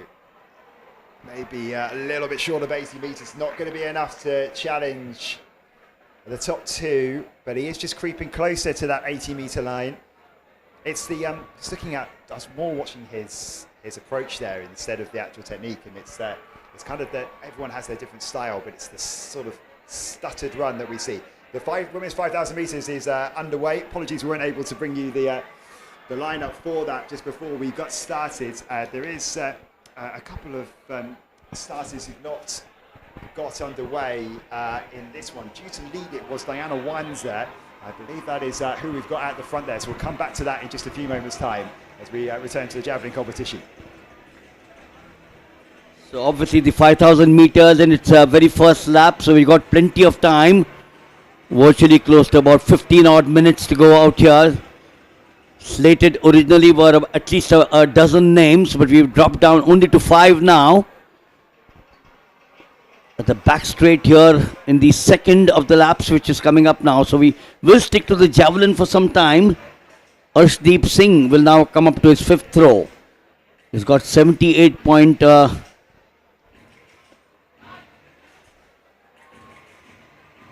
Sumedha Ranasinghe of Sri Lanka, 80.29. He's lying in number 2 position.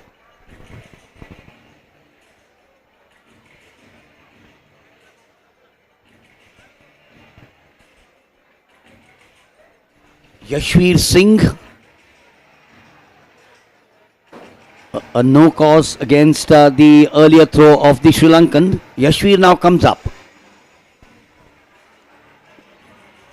Stopping in the stride there. Oh, he's got close to the 80. He's going to repeat that again. 81.49, keeping him in number 1. But this is surely short of 80, but he will keep himself in that position at 81.49. No one seems to be challenging him at this point of time.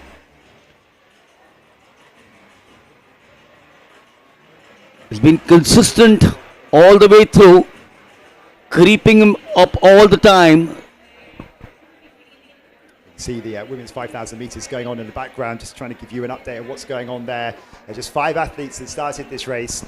Diana Wanza is out in front, so just want to get a shot of who's on her shoulder. We think it might be Sanjivani Jadhav, but we'll bring you up to date with it as soon as we can. The all-comers record in India, 15 minutes, 12 seconds, 0.84. Kalinga Stadium record, 15.55, and I'll tell you, I wonder whether we might just see that go today.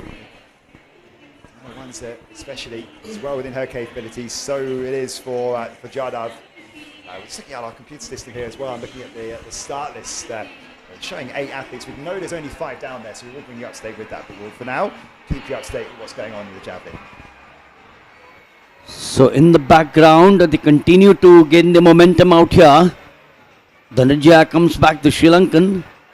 He is in number 8. He's got a lot of catching to do. And then back to Ravi Ratusan of Sri Lanka, the 3rd of the Sri Lankans. He's in 7. So the 2 Sri Lankans in 7 and 8 respectively. He's a big lad there, broad shoulders, puts everything in. This could be a better one. I think that's going to be an improvement for Rajashan. He just needs to bring the flight of the javelin down a little bit more straight. It's got great height, and unfortunately, I mean, the conditions tonight for javelin are pretty much perfect, warm and pretty still. Anand Singh keeping closer to 80 meters. Rajasthan then 77.24. Anand Singh gets the white flag, just wait to see if he's improved on 75.51. Down on the women's 5,000 meters, just a gap starting to appear between Diana Wanza and the athlete who is chasing her. Wanza, the class athlete in this field, the African champion. As we go back to the long jump. We come to the long jump at the right time to see Murli Sri Shankar. 8.06, 8.07 and 8.07. He is doing what Ivano Pedroso used to do at one point of time, the Cuban, as also Yahweh Sotomayor, a trend which the Cubans had set, asking the crowd to cheer him on. Is quite capable, as we all know, to get to that figure of 8.41. Is he going to really exert himself today? He knows that he's on top of the leaderboard with that 8.07. The next of them is way, way behind. But you never know. Someone can just about sneak in.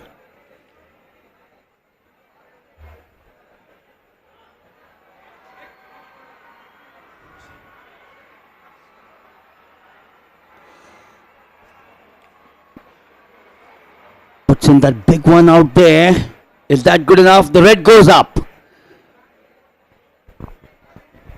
So it won't be an improvement then for Shashanka, who has just one attempt left, but he's in control of this. A bit concerned there of the shoulder. Just landed a little bit awkwardly. Throw yourself into the pits. Over in the javelin, you may have just seen something pretty big. It's very hard to know where to look in the stadium when there's so much going on. I said the 5,000 meters is ongoing as well. There's Diana Wanza. And look at the leads that she's just starting to build now. I'd say around 50 meters or so. The African champion who's just finished a silver medal at the Commonwealth Games, finished behind Australia's Rose Davis. And started in a little bit of a small kind of pack. And now Wanza just stretching her legs. And I just wonder what she might be chasing here. In terms of the all-comers record, maybe it's a little bit beyond her potentially in terms of her lifetime best. 15 minutes 28 or so, her lifetime best. The all-comers, and I was saying before, so that's the best time in India by anyone. It's 15 and 12. She's the sort of athlete that could push that kind of thing in a time trial. We've not seen a lot of her, but just for some context, just the kind of athlete that she is and the competition she's up against in Kenya. Such is the depth. She's only the 47th fastest Kenyan this year over 5,000 meters. So it really is incredible. But what she is a championship racer. She's won African Championship this year. She's won a Commonwealth silver medal. And sometimes the medals are all that matters. It's not so much about the times. But Wanza, look at this. A lead of around 60, 70 meters and growing. Well, surely a country which has dominated the 5,000 and the 10,000 meters along with the Ethiopians, the Moroccans and the Algerians. We're just about halfway through here in the women's 5,000 meters. Because if you're looking anywhere close to the figure that she has 15 minutes 28.91, which is also the season's best, then in which case we are just about halfway through. 8 minutes plus out here, heading towards the 9th minute here in the women's 5,000 meters. We all thought at one point of time that there will be a game of cat and mouse between at least one and two of them. Wasn't to be, because the girl from Kenya, Diana Wanza, takes that huge lead. In fact, she laps the one of the Indians out here, going to lap one more into the 9th minute of this play. We all felt at the very beginning that no one wanted to take the lead and do all the hard work. A little look at the watch there from Diana Wanza as she starts to lap some of the athletes here. And the Kenyan fully in control of this, and you can see she's clearly chasing something here. Potentially maybe a lifetime best is on here for the Kenyan, who started strongly and just sort of fancies it there here. Sometimes you just feel good. You feel like there might be a quick time in there. Reminder that her lifetime best is 15:28 high, just under 15 and a half minutes. She's going to lap the third of them now. Just about to overtake Santoshi Shrestha. Going strong here is Diana Wanza. A little break in the javelin at the moment. The long jump is ongoing, so we'll bring you up to date. Not missing anything in the javelin for now. Still being led by Yashvir Singh with 1 round to go. 82 meters, 94 for Singh. The best so far, but this is brilliant running from Diana Wanza.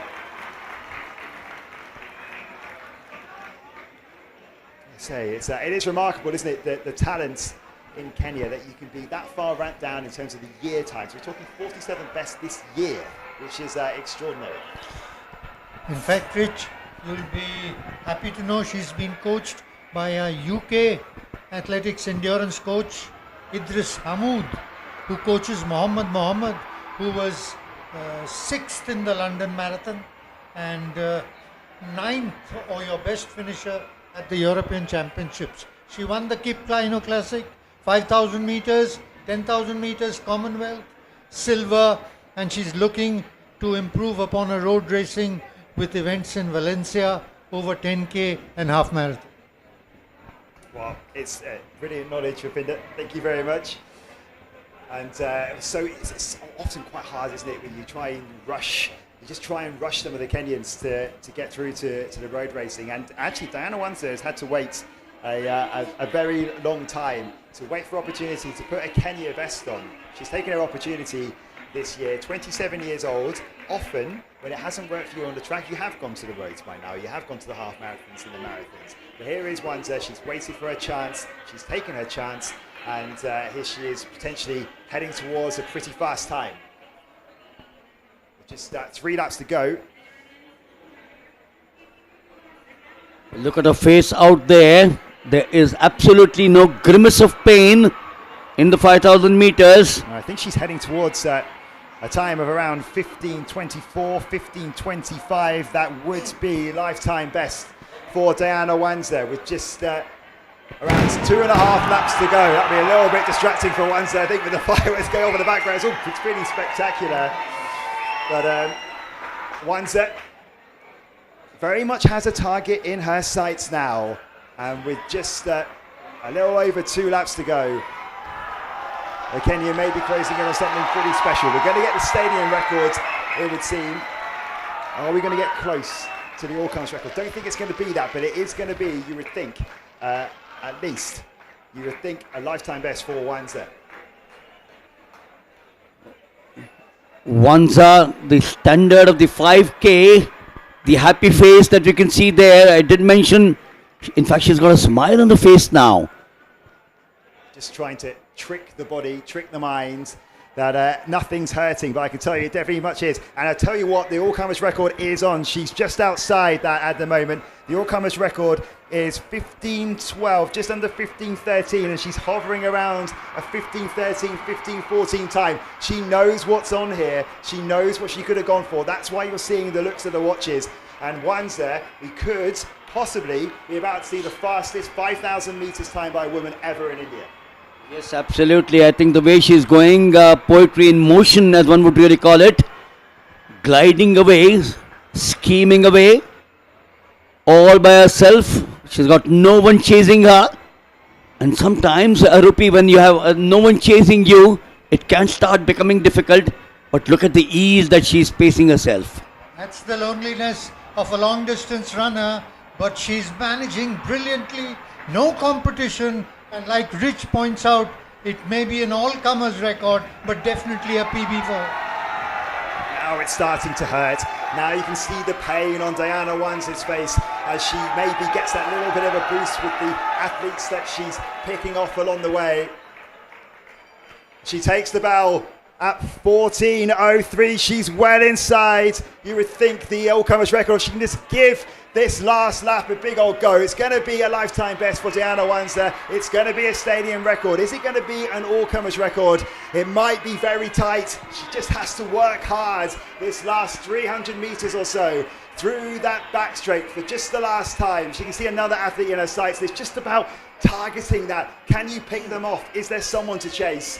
It's all on her own. And this is the remarkable thing about Diana Wanza in this race. She's had to do this pretty much all by herself, all the time. She's got the crowd roaring her on into the final 200 meters now. Remember, the time to beat, 15:12. So, round the bend for the final time. She can see the closing straight.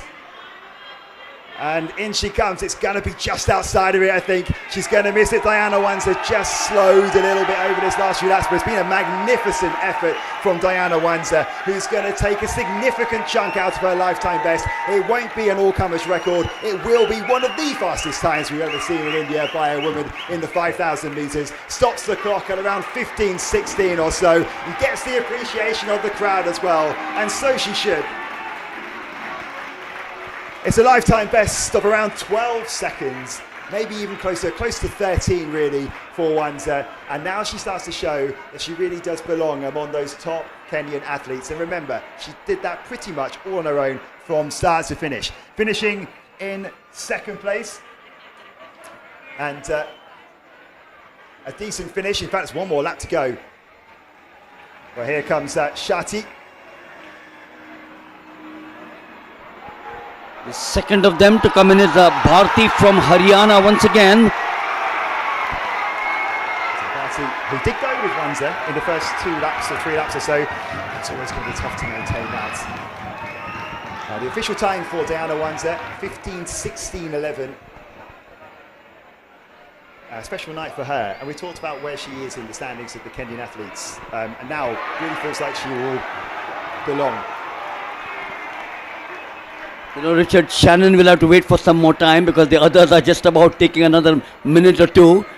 Well, it just shows the class, doesn't it? Of when but you know, if this wasn't a silver level tour, then it's unlikely that we would have seen one of the an athlete of Wanza's standard come up. Now look at this. We just missed this. Rohit Yadav. You talk through this, Milind. Amazing, absolutely amazing. After the 2 crosses against his name, when he fell down, we all thought that he'd injured himself. But how strongly he's come back out there, moving at every outing there for him. Yashveer 82.94 slips into second, and Rohit Yadav says, "Oh, I was chasing you, my dear friend." He loves this stadium, doesn't he? Absolutely loves this stadium. 87 metres 68. It's a lifetime best. 2 months on from hitting a PB. Here goes Yashveer Singh to try and deny it. And sends out a warning to Neeraj Chopra. You're only 88.05, so 30 centimeters more, and shows the depth of Indian javelin throwing. Absolutely well said, Rupi. You know, remember, Richard, there was a time when you could barely manage 6 javelin throwers amongst the 8 in any competition. Today we've got about 65, 70 turning up in any competition in India. Yeah, it's magnificent, the level of depth. And there is their final results. Rohit Yadav with a lifetime best of 87 metres and 68 centimetres. After his 7th place finish at the Commonwealth Games, look how strongly he's come back. Yashveer Singh in 2nd place, 82.94. And Sumedha Ranasinghe of Sri Lanka in 3rd place. And it's the 3 men over 80 metres who have finished inside the top 3. The 2 of them, Rohit Yadav and Yashveer, perhaps telling the Sri Lankans, you've got some time to wait for before you come up to the ranks along with Rumesh Patirage. But we're still hovering around there. Yes, almost a few years ago, it was turning out to be an Indo-Pak rivalry with Arshad Nadeem and Neeraj Chopra. It's turned into an Indo-Sri Lankan battle now with Patirage, Neeraj Chopra, and here today also the 3rd javelin thrower. The shot putters. We're just looking at the shot putters here from earlier on. The winner, Chukwuebuka Enekwechi, who's the Commonwealth champion, of course, from Nigeria, threw big in his final round to take the win off of Zain Weir. 20 metres 78 in that last throw. Look at that. The last 2 just started to threaten a little bit with that penultimate throw, and then the 20.78 to deny Zain Weir. And those 2 have had plenty of battles. These are regulars on the Diamond League circuit. And they're also here because we've got the World Ultimate Championships coming up. The shot put is not involved there, so they're able just to have a little bit of fun and try new things. I think Chukwuebuka Enekwechi's heading back to compete in Zurich next week at a Diamond League meeting. I imagine Zain Weir might be heading there as well. Well, for the moment, he'll take that check back to Lafayette in Indiana. He started his career being impressed by his brother, who is a WWE wrestler. Wanted to become one and then turned out to be a shot putter. Is that what happens? Well, it doesn't surprise me. I've got to say, just anything powerful and strong. These are just supreme athletes. You know, it's just you can. Shows as well. Athletics is for anyone. You can find your discipline. You don't have to be Diana Wanza running 5,000 metres, one of the quickest we've ever seen in this country. You don't have to run 100 metres in sub 10 seconds or sub 11 seconds for a woman. And especially for 5,000. Remember, Bhubaneswar is not the place to run good timings. And yet she comes up with 15:16.11 and stumps Gulveer Singh, who came here trying to qualify for the Asian Games, which was 13:29, and he ended up running 13:59, and of course blamed the conditions. But once overcome all of that, the heat, the humidity of Bhubaneswar, Sri Shankar in the long jump, consistently 807, claiming the first position. Manuel of South Africa, the second one above 803, and David P. from Tamil Nadu, 778 to finish third. Shahnawaz Khan, the junior champion who had jumped 830 here, was not available, and similarly Lokesh Satyanathan was missed in the competition this evening. Well, Richard, going back to the women's 5,000 meters, just imagine if this girl had at least two along with her to chase her all the way. What would have happened? Well, good question. I mean, it's obviously another athlete can always push you a little bit further. And you say it's not the best conditions. Before we do that, just to round up what happened in the men's high jump, we knew earlier on the winner was already all decided. 2 meters 22 to get the job done. It was won, of course, by Ardash Ram Jyothi Shankar. It was Fatak Beit Jabru who finished in second place, and Abdul Rahman Sabah who finished in third place. And there was an attempt to go a little bit higher in the high jump, 3 failures. But 222 was enough to win it. So the final events, only one more item left to be decided. We've finished the javelin, finished the high jump, finished the long jump. The javelin, of course, won by Rohit Yadav with that 87 meters 68, ahead of Yashvir Singh and Sumedha Ahmed Singh. But it's the men's 5,000 meters still left to run. Well, listed originally given to us is a huge field out here with some big names from the Indian circuit. Mukesh Pal, Nepal will be there. But amongst the Indians, you got Kartik Karkera, who's won the marathon at both Mumbai and Delhi. He's essentially a 5,000 and the 10,000 meters runner, but also has graduated to the marathon. And then you got the likes of Shailesh Kusawa. That's the lineup for you. Originally given to us is Prithviraj of Mauritius. That's the first of them. Then you got Rajan there in the second of them. Onkar is the third. He represents Karnataka. You got a Fijian, Yashnil Karan. They set out now here for the 5,000 meters. This is a bigger pack compared to the women, who started off with only 5 of them. The Kalinga Stadium record is 13:43.23. And guess whose name it is? It is in the name of Gulveer Singh of India, 19th of June 2023 in the Interstate Championships.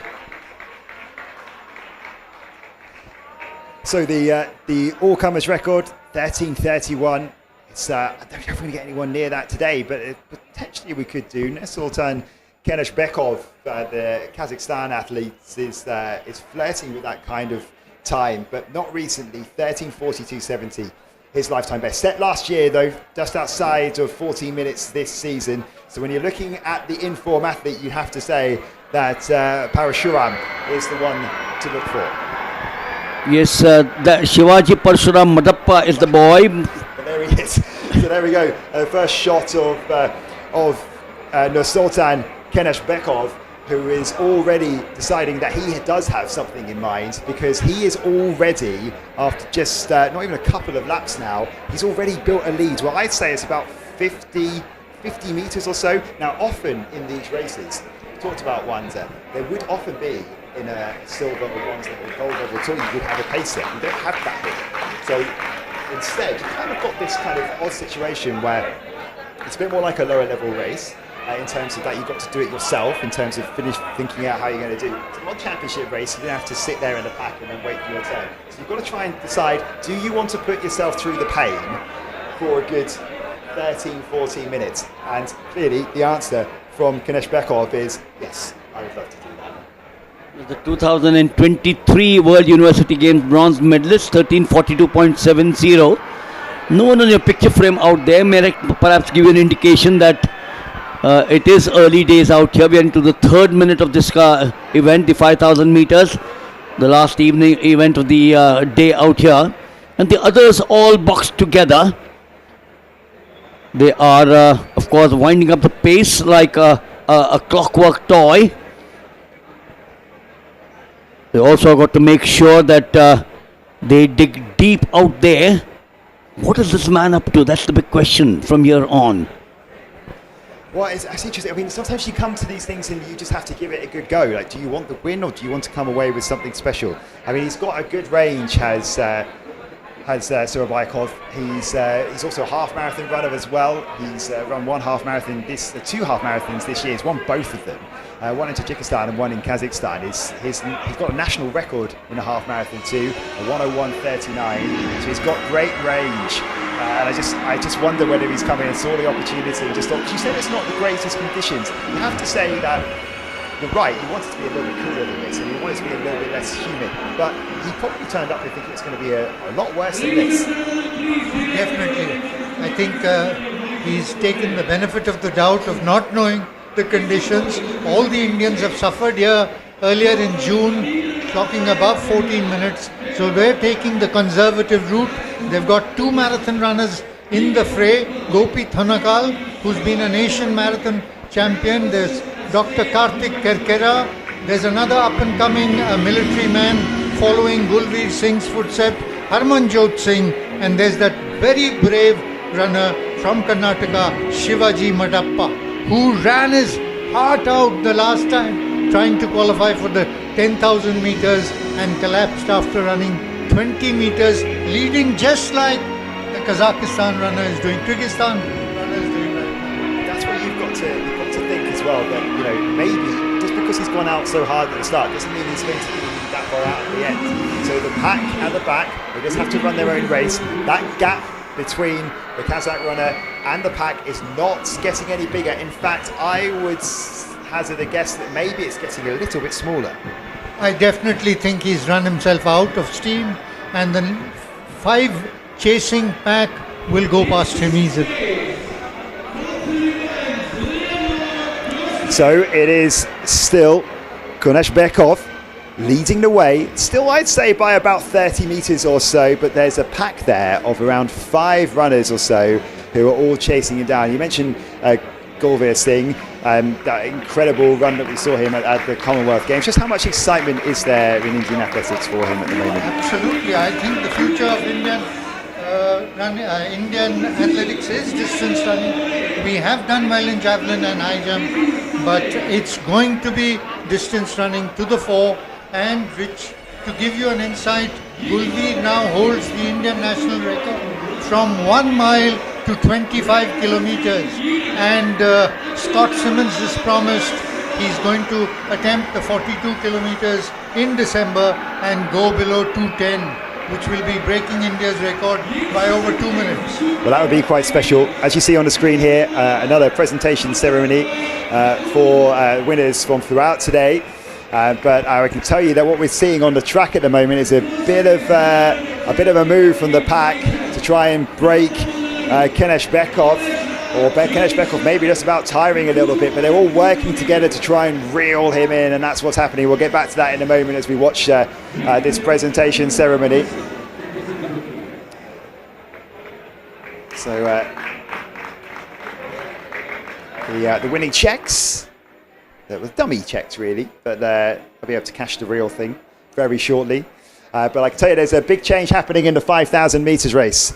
And what we saw is a lone man at the front and the 5 chasing him. Well, it's now a pack of 6. And we'll get to that hopefully in just a moment after this victory ceremony, because there's a big move happening in the 5,000 metres. So while we had a woman running away in loneliness, we'll now have a pack of 6, making this race an exciting one. Well, here we go. Albeit a slow one, but the race will be tremendous to watch till the end. So, because it's very difficult to predict who's going to win. Well, I just saw, I worried a little bit there because I saw Shivaji Parashuran drop out of the pack for a moment, but all he was doing was getting a bit of water. I worried that he was calling it a day, because he looked very settled there, because he looks the most comfortable out of all of them here, very much in control. But what he doesn't want to do here, after leading this pack to chase down Koneshbekov, he doesn't want to take on all the workload here either. So now they'll just say, okay, we've caught you, you've gone off fast, that didn't work out, you sit at the front, we'll sit behind you. Absolutely, that's what I'm saying. It's becoming a great tactical race, and that's the joy of distance running. It's not always timings that matter. You often win in very slow races. For example, Centrowitz, when he won that 1500 meters in 3:52, the whole world was amazed. But that's how it happens, and that's how you have to respond. And that's the beauty of this distance running. We just saw one girl, loneliness of a long distance runner, now a pack of 6. Very interesting till the last moment, as we don't know who's going to be amongst the winners. Well, don't rule out Kishore for now. There's a possibility that maybe he made a sensible choice to back off a little bit after feeling like you can have an A goal, you can go out, see how you feel. Maybe if it doesn't quite feel right, then you'll just change your plan. Maybe he's made a sensible choice. We don't know. Maybe he's quite happy to dictate from the front. I imagine he doesn't really want to be psychologically. Maybe you don't want to be chased down, but if he's made that decision himself, then fine. And he's being leading Shivaji Parashuram. Also in there is Gopi Tonakal, and Harmanjot Singh is there too. Can you get the two at the back of the pack there? Well, judging from the way they are running, Rich, I think the other 5 are just using the Kyrgyzstan boy till the last lap, because they know they are not going to get a fast timing. It's all boiled down to who's going to get the podium finishes, and it's Shivaji and Harmanjot are in pole position to get that, as the Kyrgyzstan continues to lead, and I think it's a convenience factor for the chasing pack right now. Yes, so at the back right now is Shailesh Kushwaha, and just in front of him is the Fijian Yeshnil Karan, who is in that white vest there, in the Fiji vest, and he's actually just been overtaken by Kushwaha. So slight concern, maybe the Fijian might just drop off. He's a 14:22 guy at best, so maybe the pace is going to be a little bit too hot for him. If we're looking at those who can sustain something a little bit quicker, you're still looking at Kishore, you're still looking at Parashuram, and you're also looking at Harmanjot Singh. All of those are sub-14 guys. There are some who are just flirting with going sub-14. And there's the dangerous marathon runner, Gopi Thonakal. Remember, when it becomes tactical, these marathon runners could just surprise you towards the end, because they don't feel 10,000 is a long distance event. So it's shaping up nicely, and now we're in a situation where no one is making a move. You can see they're all quite settled now, and that it does include Kishore. There's no sign of visible stress on him, actually. It looks quite controlled. They all look very hot. They all look very sweaty. It's all starting to get a little bit difficult. The conditions are not amazing, but at the moment, I wouldn't fear for any of these 5 in the pack, but we are maybe just seeing Kushwaha just hanging on a little bit at the back. Definitely. So very interesting, this race. What a contrast to the 5,000 women, and really bringing things on the track to a really grand finale. No one can predict a winner. That's what we want. We don't want Usain Bolt ruling the roost. We want to be able to have 4 or 5 of them who can be winners. Yeah, so we just got 3 laps to go, and they've gone through in 3,800 meters in just about 11 minutes dead. So we're looking at around quite a slow time of about 14:25, 14:30 at the moment if they carry on at this pace. But you expect it to get a little bit quicker. And now maybe Parashuram just starting to make a little bit of a move here. He doesn't want Kishore to dictate things anymore. I think so, and Harmanjot closely following him. I would expect, if I was in Gopi's place, I would make my move right now, because I'm a marathon runner. I don't have the speed to match these 2 in front of me. So let me go and make an effort, because now it's not stupid enough, because it's only 2 laps to go. So you could do that bravery right now, unlike what the Kyrgyzstan runner did right at the beginning. Well, you can see he's starting now to to fade away is Nursultan Keneshbekov. He's gone. Now it's just these three, because I think we can maybe count out Shadesh Kushwaha as well. So it's Shivaji Parashuram with 2 laps to go, being chased down by Harmanjot Singh, and Gopi Tonakal is sitting in 3rd place. And you're right, if he's going to make a move, Tonakal, you think it has to be somewhere around now, with you think that the other two will be able to outkick. Unless he's happy with being 3rd right now. So it's going to be very interesting. Shivaji is a gutsy runner. I love him. Harmanjot is a brave army man as usual. He'll fight till the end, and so is Gopi. So makes it very interesting. It seems that they've settled into the 3 podium finishes. Now it's who's going to get which colour. So the Kazakhstan athletes has dropped away, I think. But then again, saying that, I thought the gap he'd drop away a lot more than he has, but he hasn't. So we're just about approaching the final lap of this race, and it's these 3, and it's still anyone's. And Gopi Tonakal is quite sensibly just sitting at the back here. Now the only question is who will move and when will they move? So a thrilling conclusion to this first ever World Athletics Continental Tour silver level meet in India, here in Bhubaneswar. And leading away is Parashuram. Just behind him, Harmanjot Singh. He's starting to come on the shoulder now, perhaps, of Parashuram. Gopi Tonakal waiting for his move. I just wonder whether Singh is going to go here. Has he gone too early though?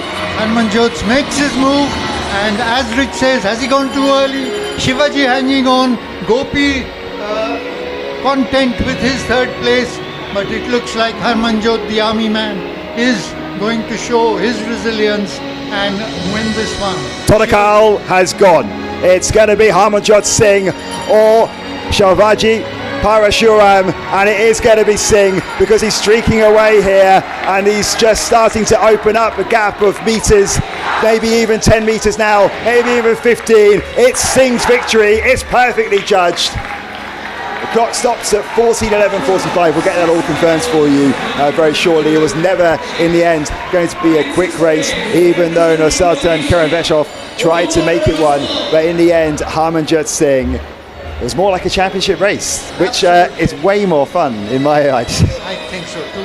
And just a bit disappointed Gopi didn't make a move. But anyway, it was a brilliant race, and we got a grand finale on the track to the Silver Continental. Some of the other athletes still coming in. Here comes the Fijian, Yashnil Karan. So he's just crossed the line, just out of shot there. And some of the athletes coming through. Now remember, this has been a really big night for many of the Asian athletes who are heading to the Asian Games. They're just starting to get ready for that. Some of them have come off the Commonwealth Games. They're going straight into another major championships. This is described in some sections of the world, 2026, as a down year, an off year for the Commonwealth nations, for the likes of India. For some of the Asian nations, it's definitely not, is it? There's some big races and events still to come. Definitely. Big competition.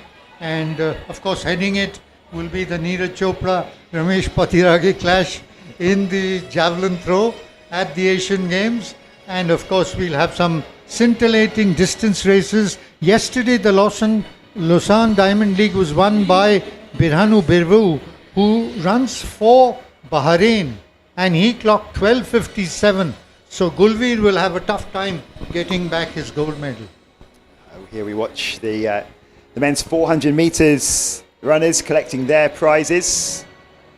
It was Justice Oritile who won that race.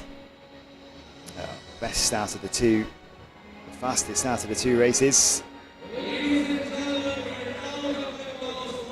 have seen some brilliant racing, and it's been well organised. It's kept to time as well. We've seen the conditions have been pretty good in the end. Just your closing thoughts before we get to the closing ceremony about just how much of a success this has been, and just how big this has been for fans of Indian athletics that have followed this for such a long time, to have a meet this big. It's been a brilliant exposition. It's been brilliant for the shot putters, who saw some brilliant throwing by the Commonwealth gold medal winner. There was brilliance on the javelin throw. There was Murli Sri Shankar, Ansi Sojan at the long jumping.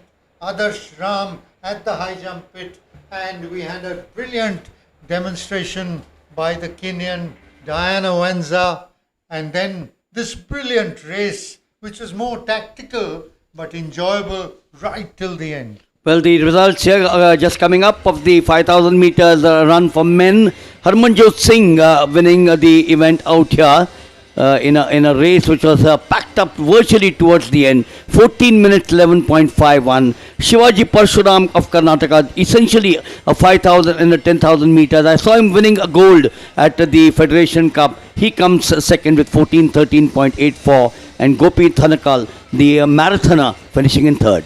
And Milind, your thoughts on a similar question, really? I mean, the success of this event in the long term would also hinge on the international athletes that you're able to attract here to make it one of the leading meets. It needs to be a destination. We've seen plenty make that move. You'd hope maybe the word would spread if they've had a good experience here. Well, absolutely, I agree with you, because we've had so many of the domestic meets right from the 1st of January till now. In fact, the season starts even much before that. But in spite of all the domestic meets, the big names have started coming up now. We've seen the improvement at the Commonwealth Games. We've seen now a big contingent going for the Asian Games. This was a big event for all of them. And to have the likes of some of the others in the short put, you got Samantha Hall out there. Then you got the 5,000 meters, this girl running out here. And as Rupinder said, others in the high jump, for example, Ansi Josen and Shaili Singh in the long jump. These are names which have come to stay here. And remember, these are all youngsters. These are the youth of this nation. And I think when you have the international stars coming here very often like this, moving from the bronze to the silver in quick time, yes, we certainly have been. Sri Shankardan 807 winning the number one in the long jump. 803 is Diwan Manuel of the Republic of South Africa, and P. David of Tamil Nadu with 7.78. But Richard, just to mention to you that I'm sure in the year 2027 we'll see you back here for the gold event again. And Rich, I am still wanting more. For example, I would have liked to see a sub 10 in the 100 meters, a sub 44 in the 400 meters. As athletics enthusiasts, a great evening, but as they say in Indian language, dil mange more, your heart wants more. Well, it might just fall nicely in the schedule next year, mightn't it? We've got the World Championships in China. And athletes will start to make their way over to Asia. They'll have holding camps here as well, so they might be a little bit more tempted to take in an event like this in the silver level with the rewards on offer are just so big as well. And you've got some massive road races here too, which are attracting some top athletes, and it looks like maybe just on the way here as well. See, just a word of some of the international winners today. Chukwuebuka Enekwechi, of course, throwing that massive throw right at the end, that clutch throw to beat Zane Weir. So those are the two that we expected to be the major challenges, and they managed to challenge for the top two themselves. And of course, Rohit again, clutch throw right towards the end, 87.68. He responded to Neeraj's 88.05 last evening at Lausanne. So this javelin, the high jump, has definitely taken off. Long jump, men and women are also doing well. High jump, we missed out today on how Pooja performed. Something we would have liked to have seen, but it was so many events that we were bound to miss. You mentioned the clutch throws. We actually got it in both of the javelin events, didn't we? We got not just Yadav in the men's event, but we had Jocelyn de Lima, the Brazilian, who did exactly the same thing in the women's event earlier on. So that's why the throws in the field events can be so exciting. We hope to see much more of them in the future. So this is the results of the women's 400 metres from earlier on. Of course, we get the best time from the two races, and that ends up as the winner. And I think we've got the victory ceremony, which is just about to start.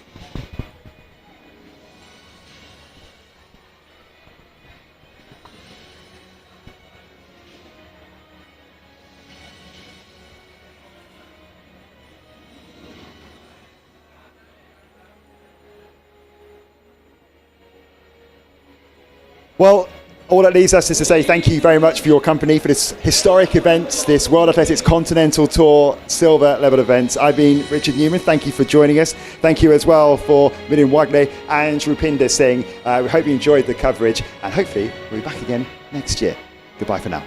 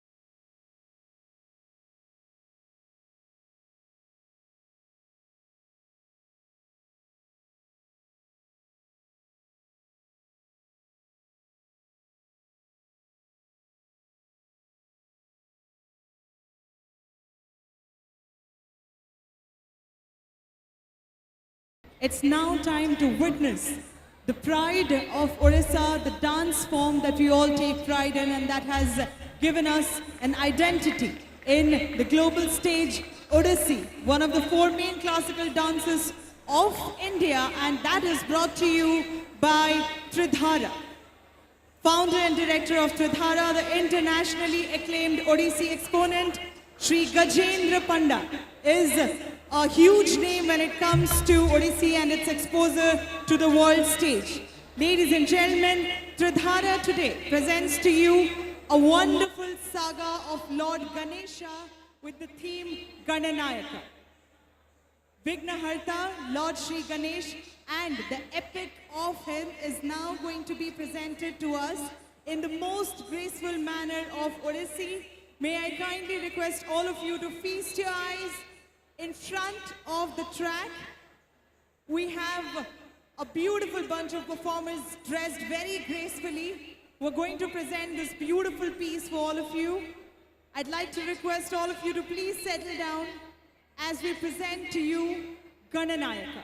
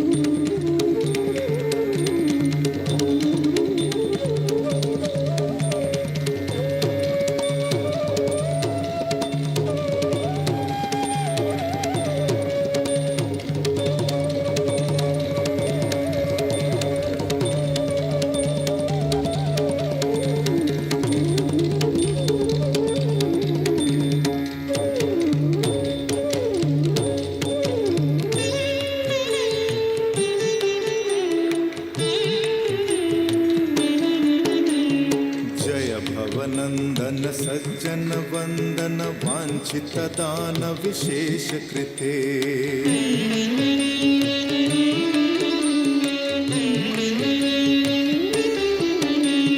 जय भवनंदन सज्जन वंदन वांछित दान विशेष कृते जय जन रंजन किल विषनाशन मंगल कारण पुण्यपते जय भवनंदन सज्जन वंदन वांछित दान विशेष कृते जय भवनंदन सज्जन वंदन वांछित दान विशेष कृते जय हसितानन दुर्जन सूदन मूषिक वाहन हर्षमते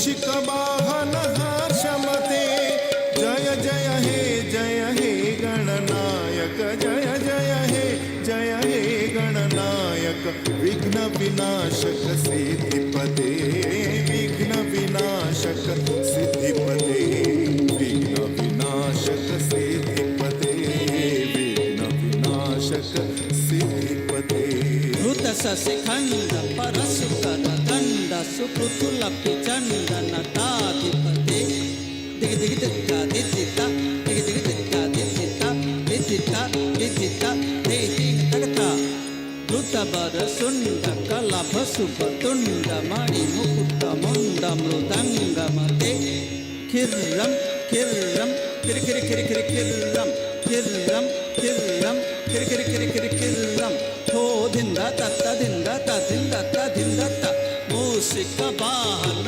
पन्नग धारण मंगल कारण विघ्न विनाशन तुम तनन तुम तुम तनन तुम दे दे दे दे तुम दे दे दे दे तुम दे दे दे दे तुम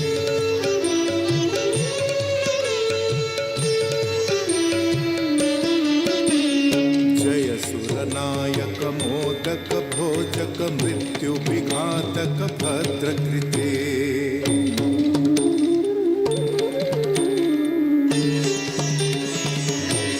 जय सुरनायक मोदक भोजक मृत्यु विघातक भद्रकृते जय फणिधारक शोभ्य विधायक दैत्य विदारक भक्तगते जय सुरनायक मोदक भोजक मृत्यु विघातक भद्रकृते जय सुरनायक मोदक भोजक मृत्यु विघातक भद्रकृते जय खल मानुष दोष सुधारक शंकर मानस दोष हते जय खल मानुष दोष सुधारक शंकर मानस दोष हते गदिगिन धा धा धा गदिगिन धा धा धा गदिगिन धा गदिगिन धा धा गदिगिन धा हृदय काम धा तेरे कविता हृदय काम धा तेरे कविता धा धा तेरे कविता तेरे कविता गदिगिन धा धा दिन दिन दिन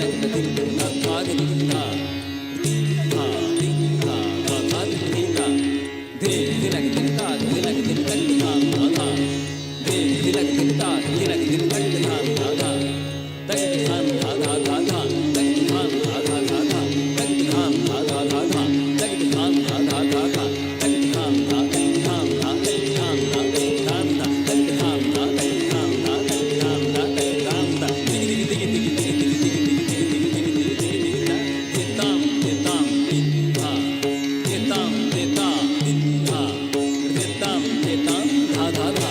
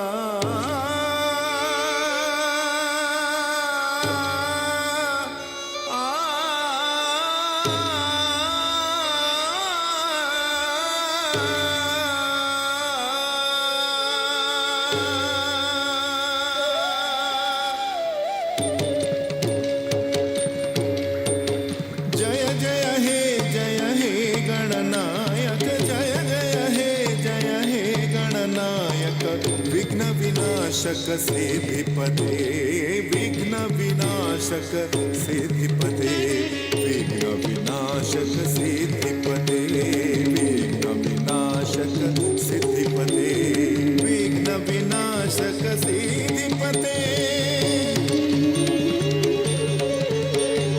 विघ्न विनाशक सिद्धिपते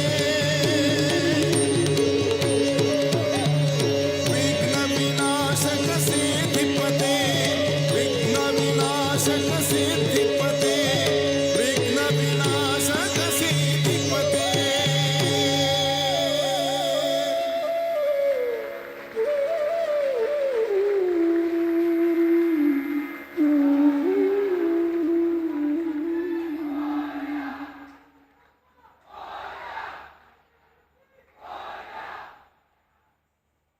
Ladies and gentlemen, may I kindly request all of you to please put your hands together once again for Tridhara and a band of wonderful performers who put up a great show for Gananayaka. And can we have a huge shout out to Guru Gajendra Panda. एक बार फिर से I'll request all of you to please put your hands together.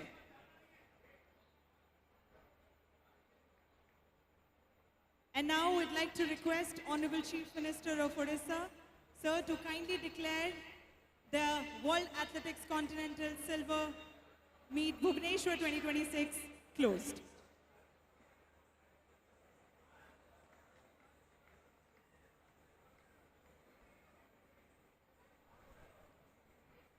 Hello.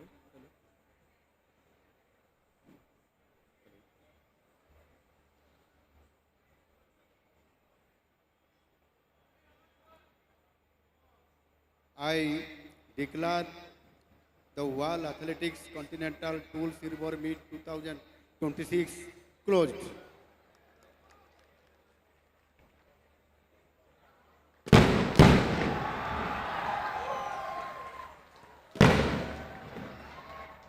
Ladies and gentlemen, may I kindly request all of you to please put your hands together one last time for World Athletics Continental Tour Silver Bhubaneswar 2026.